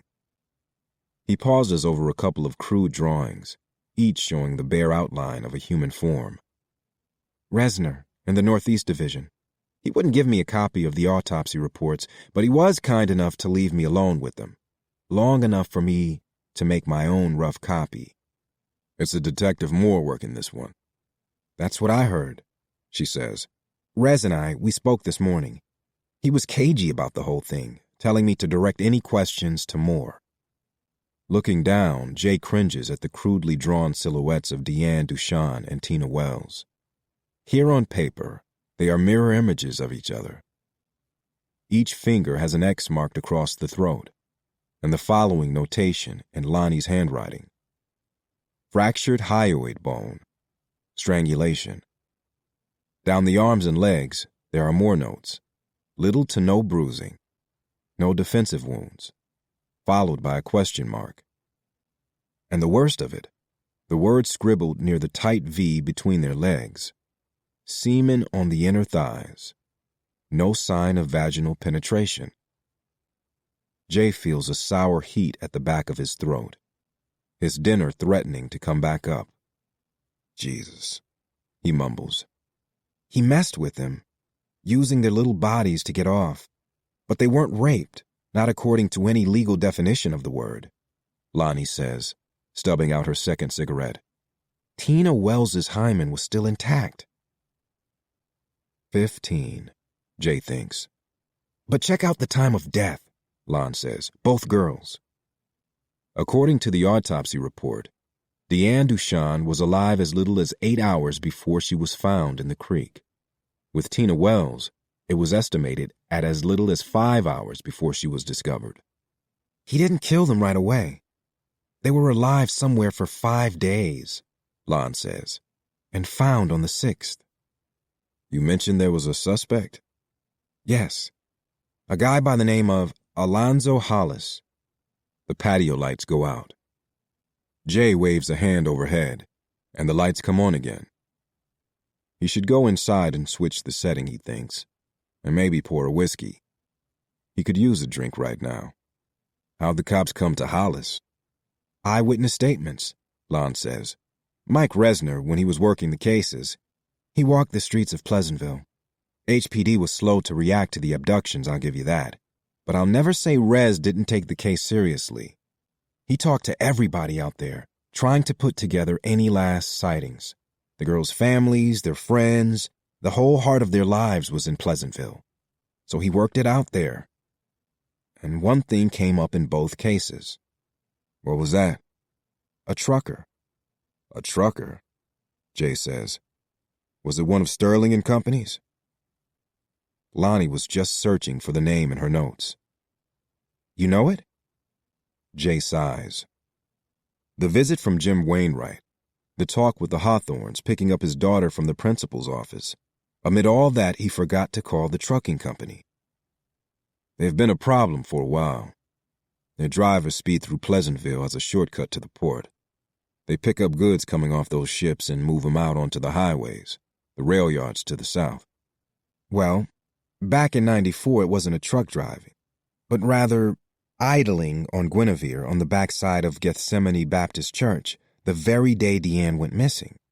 And it wasn't an 18-wheeler, but a van with a white guy, mid-30s, sitting at the wheel. Same thing last year, a white van idling on the edges of the neighborhood the day Tina Wells disappeared. At least 6 people reported seeing a van just like it before. One of the local pastors, he'd made note of the van's number, the one painted on the side, identifying it as one of Sterling's fleet. The guy was planning to call the company to complain. He never did. But when Rez and his partner came knocking, he showed them the number, which he'd written on a napkin. It was still sitting on the front seat of his car. That van was assigned to a driver by the name of Alonzo Hollis. He had shit for an alibi, other than he was at home sleeping one off between shifts. He gave the same story last year. He has at least one prior for sexual battery back in the 80s. But the kicker? The thing that raised the hair on the back of my neck, she says, pausing. There was another girl. Might have been, I should say. It was in the early part of last year. It never made any of my stories. Rez and his partner asked us to hold it. But there was a guy matching Hollis's description hanging around that truck stop on Market at the northeast entrance to the neighborhood. He was messing with a teenage girl in the parking lot. Don't ask me what she was doing at a truck stop at 11 o'clock at night. But the guy tried to jump her. An eyewitness said in a report that got filed away in the Northeast Division. Apparently, the guy tried to pull her into the van before the witness scared him off. The witness said Hollis got in his van and took off. Jay glances again at the notes from the autopsy report. So, what? He takes them somewhere and then dumps them back in Pleasantville when he's done? That was the working theory. The van, that makes him mobile. So why didn't they arrest him back then? There was a problem with their case. A big one. What? It wasn't his semen. She reaches for the pack of parliaments, lighting another. From the DA's point of view, there just wasn't enough there. Which was Walcott? Her office, at least, she says, exhaling smoke. I can tell you what else. The police department, they're going to protect her on this. Tobin, the current chief, he hates Axel. But publicly the department has to support one of their own. But according to Resner, they're hoping for a Walcott win. I guess they don't want old Axe looking over their shoulder for the next 2 years. What do you think of their suspect? I think Alonzo Hollis was the best and only lead they ever had. And you trust this Resner? As much as I would any cop, she says. He would have passed all this on to Detective Moore, right? Can't see a reason why he wouldn't. Jay taps the tabletop. Tomorrow's Saturday. Day 5, Lonnie says. They both know Alicia Knoll is running out of time. Lon stays for ice cream with the kids. Bluebell peppermint, Ellie's favorite. She comes out of her room and seems genuinely happy to see an old family friend. She doesn't mention the headline story in her life, the pregnancy of her best friend, but she's surprisingly chatty about other things, a sewing class she and Lori are thinking about taking, and whether her dad will let her see Set It Off with her friends this weekend. And Jay is struck by the energy of having another person in the house. The veil it lifts. Maybe Lonnie can come for dinner sometime, he says, making a real evening of it. I'd like that, she says. Later, the kids asleep, Jay and Lon stay up talking over a few beers. Gingerly, he asks about Amy. She says she's confused. There's someone else? Her ex-husband. Ouch. She shrugs. She comes around still, she says. I don't know. She's the reason you never left town after you lost the job? I have yet to admit that to myself, Mr. Porter. Enough said, Miss Phillips. He backs off, and they finish the last of the beer in silence. It's nearly 11 o'clock by the time he walks her to her car, the dusty white VW Golf. Without a word said, he slips her $200 bills, money he pulled from his wallet when she wasn't looking. She tucks it into the pocket of her jeans, somehow knowing an elaborate or lavish thank you would embarrass them both. You look good, Jay, she says. You and the kids. We'll be all right, he says. Yes, you will. He's still a little undone over this Lori thing, not sure how or when to break it to her mother, still wondering if it's the right thing to do. He's about to ask Lonnie to throw some light his way, give him some idea of how to handle this, when he spots a black Nissan Z parked across Glen Meadow, idling at the curb. Heart thumping, He starts for the car, walking across the street at an angle. "Jay!" he hears Lon call behind him. As he nears the driver's side of the Nissan, he can smell marijuana burning inside, a coil of smoke winding in a stream through a crack in the driver's side window. Inside the car, the smoke is so thick that Jay can't see a soul. He raps on the driver's side window as the engine revs. The driver, whoever it is, peels away from the curb, tearing down sleepy Glen Meadow, tires squealing. Jay watches it go, catching the same 4 characters on the Texas plates that Raleigh reported earlier. 5KL6, plus the last 2, a 7 and a 2. It's John K. Lee's stolen car, the one that was outside Jay's office the night of the break-in. "What in the world was that?" Lonnie says. "Trouble," he says. Chapter 7. Market Street cuts across the northeast corner of the city, running from Fifth Ward all the way out to Pleasantville in the east and beyond. Pockets of it are residential, to the west and out near Phyllis Wheatley High School.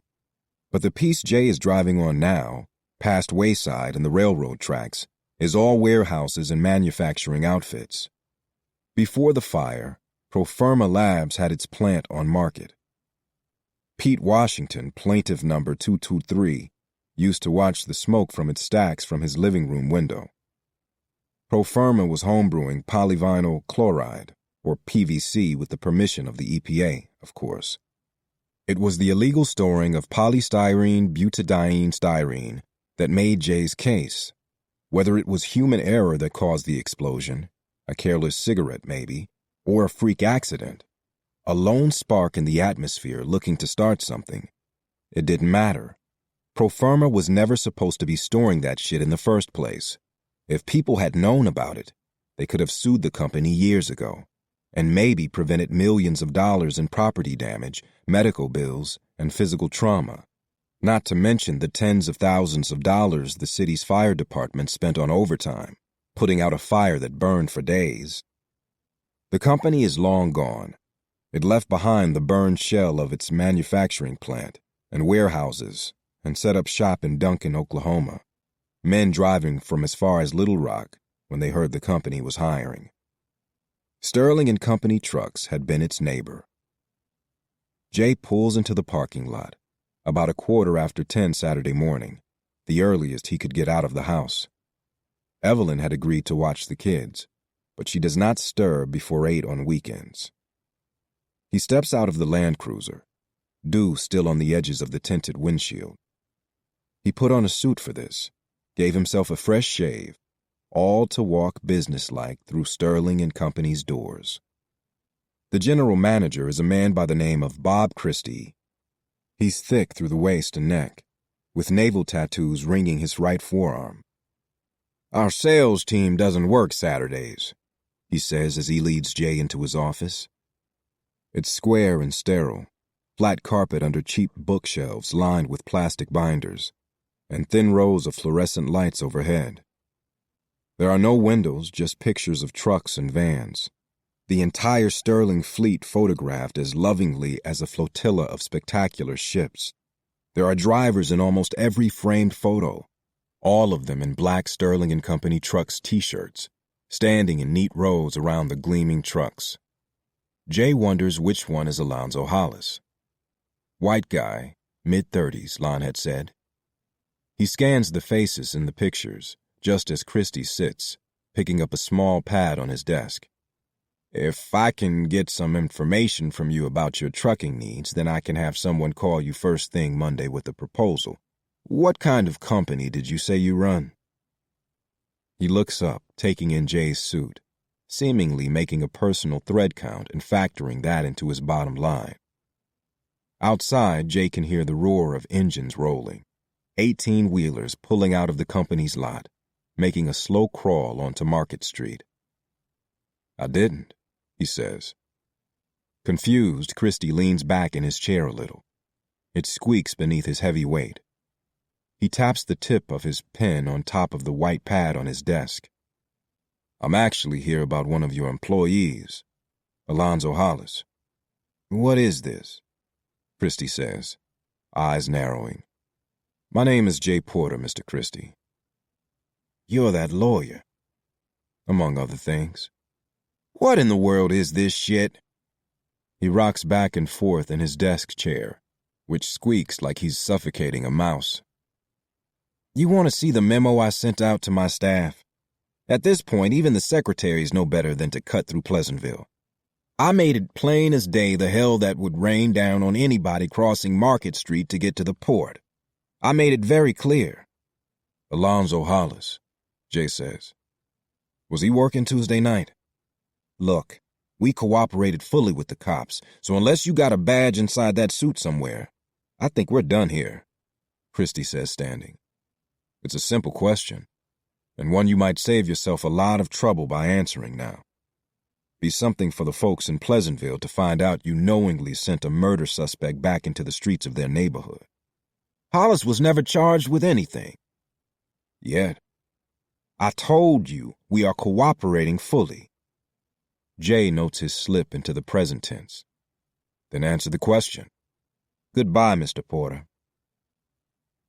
So Hollis's name has come up again since the latest girl went missing, Jay thinks as he leaves Christie's office. He's on the phone with Raleigh before he makes it to his car, asking for another favor. He has a name and not much else.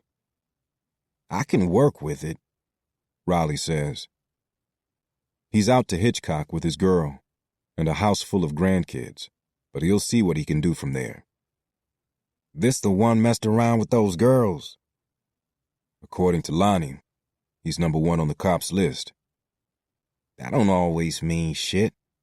You know better than anyone. The girl's still out there, man. Say no more, Raleigh says. I'm on it. Jay calls Lonnie next. She's already at the search site. He crosses Market Street into Pleasantville, passing the truck stop where she said yet a fourth girl narrowly escaped abduction, a man looking a hell of a lot like Hollis trying to snatch her into his van. The image lingers in his mind as he drives into the heart of the neighborhood, rolling up to an eye-catching scene. They're everywhere on foot. Men and women in white T-shirts, each with Alicia Knowles' name printed crudely in magic marker across the back. They're carrying clipboards, notepads, knocking on doors, chatting up their neighbors. If Jay didn't know the grim reason for this show of force from the community, he might think this was the most aggressive get-out-the-vote campaign in Pleasantville's history. The parking lot of the community center has been made over as headquarters. There are card tables and folding chairs set up on the graveled asphalt, and a large number of familiar faces drinking coffee out of styrofoam cups. Jay recognizes Jelly Lopez standing with his wife and two other families from Burndale Street. He gives a friendly wave to his client. Either Jelly doesn't see him, or he's rolled up the welcome mat on his lawyer. Jay continues on. He parks a block over and then walks back to the community center on foot, the sun making every effort to push its way through the gauzy clouds overhead and making him squint. Against the white T-shirts, the hazy sunlight makes a strange halo effect, creating an army of angels for Alicia. Sandy Walcott is wearing one. Axel Hawthorne's competition has slipped a T-shirt over her button-down blouse just in time for her on-camera interview with a TV news crew. It's only Fox 26, but still, Jay thinks, look who got herself some free airtime. And a crowd. The missing girl's parents are standing within arm's reach of the candidate. Walcott, in fact, puts her arm around Maxine Robichaux as she offers words of support for the search effort. All of it caught on camera, pixels lining up in her favor ahead of tonight's debate. Maxine's husband, Mitchell, seems about 15 years her senior. He's unshaven and awkward-looking in a too-tight white T-shirt. He must be at least 6 feet 4 inches, with hands the size of small grapefruits. He towers over Walcott and Maxine, gazing off toward Guinevere and the fateful corner and the untamed brush beyond. There are pockets of white behind the bare branches of the trees, where volunteer searchers are combing the woods. Next to Maxine is Pastor Keith Moorhead. The pastor has crossed political lines to offer the family his support. Behind him, the players on the youth basketball team he coaches are dressed in white t-shirts, too. "I'm not concerned about tonight's debate," Walcott says to the reporter. "The second I heard about the search, I put down everything and got out here as fast as I could. I can't imagine being anywhere else, actually.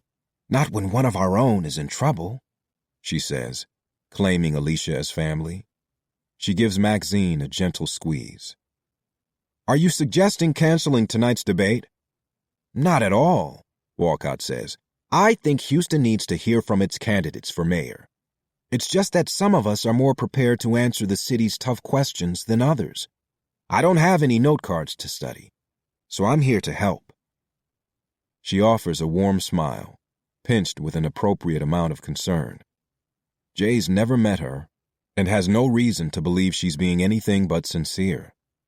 But the moment feels strained, a tin note of opportunism ringing in Jay's ears, a flash of elation caught behind the tortoiseshell glasses she started wearing when she announced her intention to run, when talk of her pale green eyes and the height of her stiletto heels started getting too much play in the press. With Reese Parker's coaching, she's crafted a more somber, on-screen persona. Janetta Paul, who must have heard the whir of a video camera from a block over, comes speed-walking down the sidewalk in front of the rec center in heels, a white Search t-shirt belted over black slacks, a pink blouse underneath.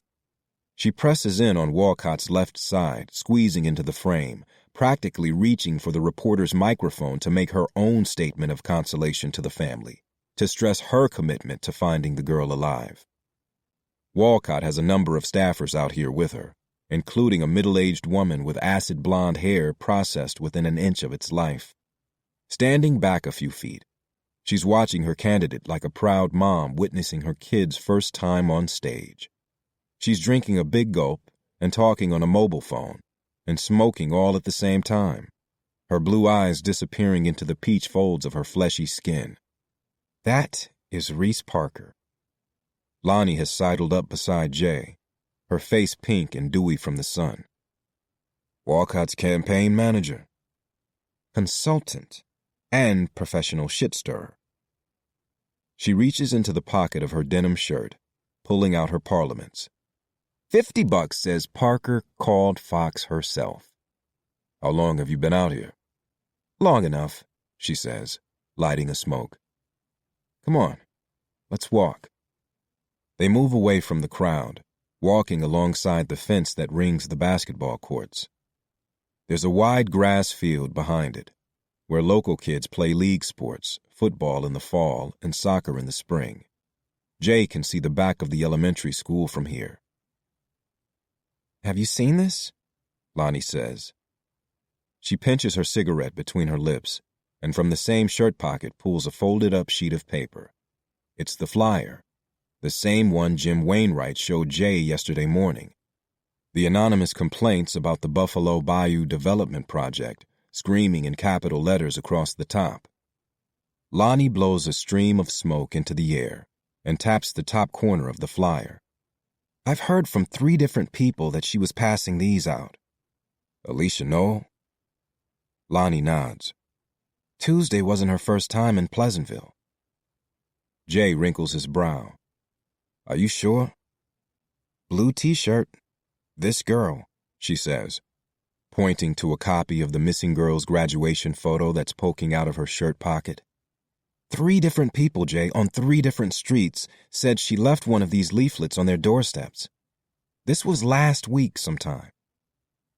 She pinches off the smoking tip of her cigarette, grinding out the red cherry in the damp grass, and pockets the butt.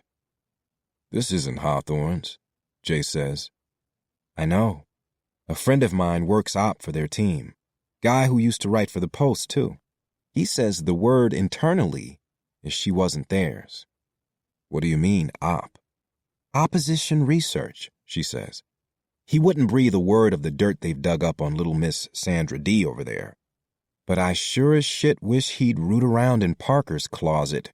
I happen to know she spends a lot of time in there. Lon smiles wide, waiting for him to take the bait. Jay would just as soon have no idea how she knows that. He looks at the flyer. This means Alicia was either working for Acton or Walcott, Lonnie says, finishing the thought. Easy enough to put Alicia in a blue t-shirt to make her look like a Hawthorne worker, an insider with some concerns about the direction of the campaign. They both turn to catch a glimpse of Walcott and her crew, Reese Parker and the other staffers following as the cameraman and the news reporter shadow the candidate. Walcott is across Ledwick, talking to her potential constituents, half of whom Jay is fairly certain didn't vote for her in the general. You think it's theirs? Parker and Walcott's? If it is, then coming out here sure is damn good cover, Jay says, shoving his hands into his pockets. Maxine and Mitchell Robichaux have been left standing in the parking lot of the Samuel P. Hawthorne Community Center, aimlessly watching the activity all around them. Ruby Wainwright brings them coffee, offers Maxine a seat away from the crowd. They're wasting that girl's time with a photo op, Jay says, shaking his head at Walcott's performance for the camera. When the real story of what she was doing in Pleasantville is right here, he says, pointing to the flyer. They're going about this all wrong. He remembers the white van, the fact that each girl was kept alive for days. Wherever she is, she's not here. You want to roll to the northeast? The cell phone in Jay's pocket rings. He pulls out the black Motorola and answers. Raleigh got an address for Hollis, he says, page 223 in the phone book. Easy as pie, he says. Look like someone's home? No car, no movement outside. Any sign of the girl? No, Raleigh says. You want me to start something? Knock on his door? Be careful with it, though. If he smells trouble, thinks you're a cop sniffing around, he may spook, panic even, and we may never find the girl. The day I pass for a cop, take me to a field and shoot me. Half Chickasaw, half Louisiana Creole, Raleigh Snow is an ex-con who did time with one of Jay's friends from his movement days. Part of his gift as an investigator has always been the fact that he doesn't look the part, with his long braided hair, black as ink, and the initials of his name tattooed across his right hand. Jay can picture him behind the wheel of his El Camino Real, the pickup that comes out whenever a job requires it, when a town car would be as out of place as a hat on a horse's head. He's parked a few houses down, he says, with a clean view of Hollis's front windows. I'll play it smooth, he assures Jay. Jay closes the flip phone, sliding it back into his pants pocket. He glances again at the Robichaux's, Maxine's hips spilling off the sides of a cheap folding chair. A line of sweat running down her hairline, weaving through a mesh of pressed hair, the roots untended for the last 5 days. 5 days. She keeps rubbing her hands along the front of her thighs and rocking back and forth in the chair, her body moving on memory, old muscles aching for the child she once rocked in her arms. She looks up, her gaze landing on Jay. From where he's standing, he can feel the weight of the bags under her eyes, her face as wrecked as that of Tina Wells's mother, the day she wept on the TV in Bernie's room at St. Luke's. He gives Maxine a polite nod. She gives him the same, rocking back and forth in the folding chair. Jay turns to Lonnie and says, "Let's go." Detective Resner is Lonnie's contact, so she drives, she and Jay making up the rules of this partnership as they go along, slipping into an easy give and take that reminds him of those weeks and months when they met 15 years ago while nosing around coal oil and its illegal business practices, finally coming together to compare notes. He couldn't have brought that case to court without Lonnie's help. She was an uncommonly good reporter, if a little preachy on the page, a 95-pound engine fueled by nicotine and the heat of her own fanaticism when it comes to virtue, her unshakable dislike of liars and scoundrels of all stripes. It depresses him to think of her wasting her time and talent trying to sell a bunch of bullshit stories to second-rate magazines, or to think that she's having trouble with her rent.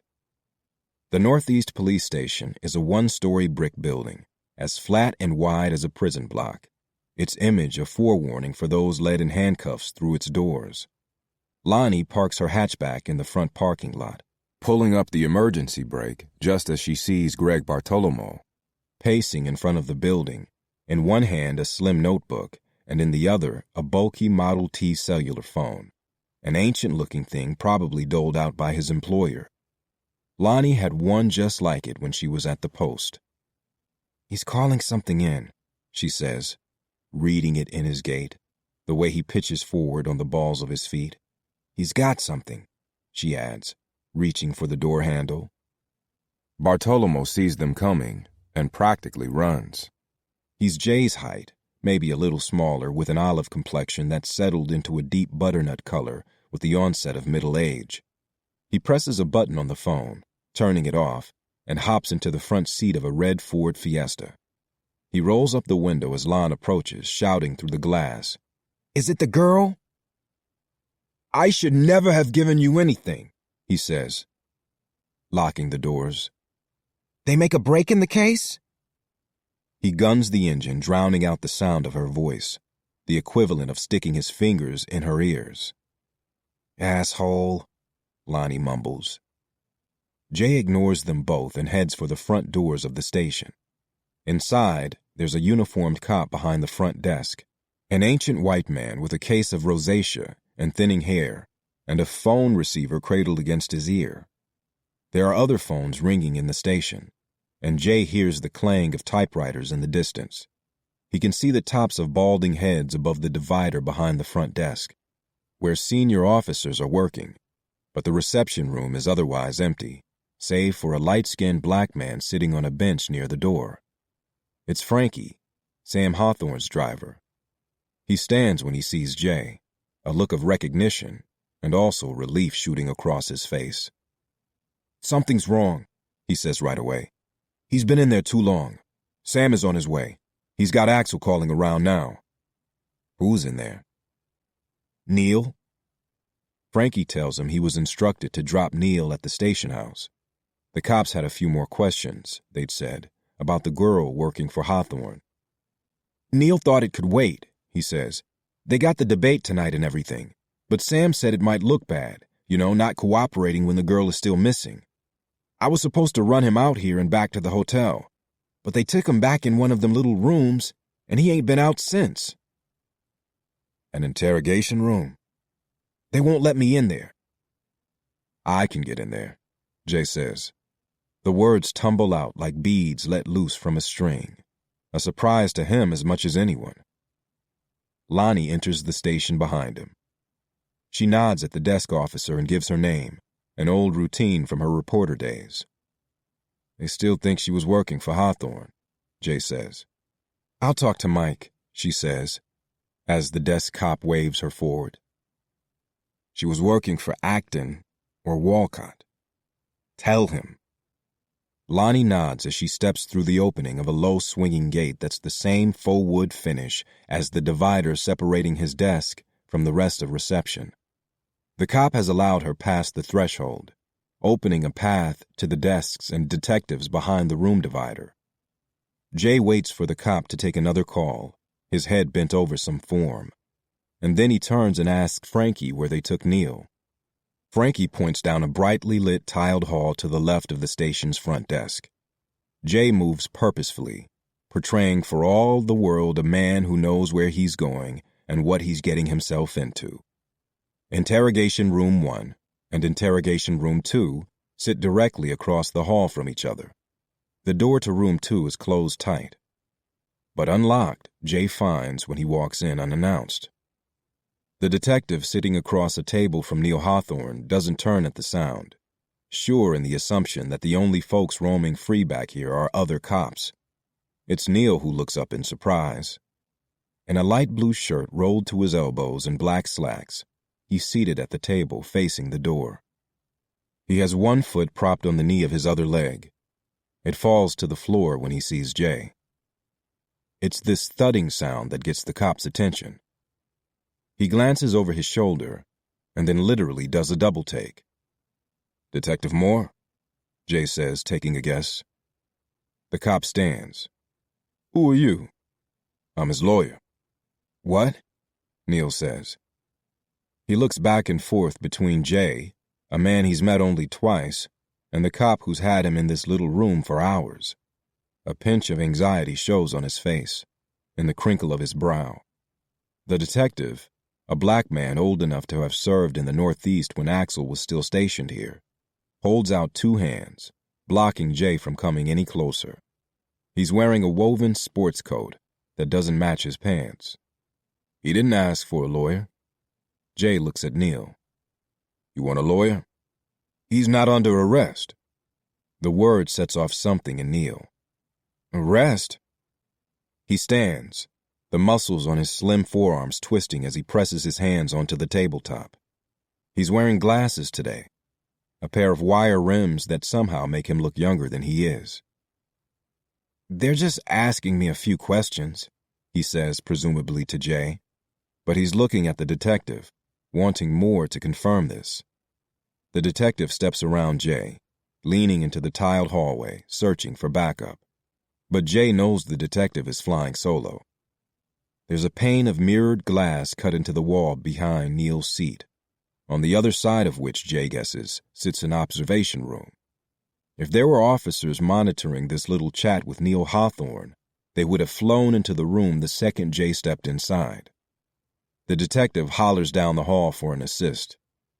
He steps back inside, turning to Jay and shaking his head. You can't just come in here. I can't if he asks for a lawyer. He's not being interrogated. Oh, is that right? Jay says, making an exaggerated show of looking around the room. Two uniformed officers appear in the doorway, one with a hand on his holster. Jay shoots Neil a look, silently encouraging the young campaign manager to consider why he's in this small box-like room. Neil sighs, shoves his hands into the pockets of his softly wrinkled slacks. He can stay, he says. The detective turns to Neil. What's that? I want a lawyer, Neil says. He can stay. The detective turns from Neil to Jay, the surprise guest. He seems momentarily unsure of how to play the situation. Finally, he waves off the uniformed cops, shaking his head to himself, before stepping aside to let Jay cross the room to his client. I'll need a chair, Jay says. Chapter 8.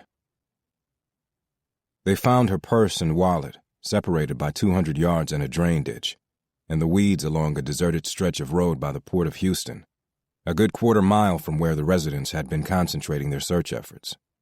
With Jay in the room now, there's no more need to tiptoe up to it. The facts are what they are. Detective Moore lays them out before Jay and Neil.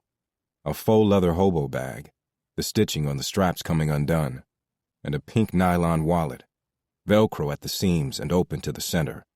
The slots for credit cards empty, and one prom photo sticking out. Alicia and the boyfriend, Jay thinks. The wallet is too thin to have ever held more than a few dollars. Beside it are other details of the young girl's life. Bonnie Bell Dr. Pepper lip gloss, a mechanical pencil with basketballs printed on it, a tin of face powder, Bayer aspirin, a tampon, its outer packaging torn at the corners, a dusty pack of Tic Tacs, a folded-up copy of the Buffalo Bayou Development Project leaflet, and a small black pager. The items are set on a plastic sheet, and Detective Moore doesn't touch any of them, especially avoiding the pager, to which this conversation, half an hour after Jay sat down, has finally circled around. Until its discovery, Alicia's parents had no idea she owned a pager, let alone why Neil Hawthorne's mobile number would be on its screen. His was the last number received, a little over an hour before Elma Johnson spotted the girl through the curtains of her kitchen window. She was waiting on someone, the woman said. "Help me out here, Mr. Hawthorne," Moore said. He's removed his jacket, letting it hang on the chair back behind him, and rolled up his shirt sleeves. "How is it that your cell phone number showed up in Alicia Knowles' pager?" "I have no idea. I never met her. Jay reaches out a hand to stop him, almost as he would if one of his kids was riding next to him in the front of the car and he put on the brakes. Let's be clear, he says. None of this means Mr. Hawthorne was in contact with Alicia, only that someone in possession of the 7 digits that make up his phone number happened to punch in those numbers when paging Alicia Noel. What's her pager number? Neil says, pulling out his phone. He starts scrolling through his call list, ready to clear this up right now. Again, Jay holds out his hand. Look, we're here to help. We all want the girl found safe and sound, which is why we can't afford to waste any more time. It's been 5 days. No one is more aware of that than I am, Mr. Porter. Moore turns his attention once again to Neil. She wasn't working for your uncle's campaign. No, Neil says. I told you. I never met the girl. Then again, Mr. Hawthorne, why was your phone number in her pager? I think we've established that's not getting us anywhere, Jay says. Did you call her? Moore asks. Beside Jay, Neil's left leg is pumping up and down underneath the wooden table as he sits hunched over his mobile phone, scrolling through what must be dozens of phone numbers he's dialed in the last few days. The restless rat-tat-tat motion rattles the one chair leg that's shorter than the others, not to mention what it's beginning to do to Jay's nerves. He remembers the heat that soon gathers in these little rooms, breath souring by the hour without food or water. He's been on this side of the table before, both as a lawyer and as a suspect. From his pocket, he pulls a folded copy of the same Bayou Development flyer, comparing it with the one on the table. This right here, this is evidence the girl was working for Mr. Acton or Miss Walcott, right before the general election. She was leaving these on front steps and mailboxes all around Pleasantville. Moore wears a thin mustache, blacker than the hair on his head, and Jay tries to understand the kind of vanity that would make a man dye his mustache and not bother with the rest of it. The detective pinches his mouth into a tight line, pondering something. The heat's on him, too. Jay notices sweat rings under his arms. Neil leans back in his chair. He seems to newly consider the chain of events that led him to this interrogation room, and he whispers a single word under his breath. The name of Walcott's highly paid campaign consultant. Parker. It's the first moment since Jay walked in that Neil appears to grasp that he might actually be in some trouble here, that there might be forces working against him that he can't see, let alone control. The mere thought of Reese Parker's hand in this stirs more fear than the detective ever did. I swear to God, if this is some kind of stunt. Then it worked, Jay thinks. Walcott is walking the streets on camera, making a public show of looking for the missing girl, while Hawthorne's right hand is holed up in here. Neil flips open his cell phone again and starts dialing. Not here, Jay says. Moore doesn't touch the flyer. He seems wholly unimpressed. Jay tries to explain. If Alicia was handing these out, she wasn't working for Hawthorne. She wasn't. How many times do I have to say it? Neil says. You spoke at her high school, Moore says. You remember that? What? Alicia Noel went to Jones High School. So? So you visited the school in the spring before she graduated? No, I didn't. He shakes his head, marveling at how crazy this all sounds. Then, he leans back in his chair again. A moment passes before he realizes his mistake. Jesus, I did, he says, looking at Jay and then Detective Moore, as if he wants to apologize for having said the wrong thing. They held a candidate forum for the students, a government class or something like that. Acton was the only one who came in person. I was there for Axe. Walcott sent some low-level staffer. We have reports that you spent some time talking to Ms. Noel. Neil shakes his head. I don't know what to say. I don't remember her. Neil. Jay holds out a hand again to stop him from talking. He wants to steer the conversation back to Acton and Walcott. The fact that members of one of their campaigns might have sent Alicia into Pleasantville, may have, for all they know, arranged to pick her up after her shift ended. Maybe that's who she was waiting for, standing alone at the corner of Ledwick and Guinevere. There were reports that you slid her your business card. I pass out a lot of cards. We're always looking for volunteers. Right. And between that and your phone number and her pager. Neil sighs. I could have called her. Don't, Jay says. There are some numbers in here I don't recognize, he says, holding up his cell phone. He seems nervous now, aware of his previous mistake, and yet here he is again, changing his story on a dime. He tries to lay it all out now, talking too much.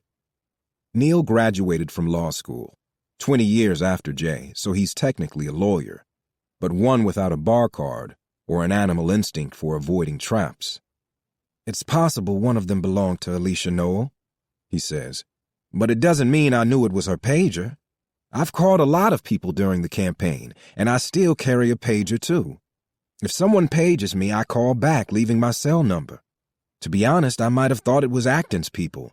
Since the primary, I have a list of people a mile long, from Acton's communications director to his second cousin, all with their hands out, wanting money in exchange for his endorsement. It's possible I called her back, put my number in her pager, not even knowing who I was calling. Just as it's possible that someone else paged Alicia and punched in Neil's number, Jay says to Detective Moore. To Neil, he says, "Stop talking. Can we take a look at that phone?" "Not at this time," Jay says. "Might point us in the right direction." "You seem pointed in a direction already." "Where were you Tuesday night, Mr. Hawthorne?"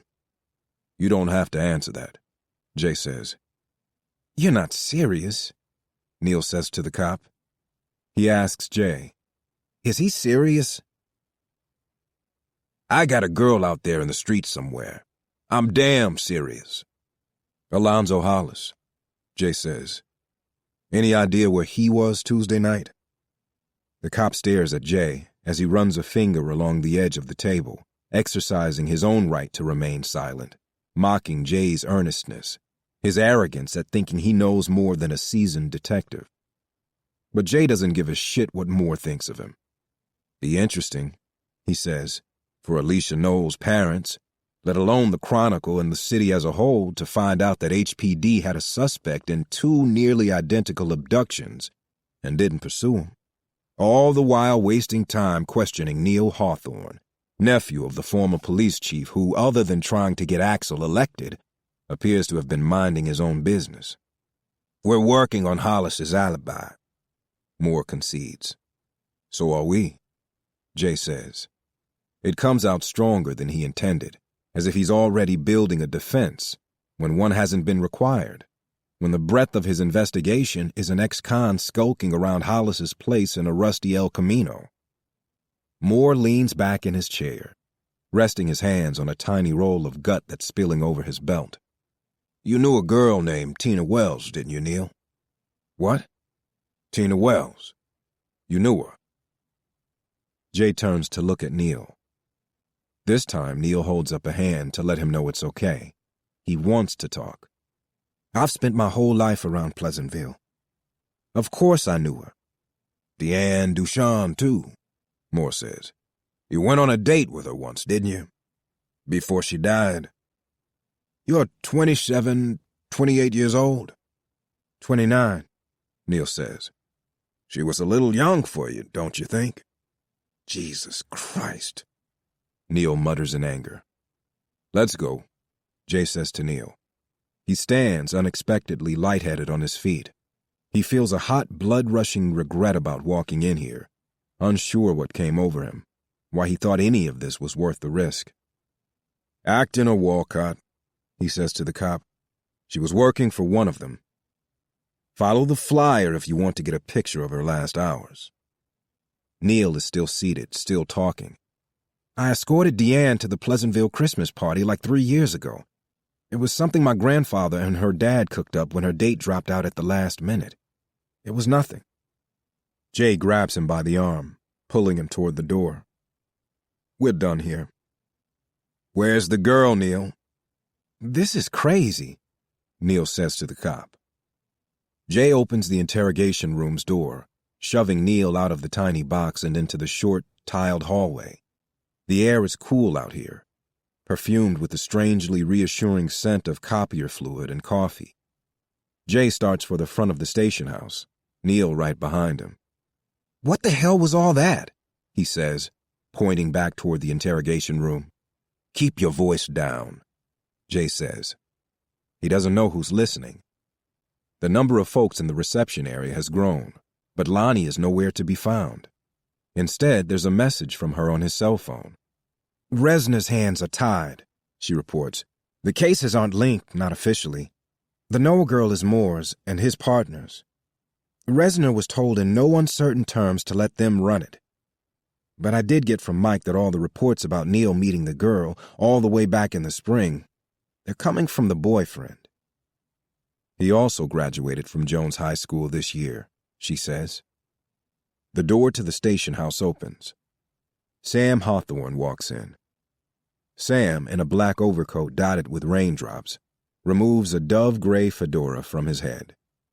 He marches directly to his grandson, putting two protective arms on the young man's narrow shoulders and looking him over, head to toe, searching for any injury to his body or his pride. On the phone, Lon Smoker's voice continues in Jay's ear. I'm going to check him out, the boyfriend, she says in her voicemail message. Beaumont's just out Highway 90. You think you can find a ride back to your car? Jay hangs up his phone, sliding it into his pants pocket. To Frankie, he says, Can you drop me somewhere? Sam hands his hat to his driver. He turns to Jay, wrapping one of those protective arms around him too, unexpectedly pulling him into the family circle. He smells of tobacco and English leather aftershave. Ride with us, Jay. Outside, fat, doughy clouds have closed over. There are patches of wet cement across the surface of the police station's parking lot, but the sudden unexpected rain, rolling in while Jay and Neil were holed up inside, has mostly faded now.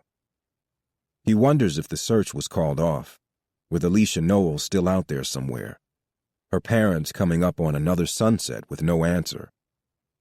Neil rides in the front of the Cadillac next to Frankie.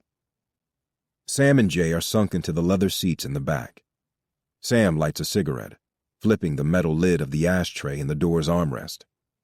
On cue, Frankie lowers Sam's window a crack, using the driver's side console. Turn that off, Sam says, and Frankie snaps off the blues playing on the car's radio. A.G. Hatch sounds like. Sorry, sir, Frankie says. Neil is already on his cell phone, presently in a heated conversation with Lewis Acton, played out on speakerphone for the benefit of his grandfather, who listens stoically. We had a deal, damn it, Acton is saying. Don't think I can't and won't walk my endorsement right over to Walcott's headquarters. She and I could have a joint statement out before the cameras start to roll tonight. For half your price, Neil says. I know for a fact Walcott's bottom line is 20 cash. That works for you, go right ahead. We'll win without you. How do I even know that thing is real, and not some negotiation tactic? Oh, it's real, Neil says, looking down at a copy of the BBDP flyer. Well, I didn't put it out. Jay looks down at his Seiko. It's after 3 o'clock by now. He leans toward Frankie in the driver's seat. Can you drop me in Pleasantville? Can't, sir, Frankie says, catching Jay's eyes in the rearview mirror. We have to get Neil to the debate site. Axe is already at the venue waiting. We're just a few hours from start time, Sam says. I can bring you back after I drop them.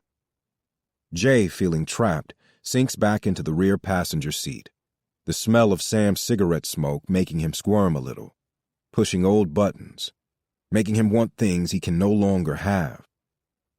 Sam looks over at him and gives him a fatherly pat on his leg. You did a good thing for Neil back there. I didn't do it for Neil. Axe has been on the phone all day trying to get to the bottom of this, Sam says. But they're freezing him out, saying it looks bad for the current chief with the department endorsement and all that. Like he's taking orders from Axel. Like he's running things. But it's going to look real bad for Tobin when Axe is in the mayor's office and that turncoat motherfucker has to answer for why he had Neil holed up in there like that, insinuating God knows what. We've got to move before this story gets way the hell out ahead of us. He takes another pull on his cigarette, short and black as a cigar, blowing smoke through the crack in the tinted window. It mixes with the steel-edged scent coming off the ship channel and the refineries that line it. Shell, Exxon, and Coal Oil, of course. The greedy bastards pumping money onto tankers at this very moment. Jay has a fevered thought that giving up smoking in this chemically soaked city was a fool's wishful thinking, that he might as well bum a smoke from Sam right now and put himself out of his misery, ride out his remaining years with a friend always in hand. What difference did it make, really? Bernie never touched the stuff, liquor either. Never did a thing more dangerous than breathing the very same air that's burning through Jay's lungs right now. He can see a line of barges down below, the exhaust from their engines melding into the nickel-black clouds in the sky. It's frighteningly easy in this city, moving as residents do from one air-conditioned box to another, to forget how many questionable materials are moving through Houston, Texas on any given day. It's Walcott, I'm sure of it, Neil says, hanging up the phone. Reese Parker had her hand in this somehow. I wouldn't put it past her to drop my name in connection with the case just to get a story or two, dominate the news cycle for a day, and crush any momentum we get off the debate tonight. Sam in the back seat nods vaguely. Parker plays dirty. Always has. What about Walcott's affair? Neil says. The cop, he resigned this week. If now's not the time to bring that out in the open, then when is? Axe doesn't want to get dirty. Axe isn't in the car right now, Neil says, turning to look at Sam. I never would have figured you to be gun-shy. They're ahead of us by a mile in fundraising, Pop. And if we start losing donors over this, we can forget catching up to them with TV. We might as well stop cutting the ads right now. We hit them, they hit us back, Sam says. It's a long game, Neil. And none of it, Jay thinks, explains Neil's phone number in the girl's pager. It didn't sound right at the station, and it doesn't make any more sense now. Jay stares at Neil across the interior of the car. Where were you Tuesday night? He says. Excuse me? Tuesday night. Where were you? You're kidding, right? Frankie looks from Neil in the front seat to Jay's reflection in the rearview mirror, before quickly turning his eyes back to the road, the white concrete of the 610 freeway. The car falls silent for a moment. No sound except for the soft scratch of Sam carefully stubbing out the small black cigarette in the ashtray in the armrest. Neil wrenches 180 degrees in his seat, turning head-on to face Jay, his erstwhile savior, and now a man who appears to have dearly pissed him off. I was running a campaign, he says bluntly. It was election night. I was everywhere. He sounds edgy with exhaustion, put out by the idea that he's had time for anything other than political victory, winning a ground war. The Women's League, the West Side, a Leaf, the Teachers Union, the ILA on navigation, the Teamsters, the fucking chemical workers, churches, every polling place from Highway 6 to damn near Pasadena. I was everywhere, okay? Everywhere. Chapter 9. The first mayoral debate ahead of the December 10th runoff is scheduled as a standard Lincoln-Douglas type deal. 2 lecterns on a stage, this one being put on by the Houston Chronicle and Channel 13, the local ABC affiliate, and hosted by the Political Science Department at the University of Houston. Jay can't bring himself to set foot on that campus tonight for any number of reasons, not the least of which is the prospect of running into one of Axel Hawthorne's biggest supporters, Cynthia Maddox, a woman whose power to upend Jay's life and rattle the contents of his ribcage he doesn't feel like testing tonight. "Drop me off up here," he says to Frankie, when they're a block from the university's main entrance on Calhoun, practically jumping out of the car before it rolls to a complete stop. He nods a quick goodbye to Sam, and then watches the Cadillac continue on without him, turning right into the college. Standing on the curb, sun going down, Jay calls for a rescue, asking Raleigh to come give him a ride back to his car. Raleigh says he can do him one better. "I got something," he says. Alonzo Hollis, come to find out, is a 6-foot, 180-pound former Marine and ranch hand born to and raised by a Pentecostal preacher and strict father of 6 in the tiny town of Needville, south of Sugar Land, who, late into his 20s, liked to hang around high school football games in his hometown, eventually running off with a sophomore who worked the concession stand, marrying her as quick as he could in a courthouse in downtown Houston, a forged parental consent form in his hand. His now ex-wife, who at the ripe old age of 23 is as bitter as a baby persimmon, was more than willing to spit out a long list of the man's shortcomings at the slightest provocation, like the appearance of Raleigh snow on her doorstep, the heels of his silver-tipped boots chipping away at her crumbling concrete steps, his smile tobacco-stained and wide. He had talked his way into the house using one of the oldest cons in the book. Lucifer himself probably showed up to Jesus' house at least once or twice, claiming to have the $20 he owed him. Raleigh told the young woman in the t-shirt and cut-off shorts that he owed his old buddy Alonzo a little piece, money he'd put on a ball game, tempting fate by backing the Aggies against Alabama. The screen door had opened wider at the mention of money. How much is it? Raleigh shook his head, appearing sheepish. "Nah," he said. He'd rather give it to Lonzo himself, apologize for being a dick about it. "You expect him any time soon?" he said. "I could wait a minute." Like every mark before her, Kyla Hollis had every intention of getting a hold of that money for herself, even if it meant hosting Raleigh in her sitting room for half an hour and giving him the last 2 beers in the house. Once inside, he excused himself twice, claiming a trip to the bathroom, but instead searching every inch of Kyla's home. There was no sign of the girl, Alonzo either. Still, he thought he might be able to get something out of the former Mrs. Hollis. There is a certain kind of gal who goes in for a guy like Raleigh. His long black hair, the tats across his hands and forearms, and Little Miss Cutoff shorts could have been his for the taking. Time was he would have tipped himself for his trouble, made a pass or a squeeze, laid a guiding hand on a lady's back as he led her to the bedroom, letting her talk and talk when the deed was done, getting all the information he was looking for. But he was in deep with his girl, the grandmother in Hitchcock, and ultimately passed on 23-year-old Tale, he tells Jay. He seems proud, actually, wanting someone else to bear witness to his self-restraint. They are riding in the cab of the El Camino, traveling north on Calhoun toward the 45 freeway, windows down on a rare starry sky, the late morning rain having cleared out the smoky breath of industry, laying bare the city skyline. Somehow, in the last half hour or so, the night had turned pretty. Jay hasn't heard from Evelyn or his kids after trying to reach her at her place and his. He keeps his cell phone on his lap. Across the front seat of his pickup truck, Raleigh keeps tapping at the pack of cigarettes in the front pocket of his shirt, stopping himself each time he realizes he's doing it, trying his best to show his utter respect for a man who won't smoke in front of his kids. He doesn't light up around Jay anymore, except for marijuana, which he claims doesn't count. "The whole thing cost me $50. What I said I lost on the football game. But it was worth it to get her talking. And talk she did," Raleigh says, his hair whipping in the wind.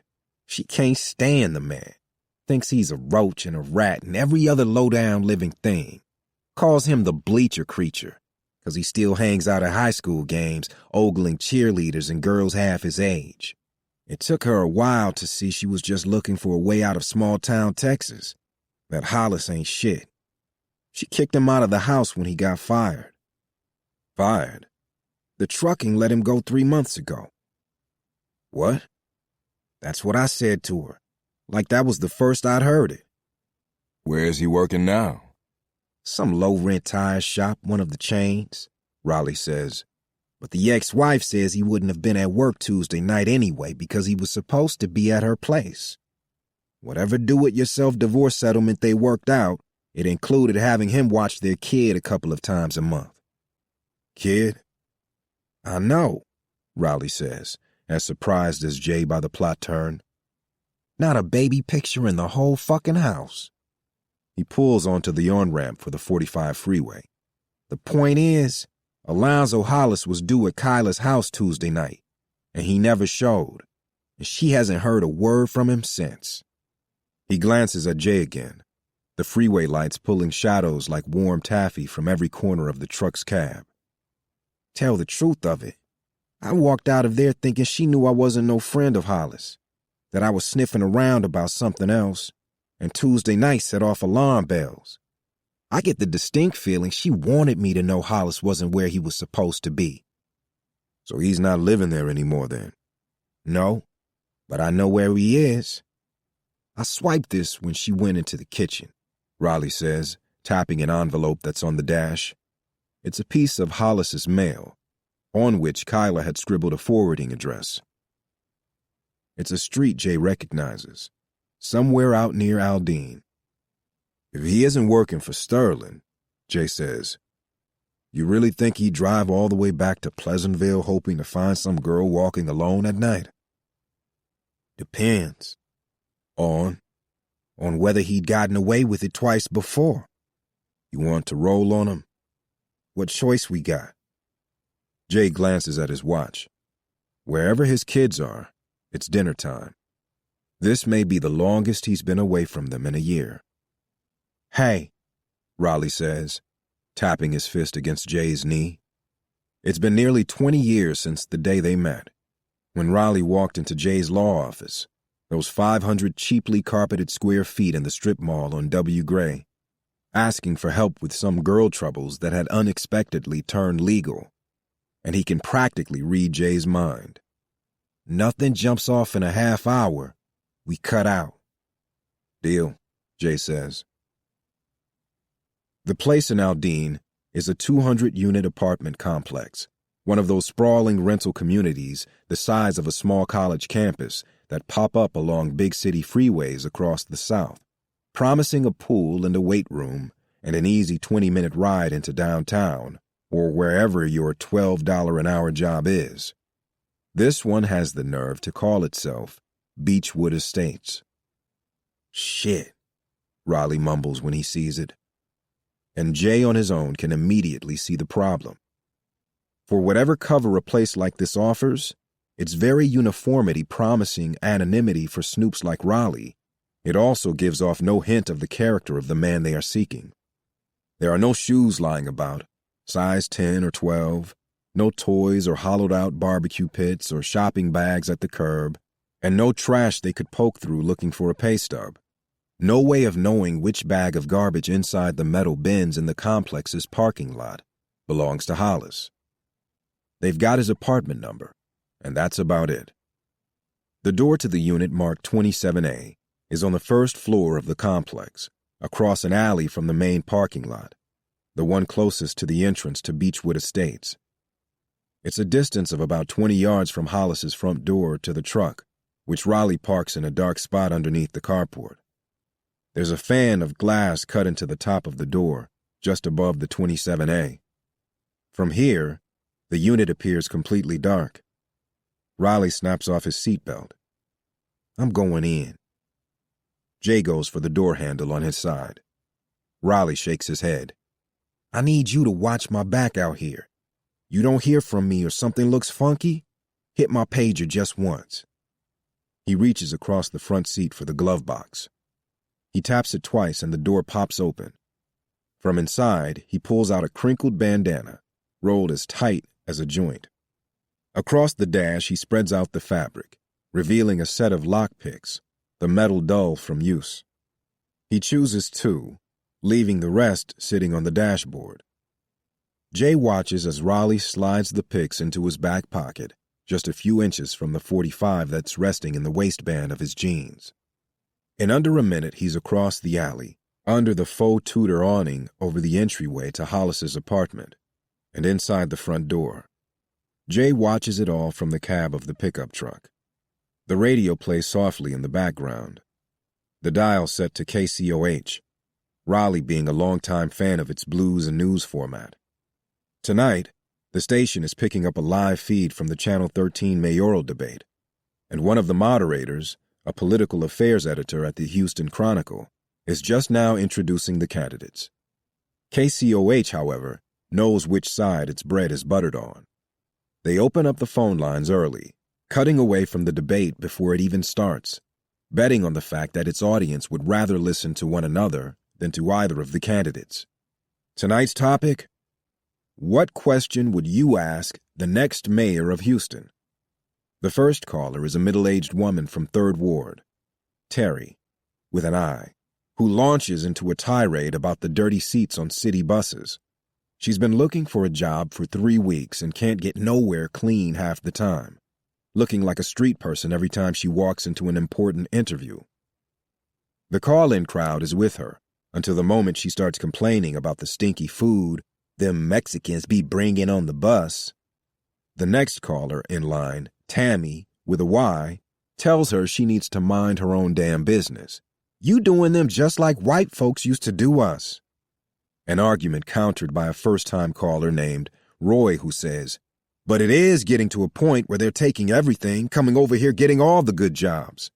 To which the radio host says, been here, bro, man, long before you. You are calling from Texas. Tejas, baby. Jay snaps off the radio. He looks at his watch, wondering how much time he ought to give it. A light blue Chevy Caprice pulls into the parking spot next to him. The driver shoots Jay a funny look as he's getting out of his car, and Jay, too late, realizes the lockpicks are still laid out across the dash, a thief's tools in plain sight. "I'll help you with something," the man says. His driver's side door is only a few inches from Raleigh's truck, and this close Jay can tell he's carrying something in his hands, but can't make out the shape or weight beneath the frame of the El Camino's passenger window. Wouldn't worry him none if it weren't for the good look Jay gets at his face. Sweat and grease lit up by a yellow security light in a corner of the carport.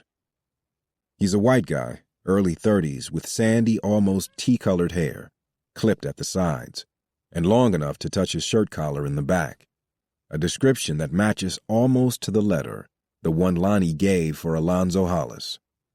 On instinct, Jay reaches for a piece, coming up empty, of course. He panics when he suddenly remembers where he left his gun. "I said, can I help you with something?" the guy says. He's watching Jay closely, but also darting his eyes up and down the parking lot every few seconds, as if he's checking to make sure there are no witnesses to whatever it is he has in mind. Jay has his cell phone open, dialing Raleigh's pager number. "Step out of the car," the guy says. "Not looking for trouble, man."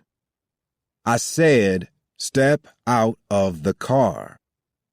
Raleigh keeps a rusted tire iron beneath the front seat, or at least he used to. Jay reaches for it.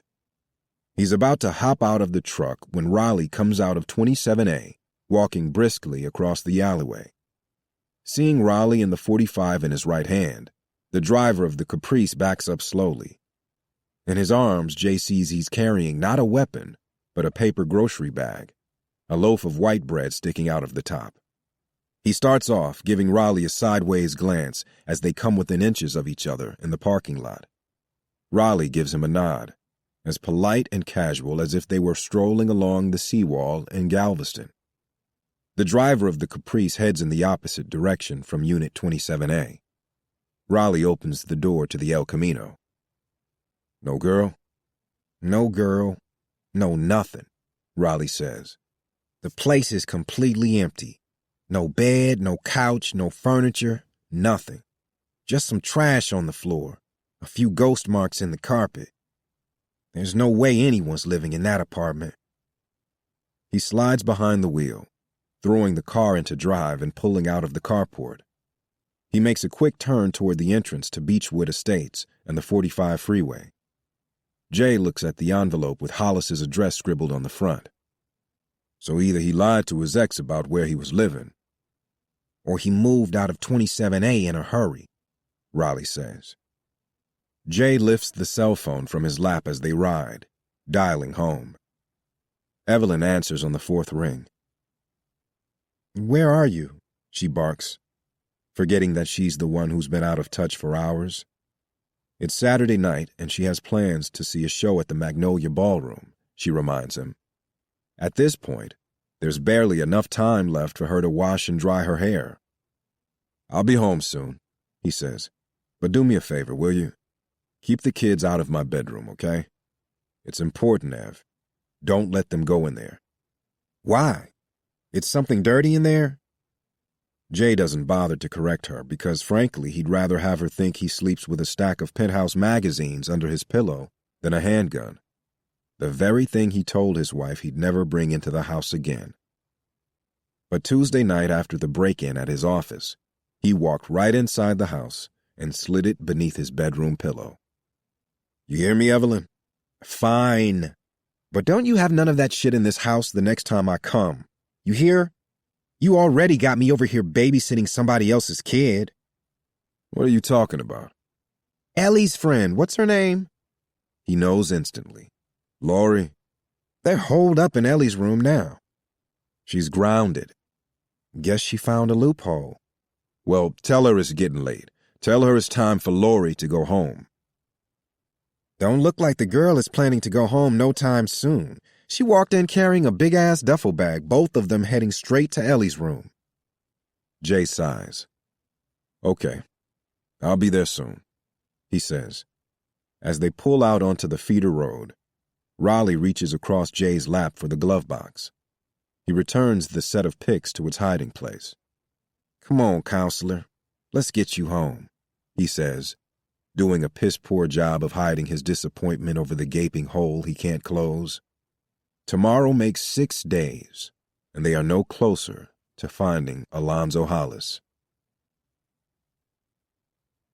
Chapter 10. Ellie is on him the second he walks through the door. "It's just for tonight, I swear," she says. "She had a fight with her mom, and she just wants to get away from home, just for tonight." She's at his heels as he walks through the house. Evelyn bid a quick goodbye in the driveway, offering no more than a small wave before driving off. But she left a pot of oxtails on the stove, peas, and a chopped salad, for which he doesn't think he could be any more grateful. He hasn't eaten anything since a boiled egg at breakfast. He nods at his son, who's lying on the floor on a pile of couch cushions, watching Star Trek. "Hey, Dad," Ben says, barely looking away from the TV. Jay takes off his suit jacket, heading past the kitchen to the front of the house and the main hall that leads to the 3 bedrooms. Ellie, behind him, continues to plead her friend's case. Lori, he guesses, is hiding out somewhere, waiting to hear her fate. "She tell her parents yet?" "This isn't even about that," Ellie says. "She got into a fight with her mom about leaving wet clothes on the bathroom floor. Her mom's fine with her spending the night." Jay stops at the door to his bedroom, not wanting her to cross the threshold. "And the other thing, well, we're going to figure something out." "This isn't your problem, Ellie. Stay out of it." "She's my friend, Dad," she says, in a way that makes it impossible for him to scold her or offer any better counsel than the words that just came out of his daughter's mouth. She's compassionate, not to mention loyal, 2 qualities he finds precious and too fragile for his clumsy hands to touch, tonight at least. "We'll talk about it in the morning," he says. Ellie smiles. She might have thrown her arms around her dad in gratitude if he weren't so stiffly guarding his bedroom door. Did you get something to eat? Yes, sir. Okay, he says awkwardly. Good night, then. She gives him a strange look, suspicious even. It's not even 7 o'clock. Night, she says, before turning toward her bedroom. Jay waits until he can hear the girls' voices, including Ellie's laugh on the other side of the door. Then he steps inside his bedroom, closing the door behind him. The carpet is thick as cream, and the room is softly quiet, too quiet, the mattress on one side of the bed sagging lower than the other. He walks to his pillow, lifting it, feeling the cool metal of the .38. In one swift motion, he unlocks and unloads, feeling reassured by the almost musical notes of the bullets brushing against each other in his hand. He looks around for a place to store them, settling on his sock drawer, where neither of his kids would ever think to check. He tosses the gun in as well. Later, he takes a plate into his room, eating his dinner in front of his bedroom TV. Untied dress shoes at his feet, he leans over a TV tray, sucking meat off a bone, as he catches the last 10 minutes or so of the Hawthorne-Walcott debate on Channel 13.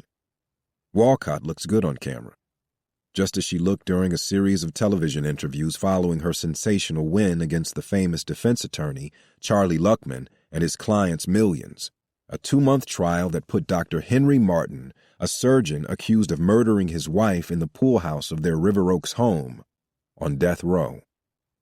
It was a trial no one thought she'd win, some even calling out her hubris for putting herself in the courtroom instead of turning the case over to one of her assistant district attorneys who had more trial experience.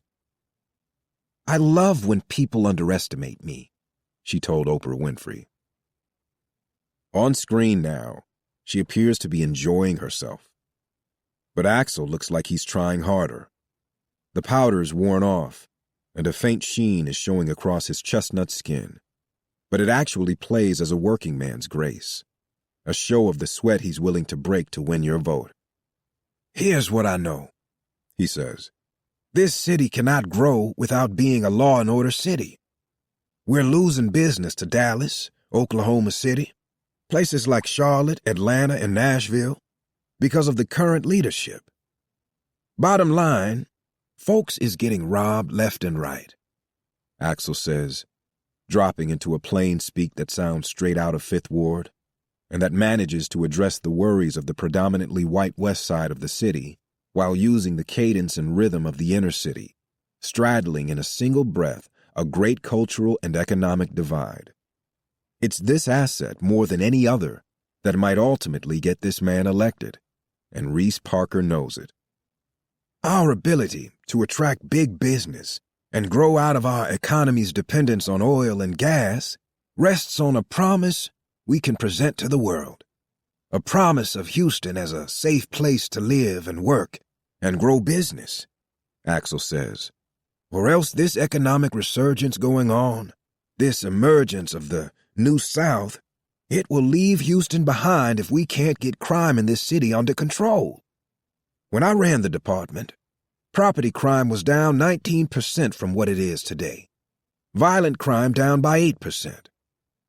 The mention of the police department reminds Jay of his afternoon holed up in an interrogation room and the lingering questions surrounding Neil, specifically why his phone number was in Alicia Knowles' pager.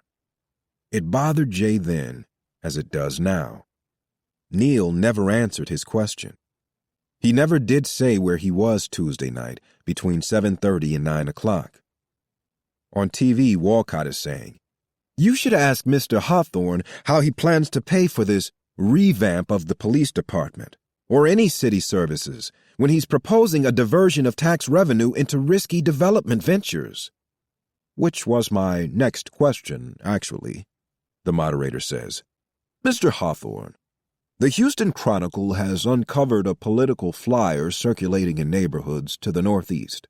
A flyer that suggests your enthusiastic support for a development project along Buffalo Bayou, something one of your political allies, Cynthia Maddox, tried during her tenure in office. It didn't work then. What makes you think now is the right time to pick up the failed project?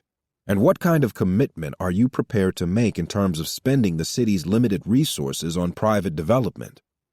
Walcott turns at the lectern, awaiting her opponent's answer. From the satisfied look on her face, Jay feels certain her camp leaked news of the flyer. Parker, he thinks. The shit stirrer. Let me be clear, Axel begins, leaning over the lectern and pointing his right index finger, the universal gesture of shady politicians everywhere. He should have spent a few more hours in rehearsals, Jay thinks. The Bayou Development Project is not now, nor has it ever been, a part of my platform. What then do you make of the appearance of these flyers? Axel looks down at the lectern, as if he might divine a right answer in the grain of its faux veneer wood. He has his suspicions, but does he have the balls to make an accusation on live TV? I think there may have been some confusion at a few candidate forums about my priorities, he says, stumbling over a few of the words. On camera, it plays as evasion at best, outright fudging of the truth at worst. And then the candidates are instructed to move on to their closing statements. Axel first, then Walcott gets the last word, reciting her belief in the need for smart growth, lest a few poor decisions in City Hall undermine the city's stability once again, something she believes Mr. Hawthorne does not fully understand. It's smart of Walcott to pick at this tiny pill of perceived difference between the two law and order candidates. On paper, they are nearly identical, but saddling Axel with the cumbersome and expensive Bayou project makes him appear unsophisticated about issues beyond crime. Jay crosses the room to the armchair. He picks up his suit jacket from the day before, fishing through the pockets inside and out. By the time he finds what he's looking for, the copy of the campaign schedule for Tuesday, November 5th, the debate is over. The candidates are already shaking hands. Channel 13 cuts away from the debate to a promo for the nightly news broadcast, and the first image that pops up on screen is Sandy Walcott with her arm around Maxine Robichaux, the lead story for the 10 o'clock news.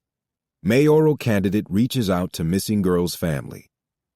It's as if Reese Parker hand-scripted the day's narrative, the leaked question about the Bayou project during the debate, and then the footage of Walcott providing succor to the weeping mother on the nightly news.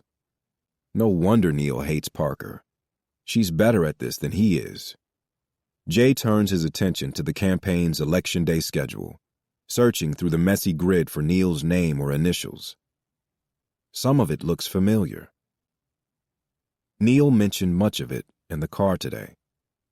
Tuesday, he was scheduled at GoTV Get Out the Vote events in Westchase and Sharpstown, a media event in the parking lot of the Windsor Village megachurch, and visits to polling places, union halls, and community centers, among others, with time penciled in for several stops back at campaign headquarters.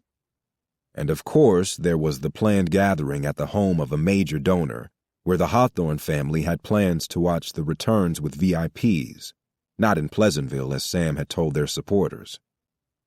What is not here is any indication of Neil's whereabouts from his last GoTV stop, at a rally with volunteers at a satellite campaign office on the west side, to the time he was due at the viewing party, a window from about 7:15 to 9:30, which Jay finds highly odd. Neil simply drops from the schedule, right around the time Alicia was last seen. According to this, Axel's campaign manager could have been anywhere. Detective Moore probably had this information the whole time Jay and Neil were holed up in that interrogation room. Neil has no alibi. Jay walks his TV tray and dirty dishes back to the kitchen, leaving the whole mess for tomorrow.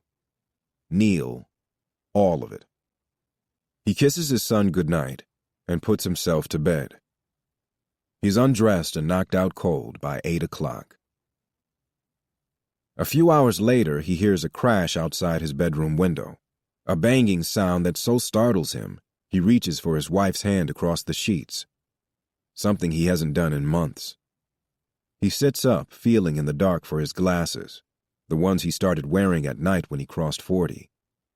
He's supposed to keep a pair in his car for night driving, but has only the one, which he never seems to remember he needs. They are resting on the nightstand. He slides them on and turns on the lamp beside the bed.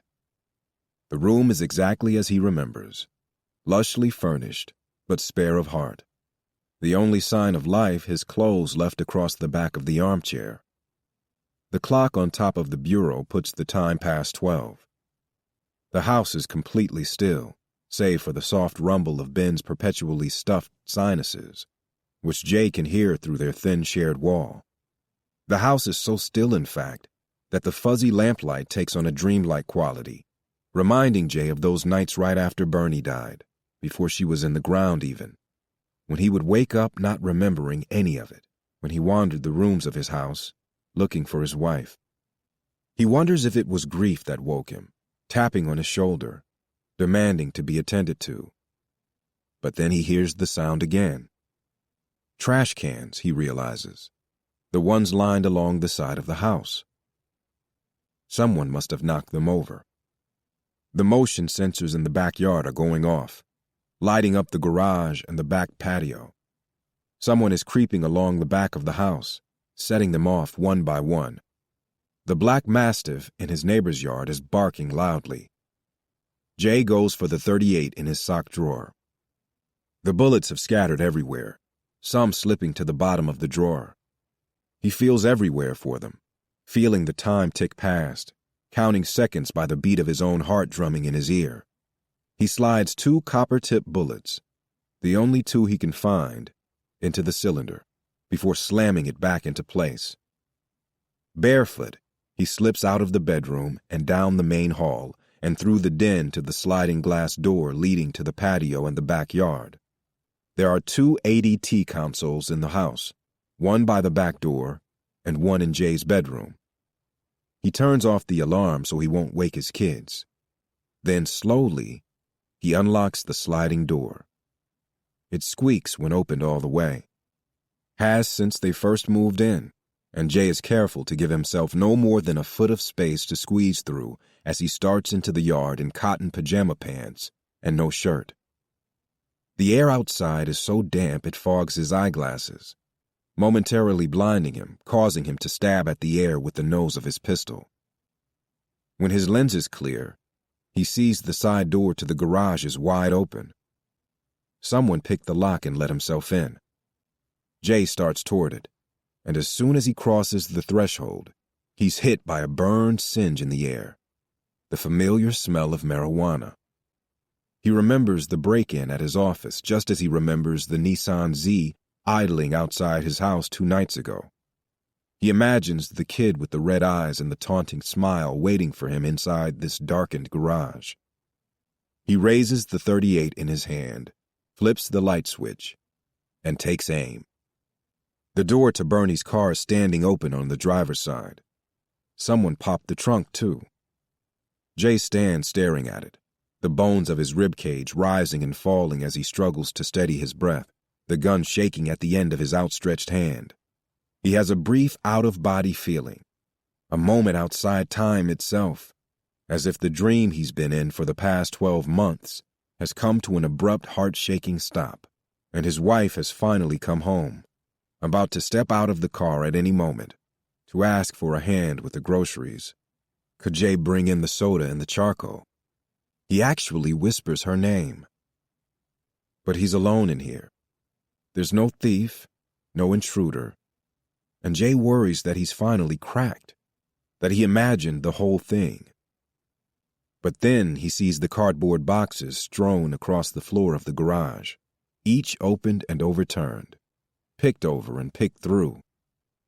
Boxes of stationery from his old office, some of Bernie's work papers, a video camera, and duplicates of some video cassettes that Jay recorded for his biggest cases, including the first images he took of the crude oil bubbling up in Ermin Ainsley's backyard. The first interviews with Ainsley and his neighbors as he prepared for the civil case against Coal Oil. Someone went through it all. The girl, Lori, is standing in the kitchen when Jay stumbles in. confused by the sight of a child not his own. In a loose t-shirt and plaid boxer shorts, she is studying the contents of his refrigerator. She turns at the sound of his bare feet slapping on the stone tiles and drops the open bottle of apple juice in her hand.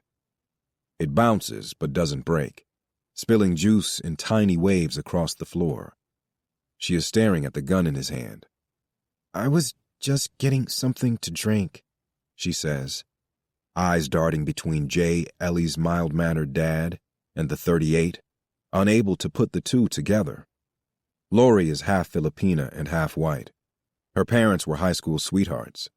She has black hair, stick straight, save for an unexpected and girlish curl at the edges. She backs into the refrigerator's open door, bumping against a ketchup bottle and a jar of Del Dixie pickles. Jay sets the pistol on a nearby countertop, raising his hands a little to show he's harmless. "I thought I heard something outside," he says, trying to explain. "It's nothing. You should go back to bed." He walks to the laundry room, pulling out a string mop and a bucket. Lori leaps on her toes across the spilled juice, skittering out of the kitchen as fast as she can, until Jay calls her back. "Lori," he whispers. When she turns, he's holding a fresh bottle of Mott's apple juice for her. Bernie, he remembers, used to get up in the night both times she was pregnant with the kids. "You get hungry," he says. "Take anything you want." She grabs the juice and then hustles back to Ellie's room. At the sink, Jay fills the plastic bucket with warm water. He actually works up a sweat, mopping every inch of the kitchen, even past the place where the juice spilled, because it's Saturday, and he's sure no one's touched it in at least a week. Later, the bucket put away and the mop drying in the laundry room, he walks down the hall to his bedroom, trying to think what to do next. What calling the police would do at this hour besides frighten his children. To say nothing of the fact that this recent incident, like the one at his office on Tuesday, feels outside the bounds of what HPD is actually good at. Solving crimes with the bluntest, basest of motives, lust and greed, hunger and hatred. Cases put together as simply as stacking a child's set of building blocks. This was no theft, Jay thinks. Not in any conventional sense, at least. Someone sent that kid here, he's sure of it. Just as he's sure that the kid didn't stumble into his office by accident or opportunity. He was looking for something to do with Jay's old cases. Jay remembers finding the business card of John K. Lee in his office, a day after the break-in, and the car bearing Lee's license plate idling at the curb in front of his house. He remembers Lee's connection to Coal Oil and curses that family's name. It just barely crosses the threshold of coincidence, none of it proven. But it's late and his wife is still dead, and so this is where it gets tucked in for the night, his unanchored rage. Somewhere Thomas Cole is laughing at him, plotting against him as he did years ago, the first time he put a dangerous man on him. No, Jay thinks. No cops. He called the police Tuesday night, and what good had it done him? He slides the loaded .38 across his wrinkled sheets, tucking it beneath his pillow. He throws himself across the bed, exhausted. It's after 1 a.m. by now. He stares at the ceiling, asking sleep to have mercy on him, trying to push out thoughts of yet another pregnancy under his roof, and all it stirs up for him. Bernie thought she was expecting. That's how it started. The fatigue, the nausea, and the familiar, peculiar sensation below her navel, like lightning, she said, a sure sign of something growing inside her. They'd been down this road before, but Bernie was strangely ambivalent this time, thinking about her work at the school district, what a baby at 38 would do to her newfound career, never mind her body. She waited a week or so for her period, lining her panties with Kotex, before finally giving in to the idea, going so far as to check the boxes in the garage for new life inventory. They'd need a new crib and car seat, but they were covered for clothes, boy or girl. She took 3 drugstore tests before she finally made an appointment to see her doctor, who did an ultrasound right there in her office and then referred her to a specialist. Bernie tacked the doctor's business card on the memo board in the kitchen, the word oncology printed clearly in black ink. The writing literally on the wall, a message Jay had missed on his many weekend jaunts home from Arkansas and the Chemline trial. Whole hours swallowed up spending time with his kids, driving Ellie to the mall, and taking Ben to the movies, or catching up on his other cases. He hadn't noticed anything was wrong. Hadn't noticed when the boxes of baby clothes went back into the garage. And Bernie never said a word. She went alone to Dr. Klotsky on a day when Jay was at the courthouse in Little Rock and the kids were in school. Days later, it was Evelyn who drove her to and from the biopsy, sworn to secrecy. "Mama and Daddy would just worry," Bernie had said, never mentioning her husband. And Evelyn, she told Jay months later, had assumed that he knew, had even cursed him for not walking off the trial and coming home. "Why didn't you tell me?" he says now, rolling over in bed to look at his wife. She tells him plainly, "It wouldn't have made more time." The woman next to him, it's Bernie as he first met her, at 23. Her hair in twin French braids. She looks tired, though, and uncomfortable, lifting her head every few seconds to find a cool spot on her pillow. Her forehead is damp, and her lips are chapped, as if she's been laboring at some task that has no end. Not yet. He keeps thinking he should get up and get her a glass of water. But will she be here when he gets back? Will she wait for him? It wouldn't have changed a thing, except throw away a case you work years for. Men and women bound to end up like me if they couldn't get to the right doctors. They needed you. You needed me. "Oh, Jay," she says, sighing, reaching to touch his face. He tries to put his hand over hers, but feels only his own stubble, the feverish skin beneath it. "Bernie," he says softly, "I'm worried about Cole." "You did the right thing," she says. She closes her eyes, wincing slightly. She licks her dry, cracked lips. He worries she's in pain, a wave of it hitting her. "Bernie?" "I'm okay. It's you I don't know about." "I'm going to be fine. I got a plan," he says, hot tears stinging his eyes, sliding down the sides of his face, pooling in the hollow of his neck. "I can just lie here and wait. I can wait it out, B. Long as it takes. I can wait till I get to you. It's this I can't do." "But you got to." He hears the clang of a bell, a shriek and a command at once, like the ones that used to ring through the hallways of his junior high school, calling an end to the day. He turns when he realizes the sound is coming from his bedside phone. It's nearly shaking with the vibration of whatever is coming through the line. He goes to answer it, but Bernie grabs his arm. This, he feels, through to his bones. "The girl, Jay," she says. It takes him a minute to understand what she's saying. "Alicia?" "The news. It's not good."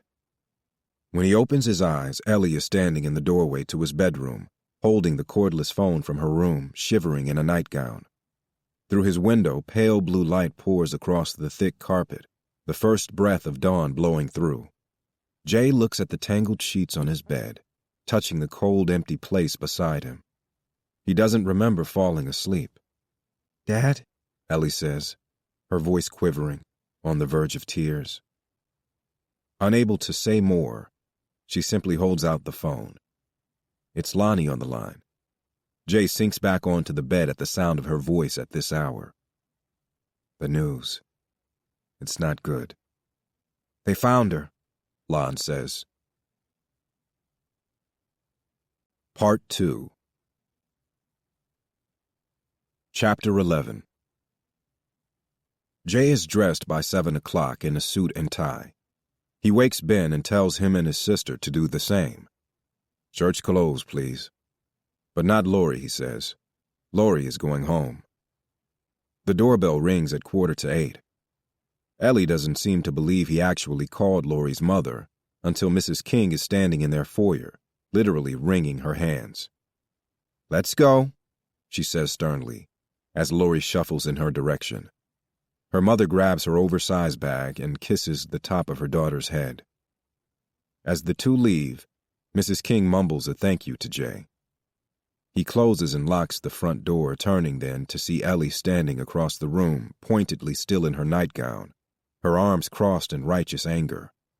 Behind her, Ben is in a navy sports coat and tan slacks, his big boy uniform. He's nibbling the edge of a Pop-Tart. What's going on? He says, looking between his sister and his dad. Jay doesn't answer, instead asking Ellie if she wants toast and eggs. I can't believe you just did that, she says. Get dressed. You promised you wouldn't say anything. No, I didn't. She glares at her father. I will never trust you again. You told me because you trust me, because you wanted me to know, because deep down you wanted my help. Lori can hate me all she wants. You had no right to do that to her. She's 15 years old, Ellie. She needs her mother, not me. Which was the wrong thing to say to his daughter. He wants to take it back immediately, to say it with more grace, all of it, every word that's come out of his mouth since her mother died. He takes a step toward her, but she backs away, tears pooling. If there's an emotional place past devastation, he's looking at it right now. More than hurt, she looks stunned. Don't touch me, she says, fleeing. He follows, calling her name as he hears her bedroom door slam. He puts a hand on the door, but can't bring himself to barge in on her. It's a line he feels he can't cross. Get dressed. We're leaving in 10 minutes. I'm not going anywhere with you. Then don't do it for me, okay? He says. Don't do it for me. 20 minutes later, she emerges wearing a dark olive green dress. She asks Ben, and not her dad, to help with the buttons, which tiptoe up the back of the silk bodice. It's the dress she wore to her mother's funeral, the only nice one she has. In silence, the three of them line up and go out the back door, Jay careful to set the alarm before they go. Outside, Ellie climbs into the back seat of the Land Cruiser, leaving Ben up front with his dad. This early, it's still cool in the car, and Jay can see his breath all the way until they get to the 610 freeway. He takes it north, heading toward the neighborhood of Pleasantville. Lonnie is waiting outside the church. Along with reporters from every TV station in the city, including Univision and the UHF channels, standing under umbrellas to block the rising sun, running through their lines ahead of the cameras starting to roll. Cool, Ben says, seeing the media hubbub. Shut up, Ben. What? Ellie kicks the back of his seat. Someone died. Oh, he says, because he will never again hear those words and not know what they mean. The thorny path some family's about to start down. He looks at his dad, next to him in the driver's seat. Is this the funeral? He asks, sudden nerves showing. He'd had a terrible time at his mother's service. No, Jay says. Just folks looking to gather. It's Sunday, son. He pulls into the grass and gravel parking lot across the street from the Pleasantville Methodist Church, Pastor Moorhead's house of worship. Along the cracked concrete at the curb, there are campaign signs bent and softened by yesterday's rain, a cockeyed line of red, white, and blue, waving like parade drunks at passers-by. Hawthorne for Houston. A Walcott win is a win for you. Lewis Acton means action for Houston. Jay squeezes the Land Cruiser between a Ford and a white Pontiac, cutting the engine. The second he steps out of his car, buttoning his suit jacket, he hears the music, pouring through the open doors of the white-clapboard church. The hymn is a knee-buckler. What a friend we have in Jesus, daring God to say something about the organist's secular 12-bar take on it. But blues is the only color for this solemn morning. Jay nods to the sisters in the parking lot, decked out in feathered hats, decorated with plumes of purple and gold, bands of rose and coral. They walk quickly, making sure to get a seat for the 10 o'clock service, their only chance to hear Pastor Moorhead's sermon. Young and unmarried, he does not have children of his own, but he had coached the other 2 girls who'd been killed, in intramural girls' basketball and track, had held the hands of their grieving parents. Jay crosses Tilgham, meeting Lonnie at the edge of the church's lawn. She sucks down the last of a parliament, then grinds the spent cigarette against the heel of her shoe. She's wearing a black pantsuit, too big through the shoulders. "Hey," she says, following Jay and the kids up the church's walk, whispering, "The boyfriend? He's got no alibi, by the way." Jay sends Ellie and her brother ahead. "Sit wherever you can," he says. "There's no accounting for him Tuesday night," Lonnie tells him, the 2 of them standing in the doorway to the church. "He skipped dinner in the dorm, and his roommate didn't see him until the following afternoon. And get this, the boyfriend? Name of Kenny Esther. He had an 8 a.m. statistics class Wednesday morning, but he never showed." "You talked to the school?"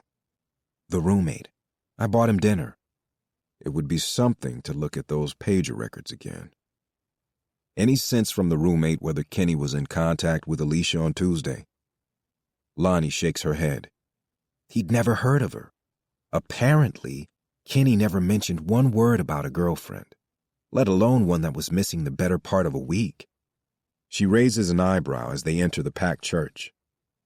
The air inside Pleasantville Methodist is thick and warm, tinted amber by the rows of stained glass windows on both sides of the church, the sun pouring in from the east, spinning a melange of colors into gold. Folks are waving hand fans. Johnson's funeral home advertising on one side, a grim promotion on this morning in particular. Jay and Lonnie take the 2 remaining seats in the back left pew, sliding in beside Ben and Ellie, who are squished against the congregants on the other side. It smells of hair lotion in here, Love's Baby Soft, and aftershave, all of it together making Jay wish he had one of those hand fans himself. He feels his armpits grow damp. He has to reach over and touch Ben's leg to keep his son from fidgeting. After the opening prayer, Moorhead, in his deep blue robe, the edges trimmed in gold braid, looks out across his congregation. "I think by now, some of you have heard the news about Alicia Noel." There are a few gasps in the sanctuary, cries of, "Oh no."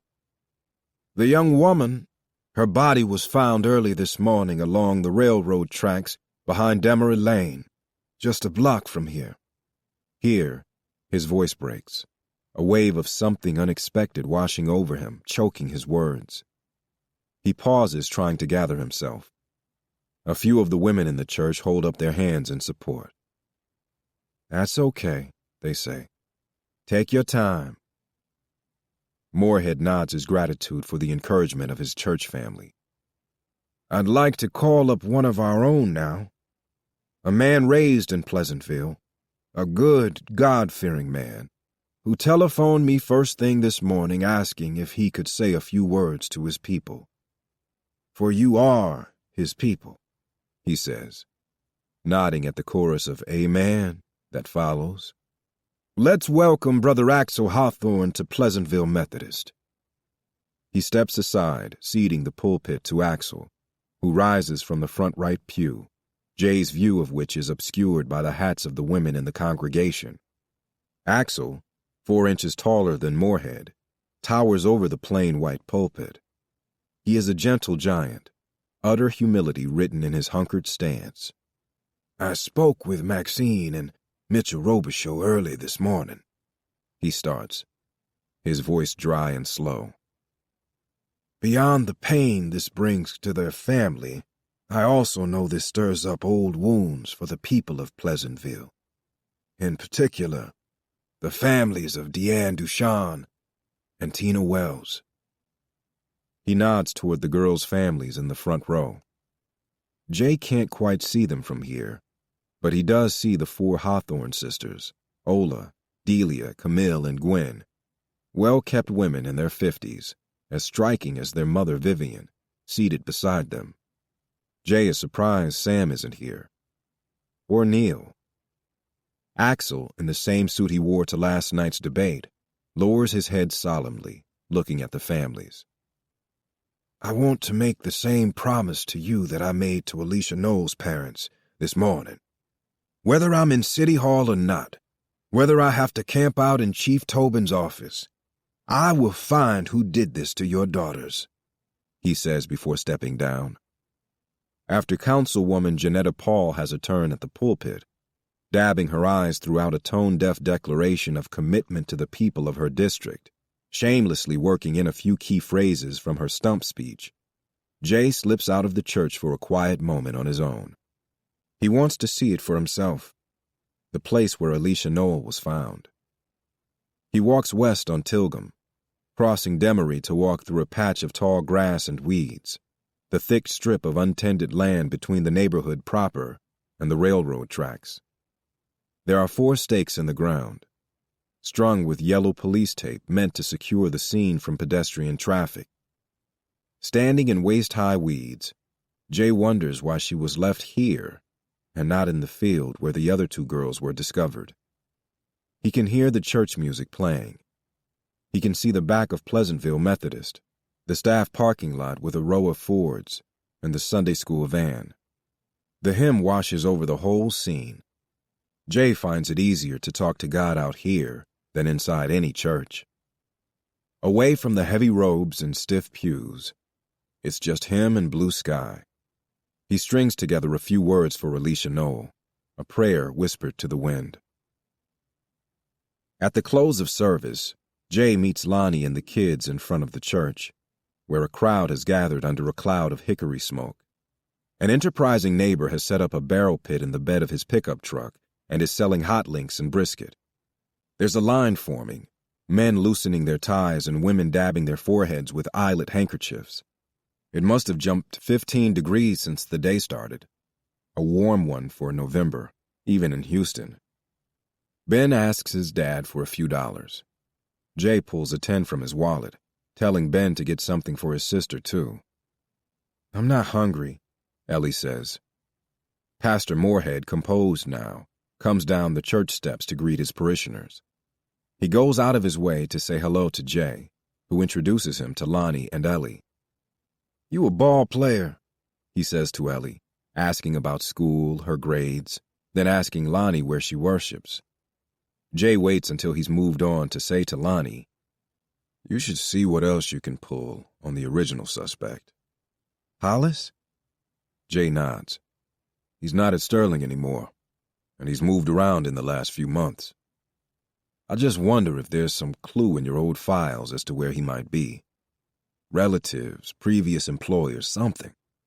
Maybe if you get a chance tomorrow, you could comb through your notes, see if anything jumps out. Maybe, she says, sounding stiff, distant. Jay turns to her. I've got a job interview tomorrow. She shrugs, rolling her eyes to take the sting off it. At a paper? At a restaurant. And then, because she can't bear the look on his face, the concern inching toward pity, she says, I figure I can sling drinks at night. Still try to write some during the day. I'm not giving up or anything, I'll have you know. I'm not. Jay nods absently, but is distracted by a distressing sight. His dissatisfied client, Jelly Lopez, with his wife and 4-year-old daughter Maya, walking through the crowd with a man Jay doesn't recognize. He's Mexican like Jelly, with a Pat Riley slickback and a very nice M. Penner suit. They're with a few of Pleasantville's newest residents, Bill Rodriguez, Arturo Vega, and Patricia Rios, all clients of Jay's too. He watches as they make their way through the Sunday crowd, using the moment of community solidarity to press an agenda, crossing religious lines to make their pitch. They're shaking hands with their neighbors, making introductions. Pat Riley smiling covetously at everyone he meets. Ricardo Aguilar. Jay would put money on it. He's about to confront the man when Janetta Paul, likewise making the rounds, stops him. Jay Porter, she says, dabbing at her hairline with a pink handkerchief. An act, he thinks. He has never, ever seen her sweat. I don't believe I've seen you at any of my fundraising events this season. You don't need my money, Janetta. Ha, she says, laughing at the very thought. Besides, I don't live in your district, remember? Neither does he, she says, nodding across the church lawn toward Ricardo Aguilar.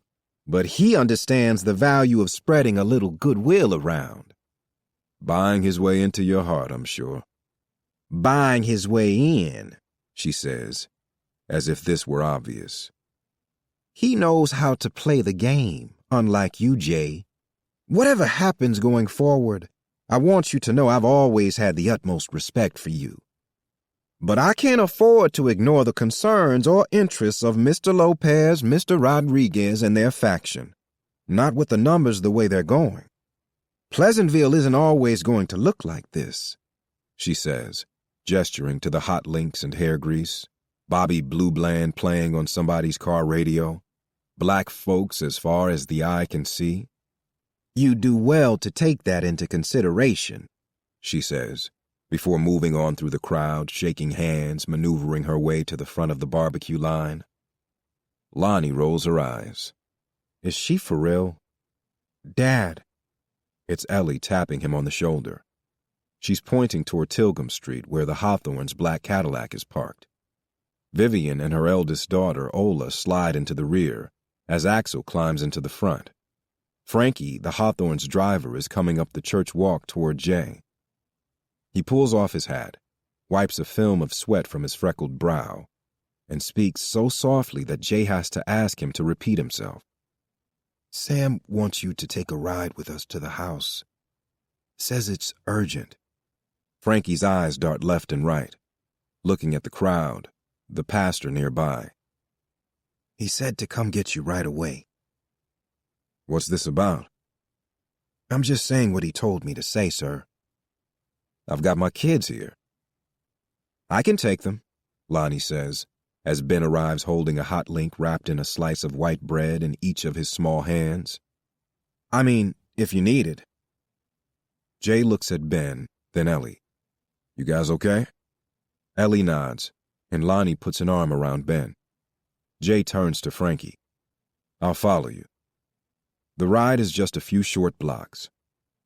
He parks his Land Cruiser behind the Cadillac right in front of Sam Hawthorne's house. Axel's out of the car first. As he makes his way up the front walk, he doesn't look at Jay. Vivian and Ola decline to exit the car, and Frankie remains behind the wheel, letting the Cadillac's engine idle softly. Jay lingers in his car, hesitating for a few seconds, a bad feeling in his gut.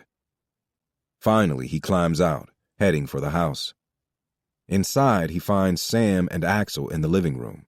Sam, with his back to the door, standing by the bar pouring himself a drink. Absolutely not, he's saying to his son. You stay as far the hell away from this as possible. For as long as possible. Walcott gave us a head start with the press. She swears she had nothing to do with it, has promised to recuse herself from any supervision of the case. He's still wearing his hat and his overcoat. What's going on? Jay says. Sam throws back the scotch. Neil's been arrested. I still think I should go down there, Axel says. Arrested for what? Obstruction. The Knoll girl? They think he knows more than he's saying. He's in custody? Downtown? They picked him up at his house, 6 o'clock this morning. Not even an hour after the girl was found, Axel says. No way this isn't Walcott's doing. I wouldn't have thought she'd go this low, Sam says. Then it's Parker. Either way, he's in trouble. They're holding him? Jay asks, slightly incredulous. Sam pours another drink. Slow down, Dad. He'll bail out today, Sam says. They'll arraign him tomorrow. He throws back the drink, setting the tumbler on the bar top.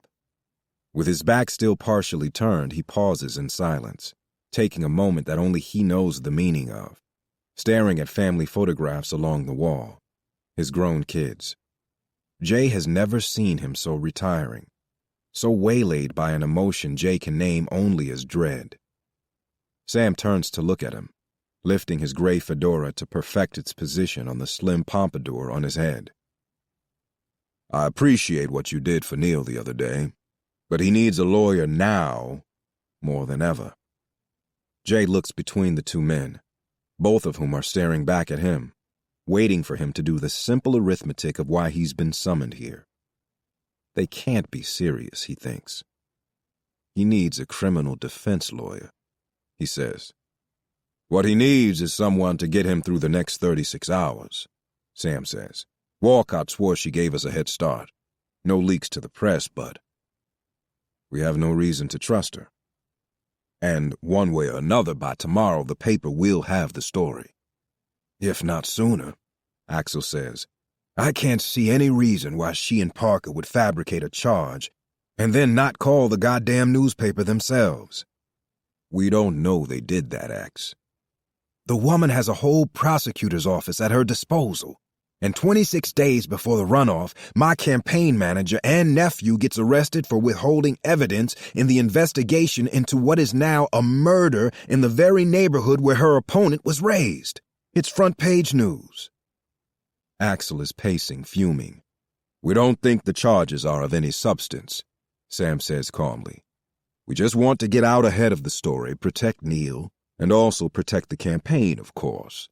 But the clock is already running on this thing. Where's Marcy? Your press aide. You're the only one we've told, Axel says. Me? We need you to do us this favor. People like you, Jay, Sam says. They trust you, think you're a man who's always on the right side of things. Neil walks into a courtroom tomorrow, you at his side, and it sends a message to the city that a man, a good man, a man Pleasantville has chosen to honor and to protect their interests, is standing by Neil.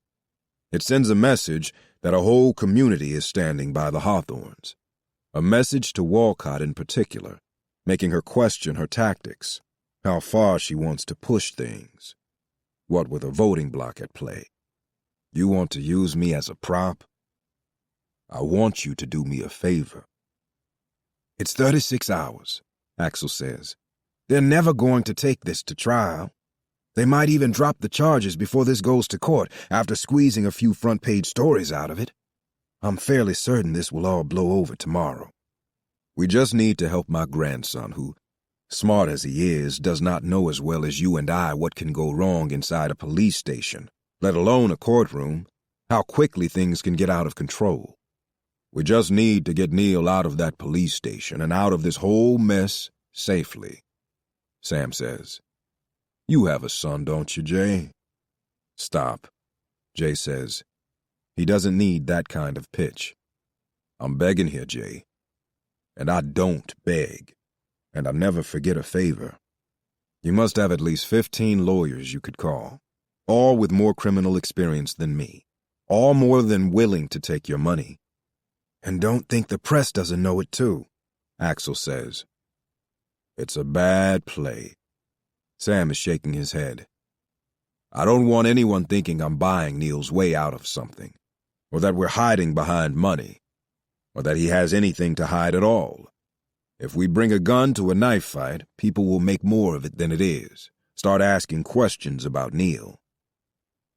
Questions like what? Jay looks at Sam and at Axel. They're too quiet, he thinks. You know where he was Tuesday night? He says he was working, Sam says. Work that he didn't bother to put on the campaign schedule. I have no reason not to believe him. They found his number in her pager, you know. Did it ever occur to you that the cops might be right? That Neil knows more than he's saying? It's a stunt, Jay. I hate to back you into this, Axel says. I hate to trade on our past. But there's no one else for this, Sam says. You as Neil's lawyer in the courtroom. You'll put an indignant spin on the arrest. Messing with Neil on a bullshit obstruction charge while there's a killer still out there. It's a thing of gold you got, really. A reputation like yours can be worth a lot of money. I don't want your money. That's the beauty of it, Sam says, smirking a bit and slurring his words, looking, despite the circumstances, almost pleased with himself. "You're clean, son. Not a soul in Harris County thinks Jay Porter does anything for money." He reaches into his coat pocket for a pack of cigarettes, wobbling a bit on his bad leg, ignoring his son's advice to slow down on the scotch. "But you and I know better, don't we, Jay?" he says, lighting a cigarette. He exhales, blowing a hot breath of nicotine and liquor in Jay's direction. "For what it's worth, I think Jelly Lopez is a fool for turning his back on you, and I am alarmed by the number of plaintiffs who've been swayed by Ricardo Aguilar's promise of a pipe dream. More signing the petition every day, I'm told. I'd certainly be willing to do everything in my power to stem the tide. Reverse it, even." He comes closer, moving his short bow legs like fragile twigs, using the edge of a nearby chair to steady himself. "How much have you laid out on Pleasantville so far? It must be in the hundreds of thousands by now. Tell me, Jay. Has it hit $1 million yet?" Jay puts out a hand. Anything to make him stop talking. 36 hours, he says. He'll take the deal on the table. His name and likeness in exchange for Pleasantville. His retirement plan. His ticket out. I can wait, he thinks.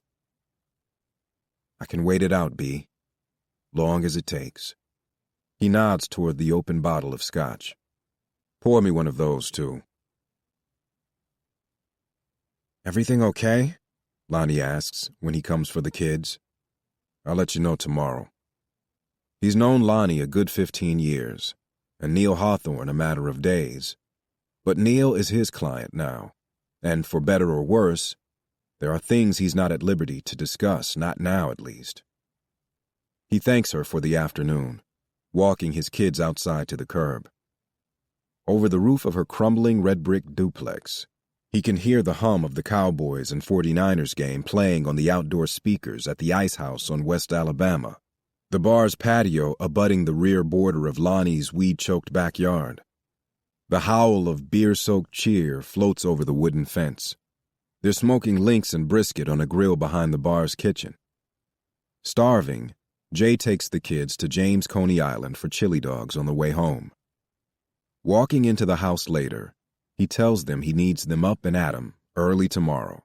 Something big going on for him downtown. "I don't have school, remember?" Ellie says, clearing away the leftover breakfast dishes without being asked, either out of genuine contrition for her outburst this morning, or to soften this reminder that she was suspended from school. Jay had completely forgotten. He sighs, trying to figure just how this is going to work. He doesn't want her home alone, not with the mysterious man in the Z on the loose. "I guess this means you're coming with me," he says. "Dress for court." "What does that mean?" "No jeans." Chapter 12. The formal charges of obstructing a government operation into the investigation of the death of Alicia Ann Knoll are to be read at 1:30 this afternoon, sandwiched into a docket filled with DWIs and domestic assault charges, and any other leftovers from the weekend arrests. Jay has arranged to meet Neil an hour before that, when most court watchers are out to lunch. He's to come alone, no campaign staff, as too many of them together at one time might as well be a campaign event. Neil on his own will draw far less attention. Jay will be waiting. Until then, he's holed up at his office on Brazos. Eddie May has made a proper fuss over Ellie, bringing her glasses of lemon tea and letting her use the desktop computer.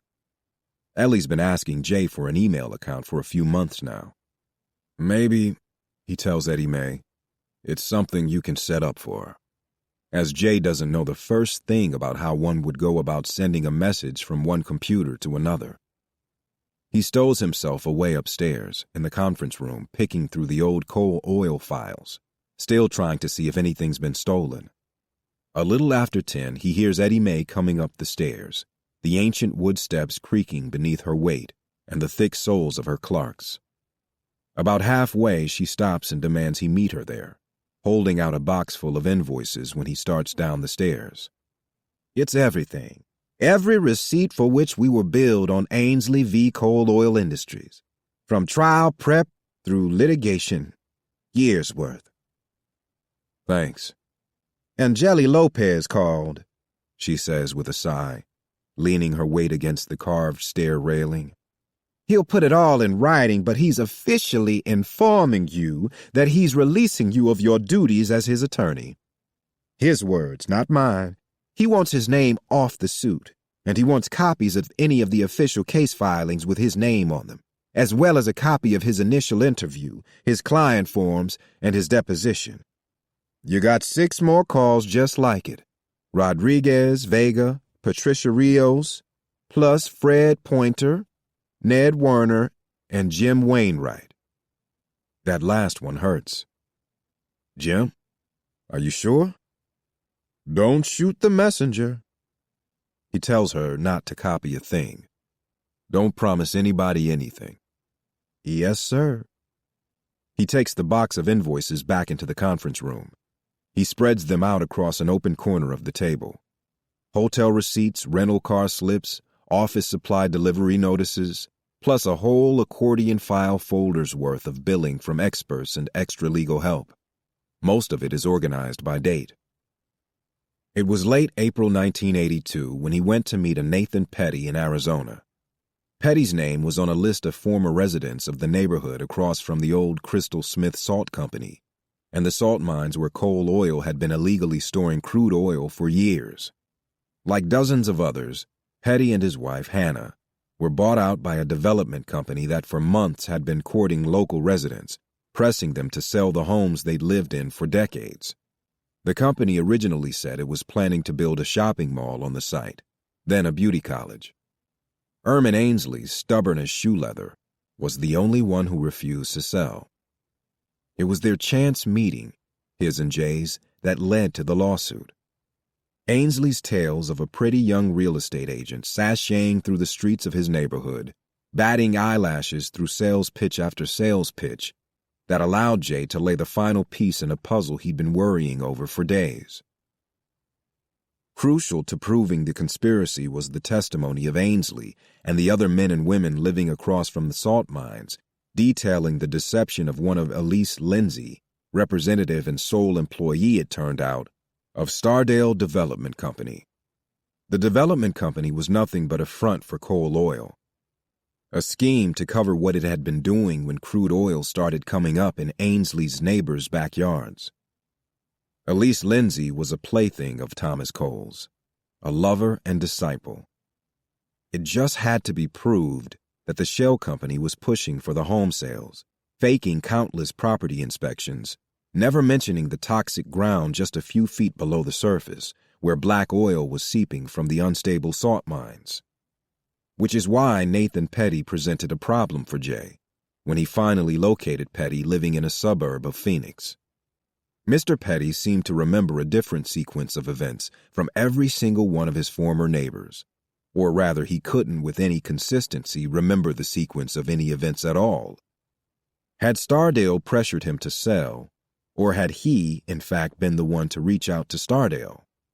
An improbability that left open the possibility that Stardale was not a vulture swooping down on unsuspecting homeowners at the behest of Coal Industries, but a legitimate business. The thing is, I just can't remember how I got that gal's card, Petty had said to Jay. A good defense lawyer could make a meal out of this single crumb, if he or she was crafty enough. Petty's shitty memory was enough to win the case for Cole. Jay had been all set to take the man's deposition when he suddenly hesitated, stepping outside to call his wife for guidance. 2 minutes later, he was standing on the man's front porch telling the hired court reporter, who'd arrived late, that he wouldn't need her services after all. She shrugged and lugged her machine back to her Toyota Celica. The Phoenix-based agency billed Jay for the day anyway, because he'd canceled at the last minute. He is right now staring at the invoice, the only proof that he ever called a court reporter with the implied intention to depose a witness to the address of Nathan Petty, a man who, as far as opposing counsel was concerned, had never been found. "Do it for them," Bernie whispered to him that night when he made it back to Houston. "Do it for your clients." She told him he shouldn't tank his whole case because of the faulty memory of a senile old man who died before a verdict was ever read, before anyone but Jay knew he had been residing in Phoenix for years. She came close to suggesting he had a moral obligation to omit this one fact in service to a higher truth, more substantive and meaningful than what usually manages to squeeze its way through the cracks in the rules of law. But Jay Porter was the one with the bar card, the one who took an oath to uphold those very rules, including but not limited to the rules of discovery. He was the one who knew better. He folds the yellowing invoice, lining up the edges with precision, and tucks it into the inside pocket of his suit jacket. The agency itself surely has its own copy. Someone would just have to know to look for it. The question is whether or not Thomas Cole hired someone to break into Jay's office and snoop around for proof. Whether he already knows about Nathan Petty. Neil is late, of course. Jay glances at his watch, then at his daughter, who was leaning against the tiled wall of the 17th floor of the courthouse, hands in the pockets of her denim skirt, perhaps thinking she should have listened when he told her to bring a book. "I'm bored," she says, staring down the tiled hallway at the lawyers lugging scuffed briefcases and at the spectators and jurors loitering near the washrooms. He smiles at her, trying not to show his nerves, embarrassed by them in some way, a fish afraid to swim. He hasn't been in a courtroom since Bernie died, hasn't been in this very courthouse since before Ellie was born. It's warmer than he remembers. The lights are brighter, too. But the smell is the same. Coffee and industrial-grade disinfectant, and the musk of fear. It brings back 1,000 memories. Petty theft and solicitation, misdemeanor assault and the like. Criminal cases that were the bottom rung of his practice for years. "Hey, you know about computers, right?" he says to Ellie, remembering her hunched over Eddie Mae's desk. "You want to do your dad a favor." Ellie comes off the wall with a shrug. Jay reaches for a slip of paper from his jacket pocket. On it, he scribbles the name, Ricardo Aguilar. According to the State Bar Directory, a copy of which Jay keeps on a shelf behind his desk, Mr. Aguilar has been licensed to practice law for only 3 years and lists as his primary field criminal law, which Jay finds odd to say the least. He has no idea if Aguilar has ever tried a civil case, let alone a class action suit as big as Pleasantville's. But at least here in the criminal courthouse, he can access Aguilar's entire history as a defense lawyer. He sends Ellie down to the 3rd floor. "Log on to one of the terminals and type in this name," he says. "Tell one of the clerks to print out everything that comes up." Ellie nods, a tiny smile cracking through the facade of teenage weariness. She seems surprised, excited even, to be asked. "I can do that," she says. "I know." Jay watches her go, and he waits. He's already been into and out of the 209th District Court twice, once looking for Neil when he first arrived, and then again 15 minutes later so he could introduce himself to the judge's clerk, because he remembered that's how it's done. From her, he received a copy of the official complaint against his client, filed by the DA, handling the matter, plus what little discovery exists at this stage. All of it. The arrest report, Detective Hank Moore's statement on the issue of probable cause, notes from his interviews with Neil Hawthorne and Tanya Hardaway, field director for the Hawthorne campaign, is barely 5 pages long, but not without its share of surprises. "You fired her?" he says, when Neil finally arrives in wrinkled slacks and shirt sleeves, looking as though he's just come from the campaign office. He stares at the papers in Jay's hand, and then makes a grab for them. "Where did you get this?" "Come with me," Jay says, pulling him down the hall. Inside the 17th floor men's room, he checks stalls 1 through 5, all empty, then puts his back against the bathroom door, turning to face Neil. "You fired your field director a day after she talked to Detective Moore."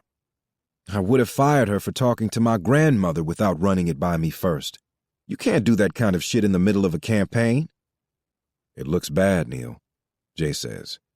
"It looks like obstruction." "This is all Reese Parker. You understand that, don't you? The arrest, using Walcott's office to file charges on me. This will go down in history as one of the boldest moves that's ever been pulled. Having the opposing candidate's campaign manager arrested," he says. "My kids will be talking about this." Tanya gave them a copy of the schedule, Neil. Tuesday night, all key campaign staff can be tracked by the minute. Everyone except you. From about 7 to 9:30 that night. So again, where were you, Neil? Neil rolls his eyes at Jay's earnestness, his honest belief that there's anything to this little judicial charade.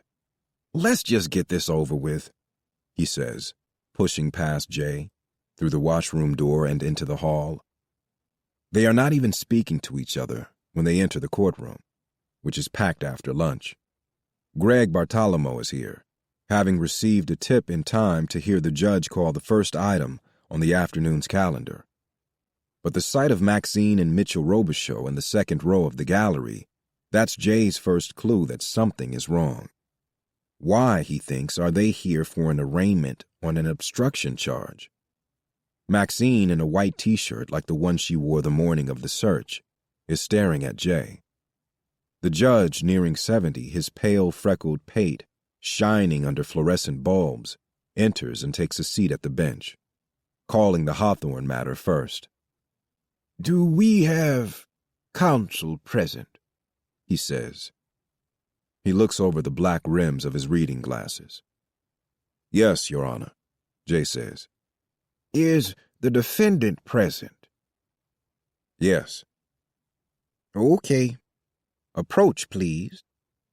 There's a small wooden gate between the gallery and the well. Jay holds it open for Neil, nudging him to the defense table on the left. On the other side of a lectern, the assistant district attorney handling the matter has his head in a stack of paperwork at the state's table. "All right," the judge says. "I've got here State of Texas v. Neil Patrick Hawthorne." He looks up. "Appearances?" Jay Porter for the defense. "Matt Nichols for the state, Your Honor." The judge looks at Jay. "Is your client ready to be arraigned, counselor?" Neil speaks before Jay has a chance to. "No, Your Honor." Jay turns to his client. "What are you doing?" "Mr. Porter?" "Your Honor, can you give us a minute?" "A very short minute." Neil, the former law student, lowers his voice. "I want to defer my arraignment," he whispers to Jay. "The runoff is in 25 days. If they still want to charge me, they can charge me after Axel's elected mayor." Fine, Jay thinks. That's way past his 36 hours.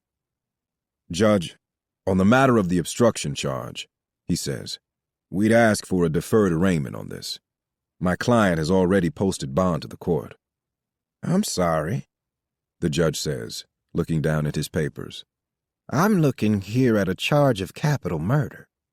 He looks up, ripping off his reading glasses, staring down at Jay and his client. "What are you two talking about?" The assistant DA, Mr. Nichols, a sandy-haired lawyer in his 30s, raises a hand. "That's my fault, Your Honor. Mr. Porter doesn't have a copy of the amended complaint. This came down from the grand jury this morning." "What's going on?" Neil whispers in disbelief. Jay feels his stomach sink. "They think you did it." "What?" He looks at his lawyer, then the judge. "Are they serious?" "They have an indictment." "This is absurd." "Don't say another word," Jay tells him. "Stop this." he hisses at Jay. I can't. From her desk beside the judge's bench, the clerk holds a freshly stapled stack of papers. Jay, stunned, doesn't move right away. It's Nichols who crosses the courtroom to the clerk's desk, retrieving the amended complaint and delivering it to opposing counsel himself. Jay stares at the first page, the words laid out in black and white.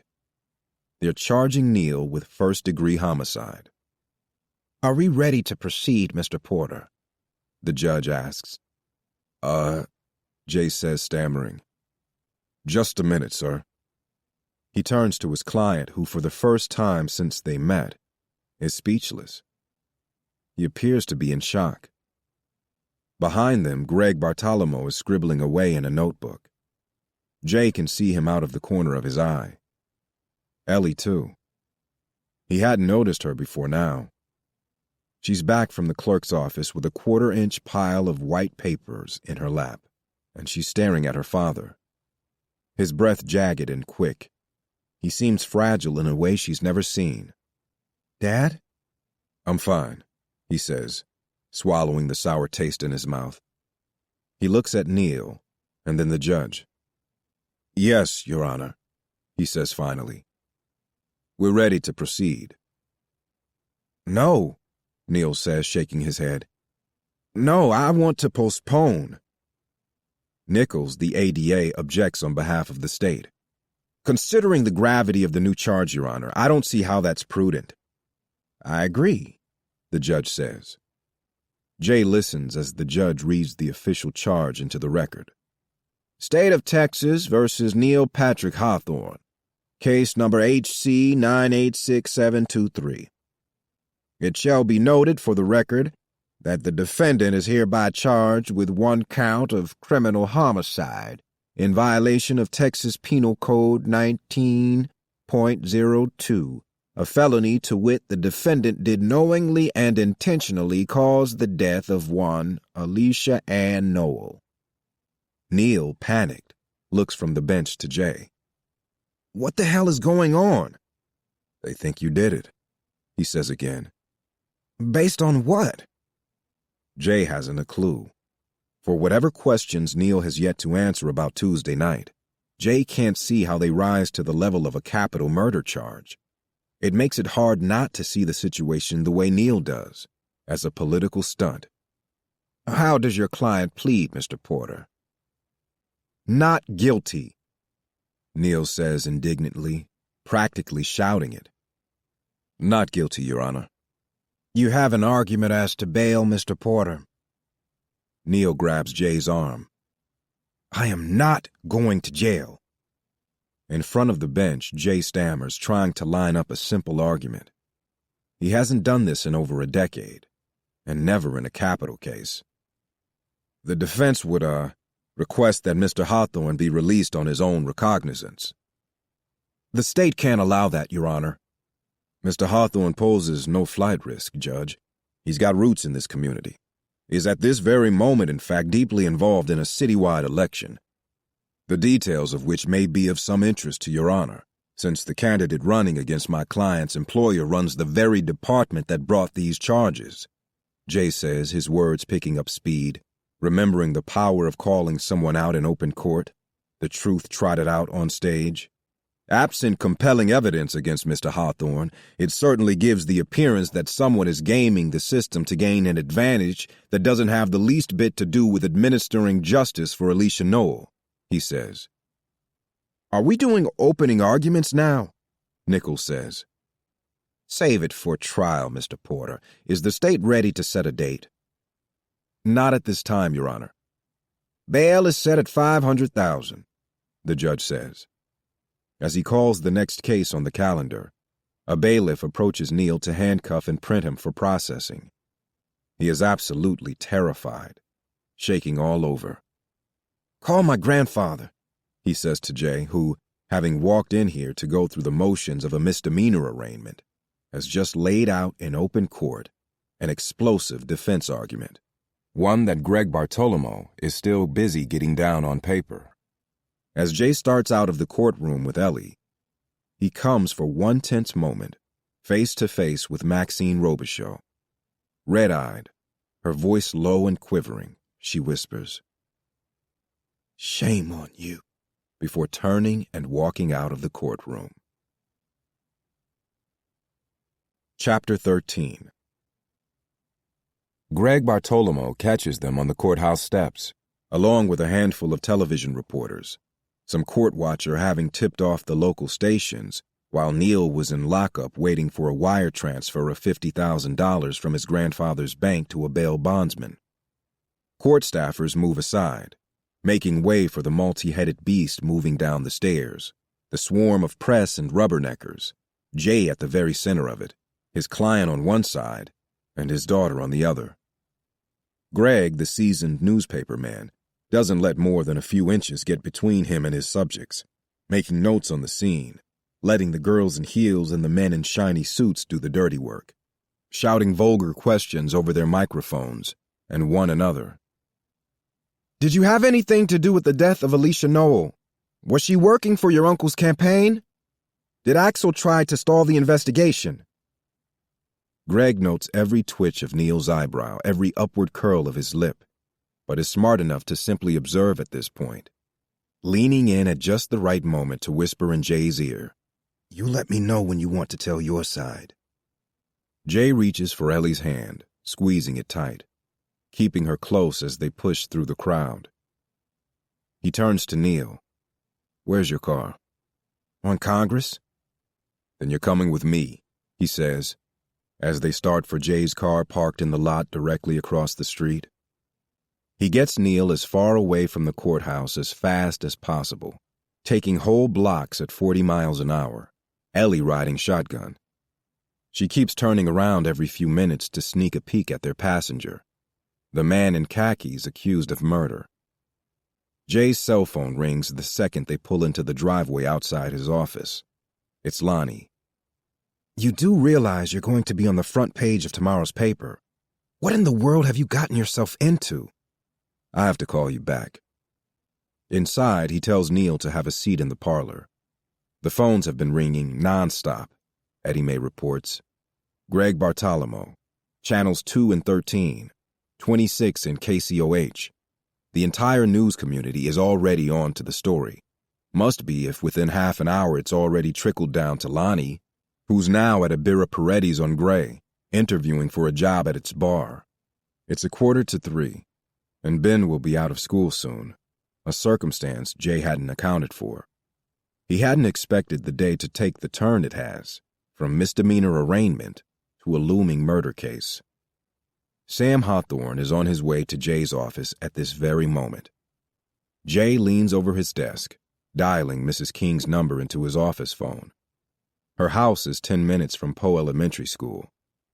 Ellie stands on the other side of the desk, watching her dad. She's been asking a version of the same question since they left the courthouse. "Who was that woman?" she says, meaning Alicia's mother. "Why did she say that to you?" When Alice King answers the line, Jay asks for a favor, running through a routine they've traded back and forth for months. Would she mind picking Ben up from school and maybe swinging by to get Ellie too? She could take them back to her place. Jay promises to bring dinner later if she wants. There's an unexpected stretch of silence on the other end. "Actually, I don't think Lori is going to be spending so much time with Elena anymore. I just don't think the girls are the best influence on each other." "Oh," Jay says. He's caught off guard at first, and then furious. "Right, 'cause my daughter got yours pregnant." "Excuse me? Dad!" "Never mind," he says. "Forget it." He hangs up on Mrs. King. "Eddie Mae!" He calls her into his office and begs her to take Ellie to pick up Ben from school, to try to kill an hour or so. "You all right here on your own?" she asks. "Yes, ma'am." "Dad, what's going on?" "Just go, Elle." He locks the front door when they're gone and turns to Neil, sitting on the antique sofa, newly humbled from his brush with lockup, his clothes damp and wrinkled with sweat, circles of it spreading under his arms. He leans forward, head in his hands. "I can't believe this is happening. Do not listen to a word Sam says. You need a lawyer, and you need a lawyer now. Forget the campaign, your uncle. You need to protect yourself. I don't understand how this is happening. I'll tell you how. Your phone number in her pager. The fact that yours was one of the last calls before she went missing. And the gap in the schedule, not to mention your failure to disclose any of this to Detective Moore. It's circumstantial and it's thin, but it's there. They don't have any physical evidence, but the autopsy isn't set until tomorrow. That could change, I guess. Neil shakes his head at what Jay is suggesting. I never touched that girl. There's a loud knock on the front door. Here they come, Jay thinks. He unlocks the door and lets in Sam and Axel, but blocks Marcy, the communications director, and Stan, the campaign's finance director, from entering the building. They can wait outside, he says, closing the door on them and relocking it. He turns to Sam and Axel. Your time is up, he says. Neil needs a criminal lawyer, and a damn good one. Sam's face is damp with perspiration. Axel, too, looks as if he might have run all the way here. Can we just sit somewhere and talk? He says, looking out the window, where Marcy and Stan have a view of this confidential meeting from the front porch. Jay shows them down the hall to his private office. Neil is the only one who sits, picking a chair directly across from Jay's desk. The others choose to stand. Because the heating system is funny in this place, Jay's office is always a good 10 degrees warmer than the rest of the house. Sam, sweating, removes his overcoat, tossing it onto the back of a chair. He pulls out a pack of cigarettes. I'd rather you didn't, Jay says. Tell me you have something to drink at least. You're not staying. Pacing the office, Axel seems utterly mystified, shaking his head over and over again. You can't take someone to trial on what they have. You can if you don't care if you win, Jay says. This isn't about a trial. The DA's office hasn't even set a date, Neil says. They're going to let this sit out there, Sam says, on the front page of the newspaper until the runoff. It's a goddamn death sentence for the campaign. But why me? Neil says. They saw an opportunity, and they took it, Sam says. Jay asks Neil again. Where were you Tuesday night? Wait a minute, Sam says, stepping forward.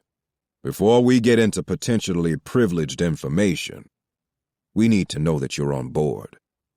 With what? We want you to represent Neil. I'm not a criminal lawyer.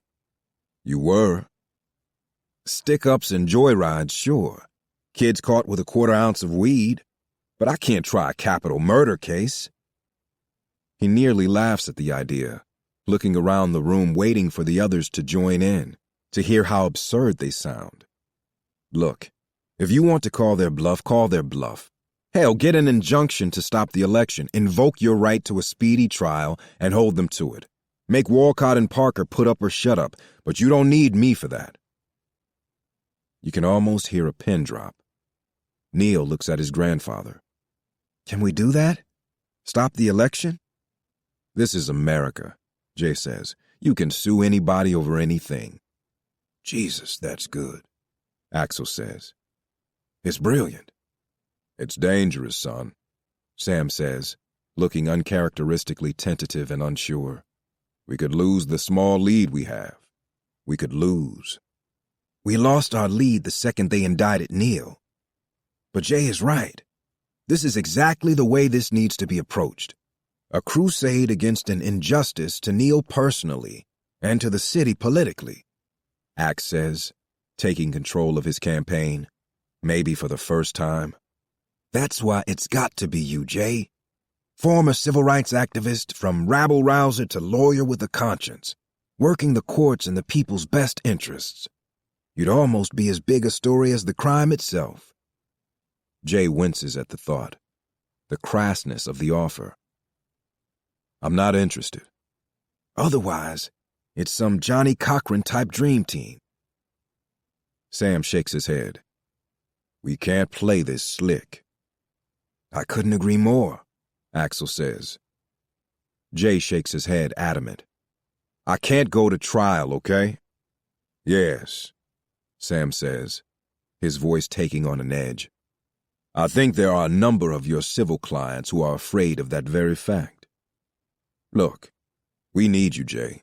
So let me make plain that my offer yesterday to help squash the defecting faction in Pleasantville, the ones that want resolution quick and are willing to trade you in to get it, well, it goes both ways, Jay. I'm just as happy to use my influence to give my blessing to Ricardo Aguilar. Jay, in no uncertain terms, tells Sam to get the fuck out of his office. Sam nods, unfazed. He doesn't move, though. Not right away. Let me ask you something, Jay. Do you really think my grandson killed Alicia Noel? I never touched that girl, Neil says again. Sam holds out a hand to quiet him. Do you think for a second that with Neil up on these charges, HPD is going to continue to look into the matter, to find out what really happened to Alicia Noel, let alone what it has to do with Tina Wells and Deanne Duchamp? They're not even putting the cases together, Axel says. Jay knows that too. He has a sudden flash of Maxine Robichaux in the courtroom, the way she looked at him, as a man with no grief in his heart apparently, no clue what she was going through. Shame on you, she said. We can make this easy on you, Jay. Get you all the help you need behind the scenes. The best defense lawyers and consultants in the state. No, Jay says. I'm not the one you want. Sam is grossly disappointed in him, almost to the point of disdain. I hope, for your sake, you don't come to regret this. That's enough, Dad, Axel says. He grabs Sam's coat. I don't hold it against you, Jay. Any of it. This is a mess, that's all. This is an absolute mess. He and Sam turn to go. Neil lingers, waiting, it seems, until his family is down the long hallway, almost to the front door, before he works up the courage to look at Jay one last time. Whatever he wants to say, it gets distilled, in speech, to the two plainest words. Thank you. Lonnie calls the house after dark. What the hell happened? Waded in too deep, that's what, he says, pushing pork chops, swimming in grease and onions in a pan on the stove, the phone cradled to his ear.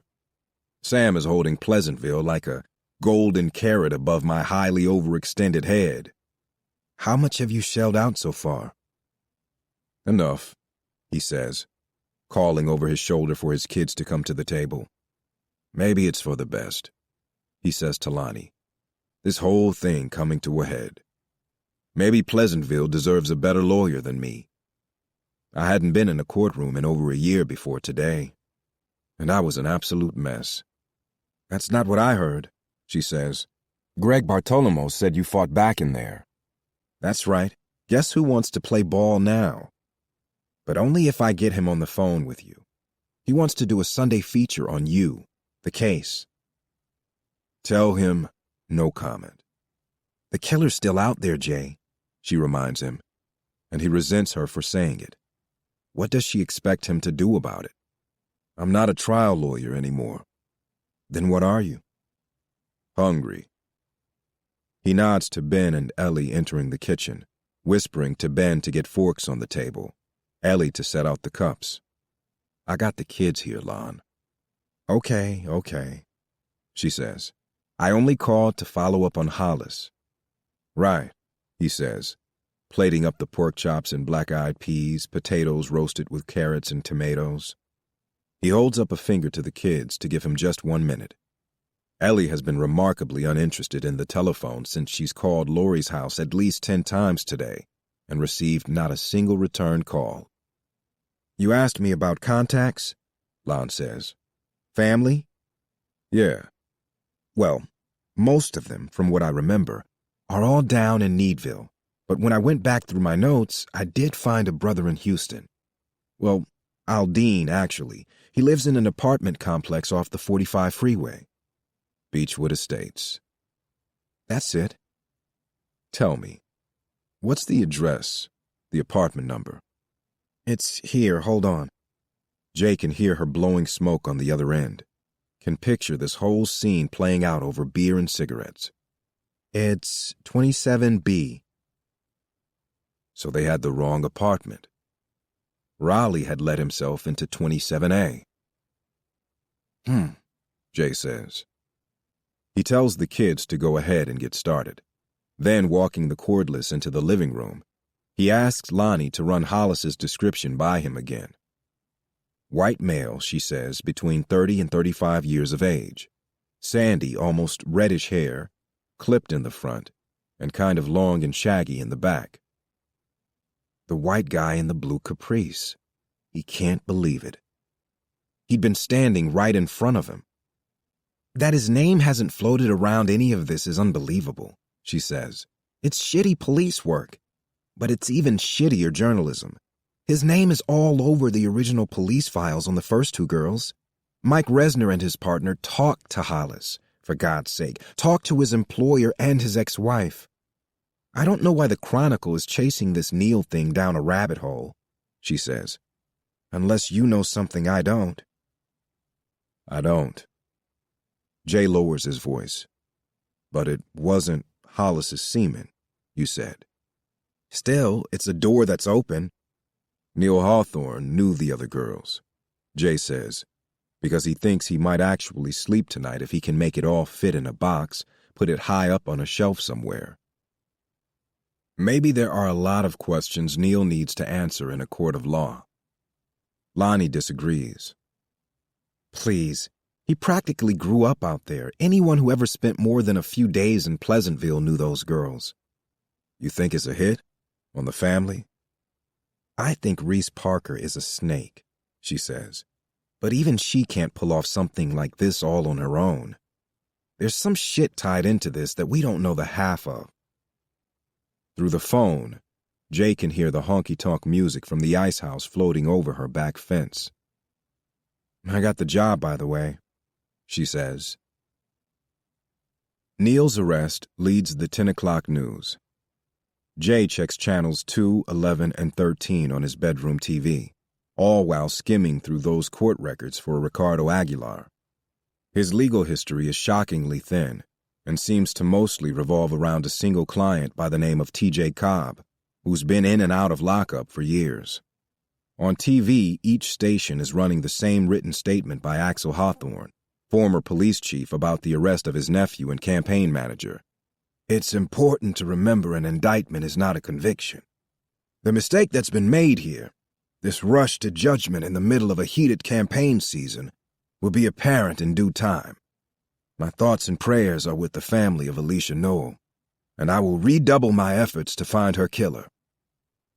The ABC affiliate Channel 13 has an exclusive interview with the girls' parents, standing in front of their wood and stucco apartment complex in Sunnyside, complete with the requisite neighborhood fools in the background, craning necks to get their nappy heads on television. Walcott makes her second appearance at the parents' side, along with Pastor Moorhead. She reiterates her determination to recuse herself from any decisions regarding the Neil Hawthorne case, stressing that the charges caught her off guard as well. When asked how she thinks this will affect the tenor of the campaign going forward, Walcott says she doesn't care a whit about the election right now. My prayers are for justice for Alicia Noel and peace for her family. Jay stares into Maxine Robichaud's red, watery eyes. The scene is painfully familiar. It takes him back to that last hospital room. Bernie staring at the television screen, day in and day out, waiting on a miracle that never came, feeling for the first time the limits of her maternal reach, the dark corners she couldn't make safe. It's for her, really, that he gets himself out of bed. It's for Bernie that he grabs his pants hanging off the end of the bed, sliding them on first and then his shoes. He leans into the hallway and tells the kids to put on some clothes, something warm. He glances back at the television. Channel 13 is now playing a 30-second Walcott campaign ad, and turns it off. Neil Hawthorne lives in a clapboard cottage on a narrow lot in West U. Not that far from Jay's house, actually. It's a cozier choice than he would have thought for a bachelor, and it makes Jay wonder if there isn't a woman in Neil's life, a romantic past other than rumored dates with dead girls. Jay parks the Land Cruiser by the curb. From the back seat, Ben asks, "What are we doing here?" "I need to talk to someone." But why are we here? It's after 10 on a school night. It's not ideal, he knows, but it was too late to call someone out to the house. I could stay with Ben, Ellie had said. Not anymore. He hasn't told either of his kids about the break-ins, the one at his office or the one much closer to home in their garage. But part of keeping them safe is making them feel so in their own minds. "It won't take long, I promise," he says, cutting the engine. Neil is home alone, having been for the time being banished from the campaign. He answers the door in blue jeans and a t-shirt. He looks at Jay, then the two kids, Ben in long johns and a Cowboys t-shirt, shivering in the night air. Bernie bought the jersey as a joke a couple of years ago, just to get a rise out of Jay, not realizing, of course, that she would up and die one day, and her son would never take it off. He sleeps in it most nights. "Can we come in?" Neil holds open the door. Inside, the house looks more appropriately like that of a man who, until tonight, was rarely home. The few pieces of furniture are covered in stacks and stacks of papers and campaign paraphernalia, mailers and t-shirts and oversized posters with Axel's face, plus county records and polling data. And there's a sour smell coming from the kitchen, like milk left out on the countertop. "Is there somewhere we can talk?" Jay says. "Alone?" Neil shrugs and starts out of the room. Jay tells Ellie and Ben to hang tight. Then he follows Neil down a narrow hall into a small study, clogged with more papers. Jay shuts the door behind him. Neil leans against the edge of a cheap chipboard desk, the kind that comes in a dozen different pieces in a box. There's no history in this place, this cheerless house miles from Pleasantville. "What are you doing here, Jay?" "Where were you Tuesday night?" "Not your problem, remember?" "I can't help you if you won't tell me." "Hiring you was my grandfather's idea, not mine." "Where were you?" "I didn't touch that girl." "Where were you, Neil?" Neil looks down at his feet, in white sneaker socks. He chuckles darkly to himself. "This is so fucked up," he says, his voice watery and weak. "If they go through with this, we're going to lose everything." "You're going to lose everything?" Neil looks up, his dark tea-colored eyes gone soft with emotion. Man to man, it looks for all the world like he's on the verge of tears. "If you're my lawyer, it's confidential, right?" "You graduated law school like me. You know as well as I do." "Anything I tell you stays in this room?" "If you want it to." Neil looks down at the socks on his feet. When he looks up again, he gives Jay a wan, almost pleading smile. He holds out his right hand. Jay looks at it, then reaches out with his own. The two men shake on their agreement, hammered out in the simplest way. Neil leans back against the desk again, accidentally knocking papers onto the floor. "I went to see my father," he says. Chapter 14. Lori doesn't show up at school Tuesday morning. At least she's not in their usual meeting place at the bottom of the school's front steps, just to the right a little, which is ordinarily Ellie's signal to get out of the car, to know that it's safe to cross the gauntlet that is the front walk of any American high school. This morning she senses an instant that yet another thing in her going life has changed, that another loss is looming. She lingers, reluctant to get out of the car. Jay is running late. He hates to push. "I'll be here, okay?" he says, reminding her that he has to get into the office early today. "I'm the one who's picking you up today. I'll be here, Elle." She turns to her dad and nods. A hand on the door's handle. She says, "She never called me back. I don't understand why she won't call me back." "We'll talk about it tonight. I promise." She nods again and exits the car with her backpack, her black starter jacket puffed up around her ears. From the dry cleaner's parking lot, Jay watches her cross Westheimer at the light, watches her pass through the crowd of teenagers, walking through the doors of Lamar High School on her own. When he arrives at his office a half hour later, there's a car parked in front. Not the black Cadillac he might have expected, but a plain town car, midnight blue, with a thin silver stripe along the sides. It's not one of Raleigh's either. Jay parks his Land Cruiser in the drive alongside the house, grabbing a briefcase off the passenger seat as he exits. He tucks it under his arm.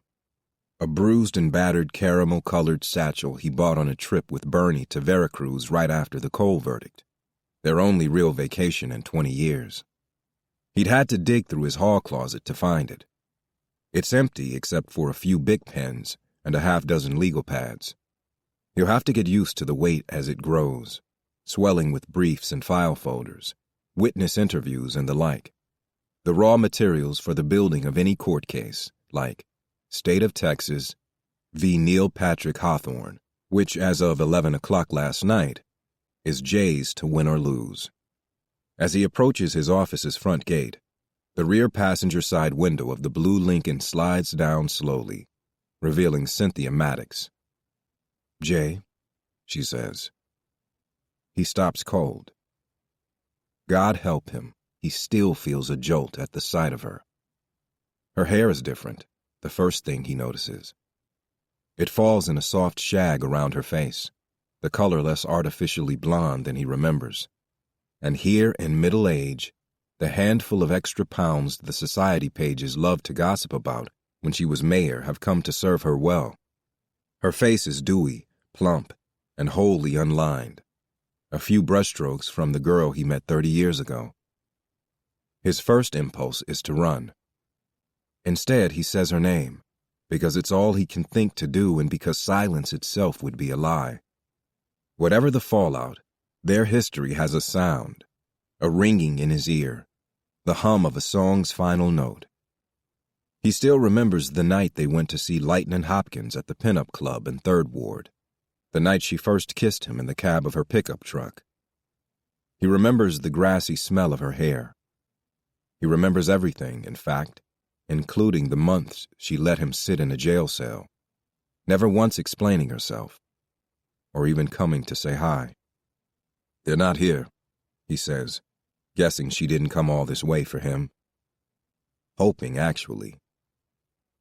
He is careful not to look directly into her eyes. "I'm not looking for Sam. I'd actually rather he not know I was here." He hears the click of the door locks releasing. "Come on, take a ride with me." What is it, he thinks, with people trying to put him in cars? "I'm busy," he says, opening the front gate. As he starts up the walk, she steps out of the car, calling after him, embarrassed, it seems, to be on her feet asking him to turn around, to give her even the smallest unit of his time. "God damn it, Jay, don't make me chase you." He'd like to see that, actually. He'd walk in circles just to make her dizzy. "There's somewhere we can talk for a minute," she says. She's wearing a pale gray pantsuit that nearly matches her eyes and, on her right wrist, a line of thin gold bangles which she fingers nervously. Jay has never seen her so anxious, so undone by whatever emotion is stirring behind those blue-gray eyes. If he had to put a name to it, regret would come closest. She looks toward the door of the Victorian, but hesitates, as if she can't bear to cross the threshold into his private space, an intimacy they both know she forfeited long ago.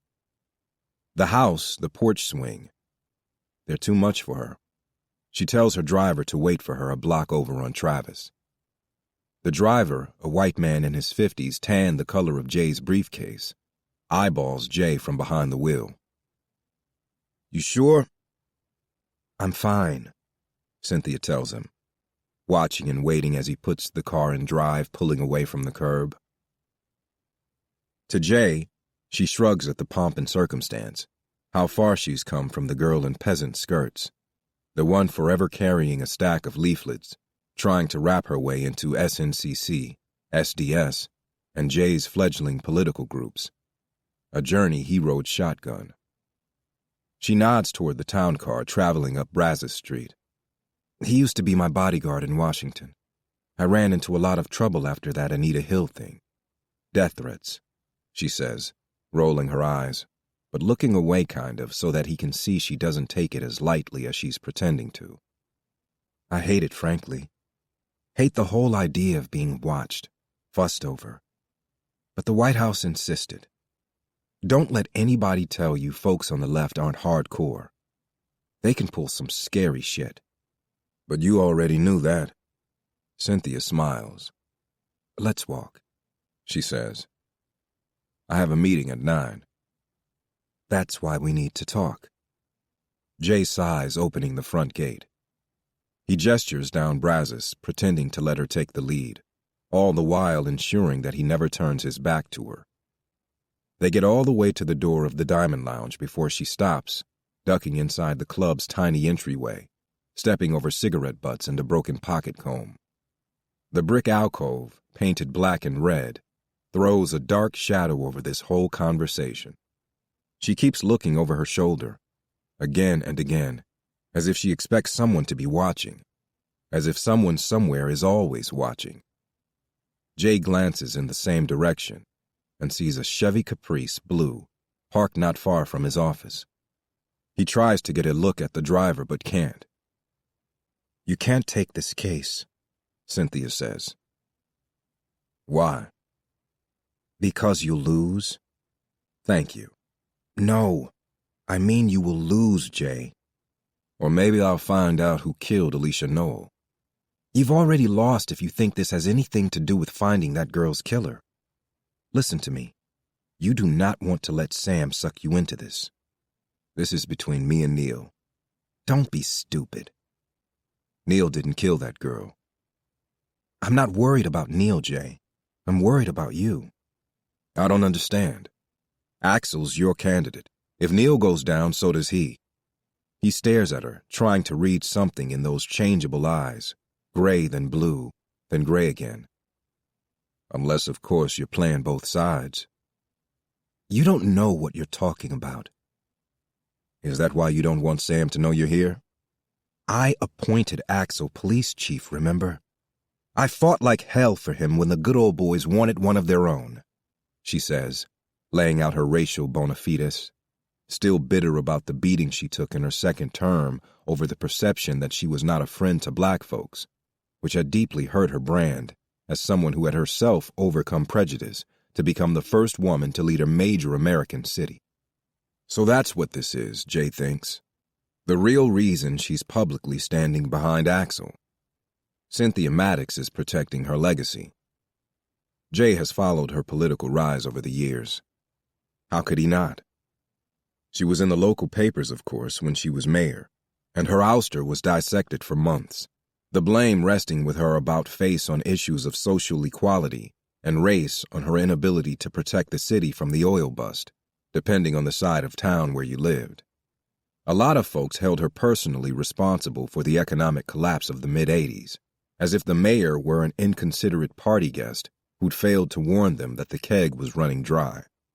She let no grass grow beneath her feet, though, quickly working her historic election into a job at the EEOC in Washington, advocating for equal rights for women in the workplace during the Reagan administration, which was not as much as it sounded, she once quipped in a profile that ran in the Post. It was Reagan's successor, George H.W. Bush, who plucked Cynthia from bureaucratic obscurity to hand her a sub-cabinet post in the Department of Labor, a reward for her testimony during the Anita Hill hearings.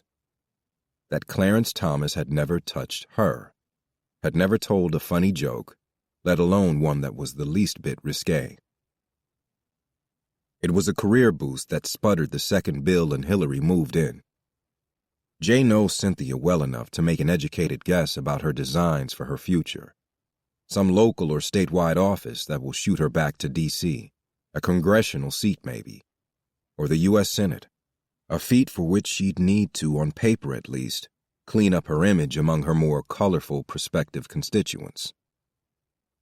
"This is all about you, isn't it?" he says, putting it together. "It's always about you." "Oh, Jay." She sighs, exasperated, but also angry as hell. "Are we still going to be doing this 20 years from now?" "God, I hope not." "You have no idea how much I wish I could go back and do things differently." "Like selling me out to the feds?" "Tell me you don't still believe that." "Tell me it isn't true." She lowers her head, fingering those gold bangles again, and making a grand show of how much it hurts, this lingering wound between them. "I loved you, Jay." "And what am I supposed to do with that?" "I was a kid, a coward," she says. "But I have never intentionally set out to hurt you, Jay. And I am telling you now, don't do this." Who better than you would have known that saddling any candidate with the Buffalo Bayou Development Project, true or not, would burn political capital faster than a pile of hay? Did you slip them the idea about the bayou? Listen to yourself, Jay. You talked to Reese Parker? I don't even know Parker. He has no proof she's lying, but neither can he shake the suspicion that she's up to something, that Cynthia Maddox is still, all these years later, double-dealing. Years ago, during the run-up to the longshoresmen's strike, Cole Oil's stake in which Jay was in the perilous process of uncovering. He could never shake the idea that Cynthia was talking out of both sides of her mouth, working Jay with one hand while stroking Thomas Cole's dick with the other, delivering whatever Cole asked for in exchange for a spot on his gravy train. They had been close back then, Cole and Cynthia. "You want to do something for me, Cynthia?" "I want you to listen to me." "Getting me a face-to-face with Thomas Cole. That's what I want," he says, playing on her incessant need to make things right between them. "No middlemen, no lawyers, just me and him in a room. Can you do that?" "Why?" "Just tell me when you have him. When and where." "Jay," she says as he pushes past her. He won't stop for her. He can't afford to. By the time Jay makes it back to his office, Sam's black Cadillac is parked out front. Sam and Neil are already inside. They've been served coffee with sugar and cream, and offered what little resides in a kitchen that hasn't served a client in a year: rye crackers and some of Eddie Mae's leftover beans. She meets Jay at the front door. "There's something you want to tell me." "Come on," he says. "Let me introduce you to our new client." "Good Lord." She reaches to touch up her hair. Once formal introductions are made, she stays up front while Jay walks Neil and Sam back to his office. "I understand we have a deal," Sam says, not bothering to take off his overcoat. Jay tells him to have a seat, but Sam ignores him. Neil stands too. "Axel's meeting with the League of Women Voters this morning, else he'd be here too. The timing is brutal, but it'd look a lot worse if he canceled. But as you know, he's behind this 100%. Neil and I made a deal," Jay says, making clear the boundary that exists around a lawyer and his client. Sam nods, reaching into his coat pocket for his cigarettes, getting one all the way between his thin lips before he remembers Jay's rule about smoking. "What about the injunction?" he says. "Let's consider that the nuclear option. I think there are a couple of steps between here and there," Jay says, glancing at Neil, who is still wearing the jeans from last night and has his hands in his pockets. Jay hasn't mentioned a word about Neil's father. That was also a part of the deal. "I've got a plan in place." "Okay," Sam says, looking at his grandson reaching for the young man's shoulder, almost turning to hug the boy, he's so relieved. "I'm going to put the best team behind you," he tells Jay. "Andrew Hastings out of Dallas is interested in second chair. I'll get you the best investigators, the best experts I can find." Jay shakes his head. He already put his team together, he says, late last night. After Ellie showed him how to make a three-way call, he put Lonnie on the line, and then his old friend Raleigh. Lon, the former Post reporter, agreed to work her police contacts and plumb the depths of her notes and knowledge of the Duchan and Wells cases. And Jay asked if she could get her hands on an early copy of the autopsy report for Alicia Knoll from the coroner. Medical examiner, Lonnie had to tell him. In Harris County, it's the medical examiner. And Jay nodded and said, right, his inexperience already showing. Raleigh, the former private investigator, would do pretty much anything Jay asked, whatever the case needs, starting with pinning down the whereabouts of the one-time suspect, Alonzo Hollis, last Tuesday. If I'm doing this, Jay tells Sam, I'm doing it my way. With my money? You want me, you take them, Jay says, adding that Lonnie Phillips and Raleigh Snow have something he's not likely to find anywhere else on short notice. My trust. I don't know about this. I think Neil has made his choice. I want J-Pop. It's not just about you, Neil. Your uncle's campaign, everything this family's worked for. It could all go up in smoke if this thing is handled wrong. This was your idea, Pop. Sam rounds his shoulders, trying to loosen them, testing the feel of a situation that's out of his control. He reaches for his cigarettes, and then again remembers. Jay's house, Jay's rules. So what now? You let me do my job, Jay says. He lays out a few guidelines. Publicly, I'd put no distance between Axe and Neil. Don't send the message there's anything wrong, anything to hide, anything you should be ashamed of. And no cops, no press. Don't talk to anyone, no matter how tempted you are. Axel, too. Understand? Sam nods, sliding his gray fedora on his head. I'll messenger a check for the retainer, he says. He looks once more at his grandson, who crosses the room and throws his arms around Sam. The two hold each other tightly, their foreheads pressed together, Sam whispering words that Jay pretends not to hear, as Neil starts to cry softly. It's okay, son. It's okay, Sam says. We'll make it right.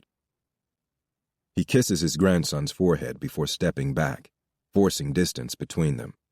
Glancing at Jay one last time, Sam offers a curt nod and walks out. Why didn't you tell him? Jay says. I thought that was between me and you. For now. He leans his head into the hall, checking to see that Eddie May has seen Sam out of the building. But if you were with your father on Tuesday night, then he's your alibi. The man who's going to save your ass. I wouldn't count on it. I don't know that you have much of a choice. Jay leans against the front edge of his desk. Why don't you want Sam to know? He dips his head, trying to meet his client's eyes. Whatever you're hiding, it's going to come out. And in court if this thing goes to trial. He hates him, Neil says finally. No, worse than that, actually. What do you mean? To Sam, I don't have a father. He doesn't exist. Why'd they fall out? Neil shrugs. I was born too late to know. Sam never mentions it? He never mentions him.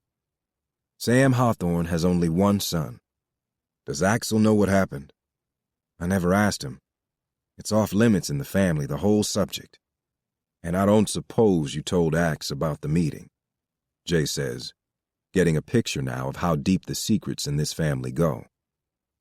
Neil shakes his head, and Jay sighs, frowning.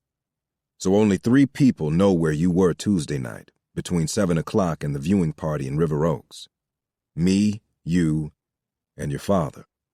He crosses his arms, thinking, trying to picture what could have happened to so tear the family apart. What did you guys talk about? Does it matter? Neil says, looking up. I was with him, okay? Will he vouch for you? If you can find him. How did you? Neil, uncomfortable with this whole line of talk, shifts his weight several times in the hardback chair. He rubs his hands along the front of his jeans, and then stands suddenly, walking to the window across from Jay's desk. I knew who Alan was. My grandmother. She said I had a right. Damn anything Sam had to say about it. I guess over the years, despite the problems, they've had some contact. I told her I needed to see him, and she gave me an address. Why did you need to see him? Neil turns from the window but doesn't answer. I'll meet him. I'm just going to ask him the same. Anything he tells you is a lie. Okay. Let's start with this then. Where did you meet him? 3rd Ward, Neil says. A little gin joint hole in the wall. He must have had a gig or something. Your father, he's a musician? You're joking, right? Neil pinches his brows together, a bemused expression on his face. Surprised Jay hasn't already figured it out for himself. He steps away from the window. A.G., he says, playing the name slowly. Alan George Hawthorne. Jay stands for a long time leaning up against his desk. He doesn't get it, not at first. Not until his eyes land on the bookshelf a few feet from where Neil is standing, Jay's record collection sitting right there, his mint copy of Belle Blue facing out. Wait a minute. Are you telling me A.G. Hatz is A.G. Hawthorne? One and the same. Your father? Yes. Sam's son? Neil corrects him. I told you, Sam has only one son. I have to find him. Good luck. We have to find him, Jay says, trying to make sense of Neil's silence, his stubbornness. Have you forgotten you're looking at a capital murder charge? I didn't do it. Oh, good. Make sure you say that really loudly on the stand. I thought you said this wouldn't go to trial. I never promised that. He turns and grabs a sheet of paper from his desktop. The seal of Harris County can be seen from all the way across the room. What is that? Neil says. A search warrant. The DA's office is asking for a blood sample. They want you down at Central by noon. I can try to stop it. Demand a hearing. Won't that make me look guilty? So will your DNA on a dead girl. I thought you believed me.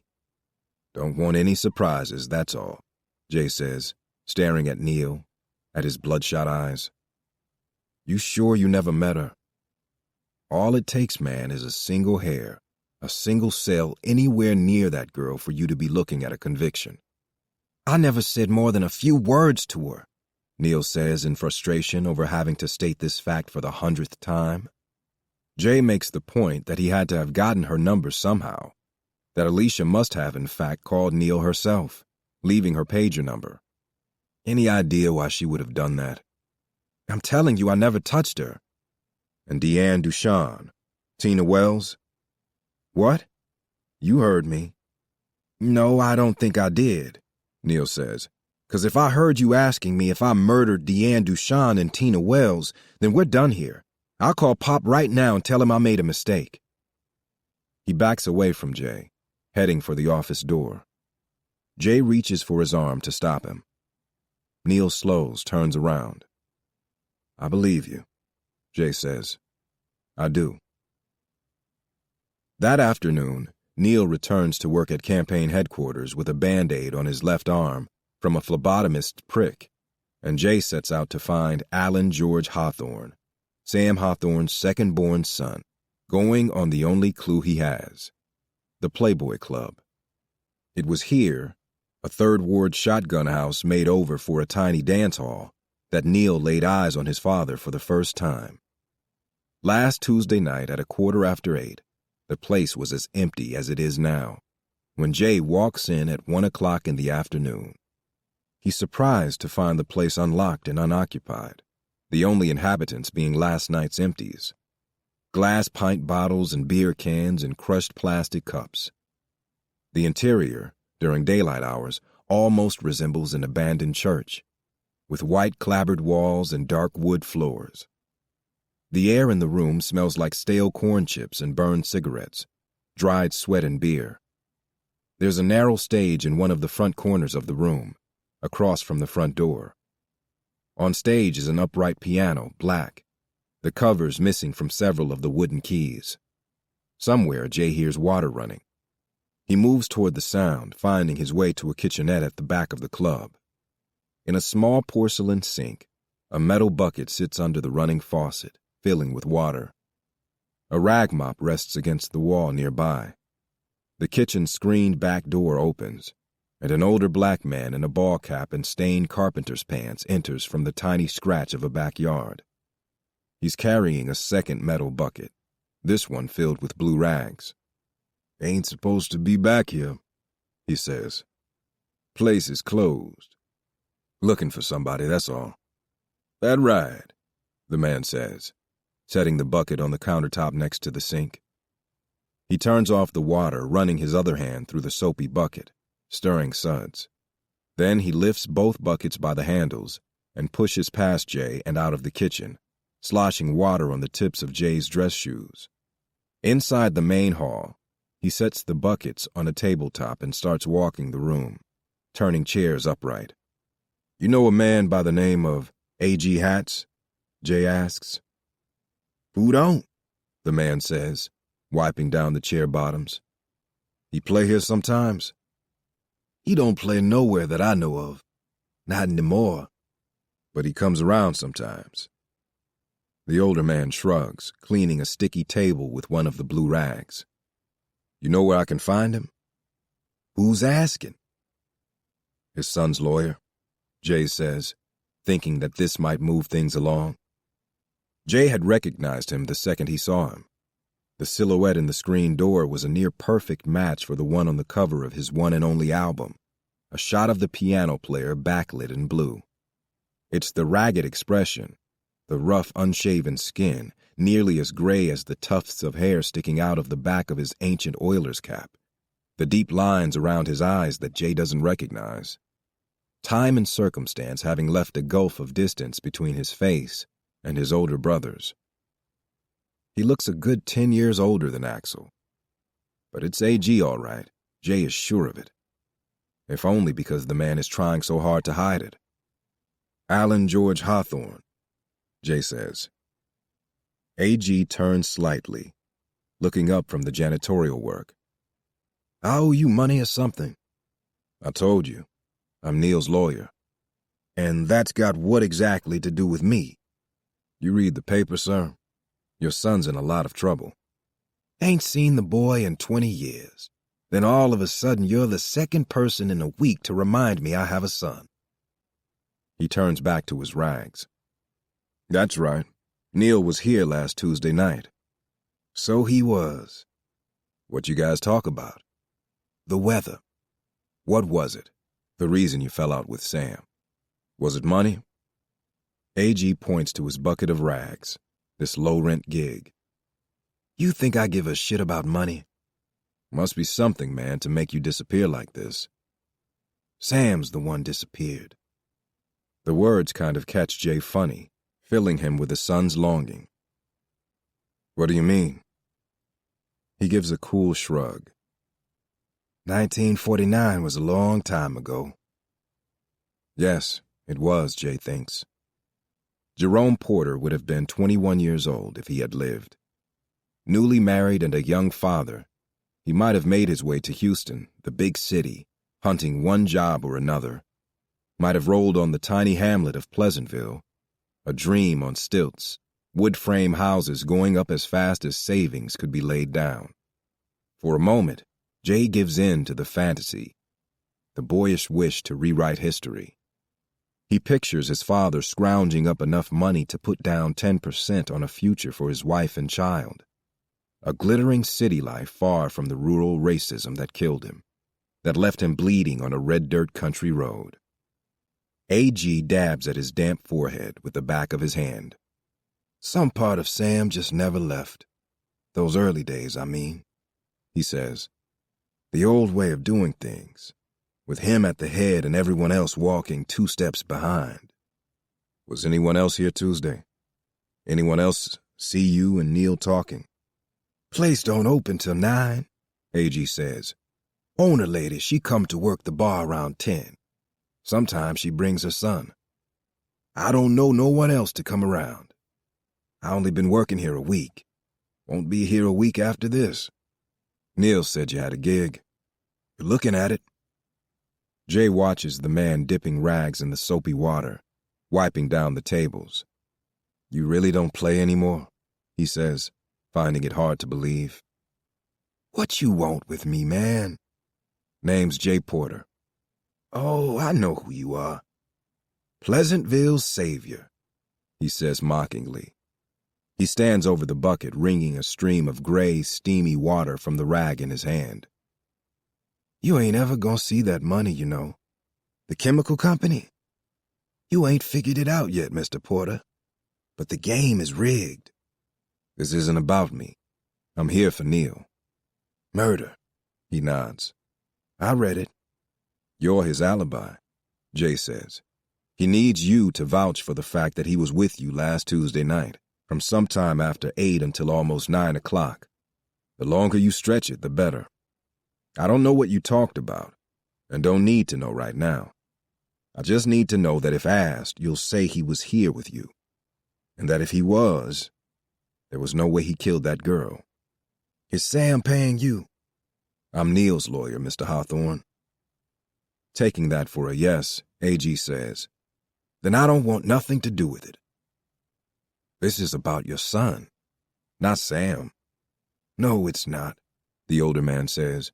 If Sam's got his hand anywhere in it, then it's all about him. I can promise you that. Man don't do nothing if it don't come back around to helping him. You're a fool if you think otherwise. A fool to trust a thing out of Sonny's mouth. I got out, and I'm not looking to go back. He dips the rag in the suds again, starts in on another table. Jay watches the older man, trying to make sense of one of the greatest blues piano players Texas ever created, sopping tables, not even 15 feet from a decent upright. You know, I saw you once. Little place down past Edna, right off Highway 59. You played some Wilson Thunder Smith.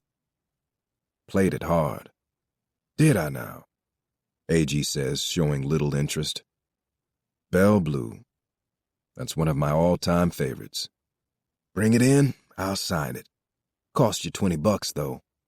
Look, if you don't want to testify in court, I can get an affidavit at least. Get you to sign something saying essentially the same thing about that night. AG looks up, sighing. Look, I'm sorry for the boy. I am. Just a time and a place, that's it. That's all we need. AG says, shaking his head. We'll subpoena you either way. Giving me a head start, that's all. Jay shoves his hands into his pants pockets, his fists pressing against the seams, trying to understand what could have possibly passed between Sam and AG to taint AG's relationship with his one and only son. Jay, who didn't have a father, didn't have a choice in the matter, says, You're making a mistake. AG slides the ball cap off his head. He lifts the bottom of his t-shirt to wipe sweat from his forehead. I never did much for my son. Some of that's on me, but a lot of it ain't, he says, glancing around the one-room juke joint. Best I could give him now is a little bit of advice.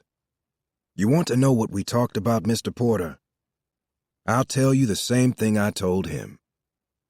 Get the hell away from Sam while you still can. Chapter 15. Lonnie meets him at the house after dark. Jay leaves a plate of baked chicken, peas, and cabbage for her on the table. The kids ate early with him and went to their own rooms, Ben to his comic books and his PlayStation, and Ellie to whatever her breakup with Lori King has freed her to do. Homework, he hopes. Maybe Lori's indiscretion might actually land Ellie on the honor roll this semester. Belle Blue is playing on the hi-fi when Lonnie walks in, lugging the same beat-up cardboard box full of her old notes, this time with a six-pack of Shiner Bock resting on top. AG hats, she says when she hears the music, the black and blue keystrokes. She sets the box on one of the kitchen chairs. You a fan? Lonnie shakes her head. Amy is.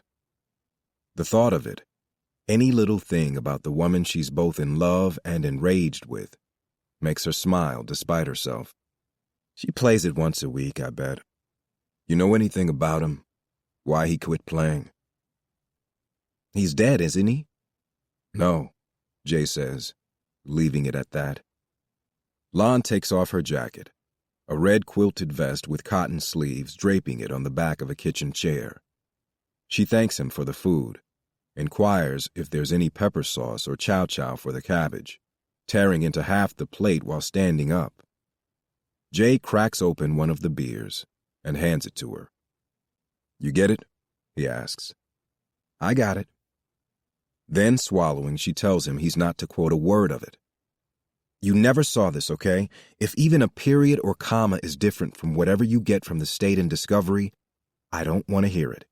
You never saw a thing from me, understand? Resner did it as a favor.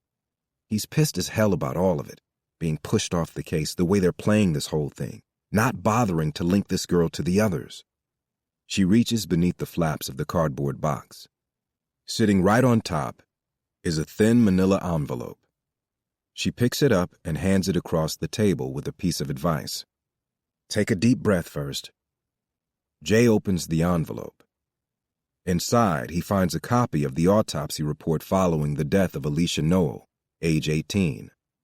The first thing he sees is a color picture of her pulpy, bruised face, swollen around the eyes.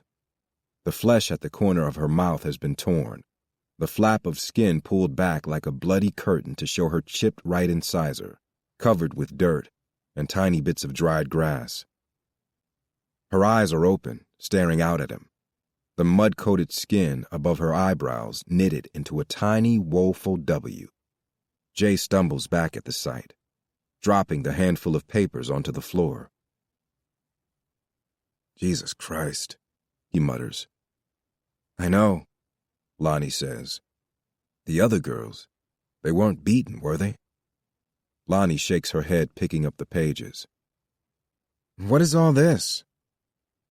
Jay turns at the sound of his daughter's voice.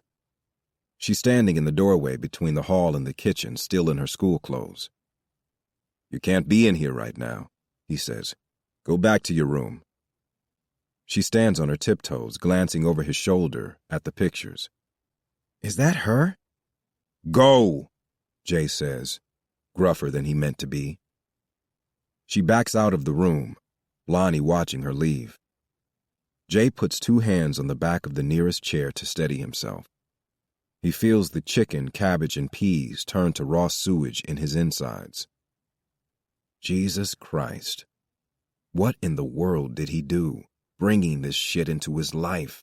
This monstrous, bruising death into a house that has already seen its fair share.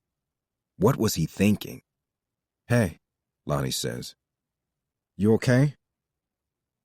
He nods, but it's a lie. Lonnie lays her drawings from the first 2 cases face up next to this recent autopsy report. She moves the pieces around so that the photographs of Alicia Noel and the images of the first 2 girls are all side by side. Check the time of death, she says. Alicia Noel, according to this report, was far enough along in the stages of decomposition to prevent the medical examiner from making more than an educated guess as to how long her body was hidden in the weeds. 5 days. She was already gone, Jay says. The whole time they were searching, she was already dead. He looks at the images. The 3 girls lined up in a row.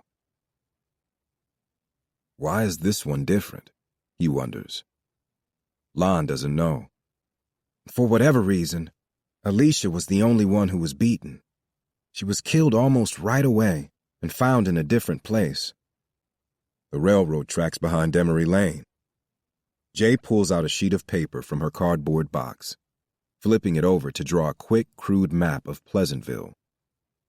The railroad tracks are an L-shaped 10-block stretch from the open field where the other girls were found. Who called it in? Sunday morning. It was a transient who found her, guy pushing a shopping cart, Lon says. When he saw the girl, he ran to the Methodist church nearby and knocked on the back door. It was one of the pastors who called the cops. Where are we with the boyfriend? I put in another call to the roommate.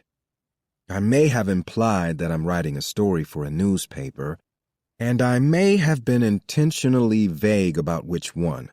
We'll see how much he likes to see his name in print. If I get him talking, he may be more loose-lipped with me than a cop. We'll see. Jay stares down at the medical examiner's work. Lonnie says, She fought like hell. She points to the ME's notes about defensive wounds, the fact that there may be DNA under her fingernails. What about semen? He left that behind with the first two. Yeah, but it rained Saturday, remember? She taps her copy of the autopsy report. No semen, no nothing. So by the time they found her early Sunday morning, most of the physical evidence would have been destroyed. No way to trace any of it. Which makes this a hell of a lot easier to pin on Neil. And also explains why they're keeping the cases separate. Jay says, if they put the girls together, they have to test his blood against everything. If it's not his semen in the first two cases, it makes it harder to prosecute for the third. Jay feels his cell phone buzz once in his pocket. His signal. That's Raleigh, he says. It's a little after 6. He's got less than 30 minutes to get across town. He pulls out his car keys. You okay staying here? He asks Lonnie, not wanting to assume, or to treat her like a babysitter. I can make some calls from here, she says. I'm just happy to have a gig again. Then, just so they're clear, she asks, We are getting paid for this, right? Yes, he says, foregoing any mention of the fact that, for now at least, any and all money on this case is coming out of his own dwindling bank account. Sam messengered the retainer to the office this afternoon just as he said he would. $20,000 in black ink, paid from an account at Sam's bank. Jay, AG's bitter words still in his head, put the check in his top desk drawer. The campaign to elect Sandy Walcott the next mayor of Houston, Texas, is in full swing, buoyed by the recent reports of the arrest of Hawthorne's nephew, the architect of his campaign. Greg Bartolomo's front-page article in this morning's Chronicle was, in Jay's opinion, irresponsibly vague about Alicia's employment history, calling her a volunteer campaign worker, giving the reader the impression that she was working for Neil, who is now charged with her murder. There was likely to be champagne popping in some dark corner at tonight's fundraising event. Reese Parker ought to put Bartolome on the payroll. They rented La Colombe d'Or for the night. The valet is set up at the end of a long brick walkway. There's already a line of cars in front of the hotel and restaurant, including a row of black town cars, all registered to Raleigh's Rolling Elegance, Inc., a trick he pulled once before on a job. Wasn't nothing to it, he said to Jay when he reported in late this morning. He got his girl to call, a woman's voice raising fewer red flags than a man's, and offer free car service from an ardent supporter, and Walcott's people violating a handful of state campaign finance laws, said yes. They might not get more than an hour or two out of it before somebody realizes it's a Trojan horse, but that's all Raleigh and Jay need. One by one, and across the city tonight, they climbed into Raleigh's fleet of cars. Walcott staffers, guests, and VIP donors. They're all getting custom service. Raleigh, in a dapper black suit with pinstripes as fine as baby powder, made sure his pickup for the night included the candidate herself, rightly assuming that she wouldn't take 2 steps without Reese Parker by her side. He pulled away from their headquarters on Richmond with the 2 women in the back seat and adjusted his rearview mirror so he could read on their lips whatever he couldn't hear at a distance, asking as he did if the AC was okay. Neither acknowledged him as he pulled into the street. Fine by me, Raleigh thought.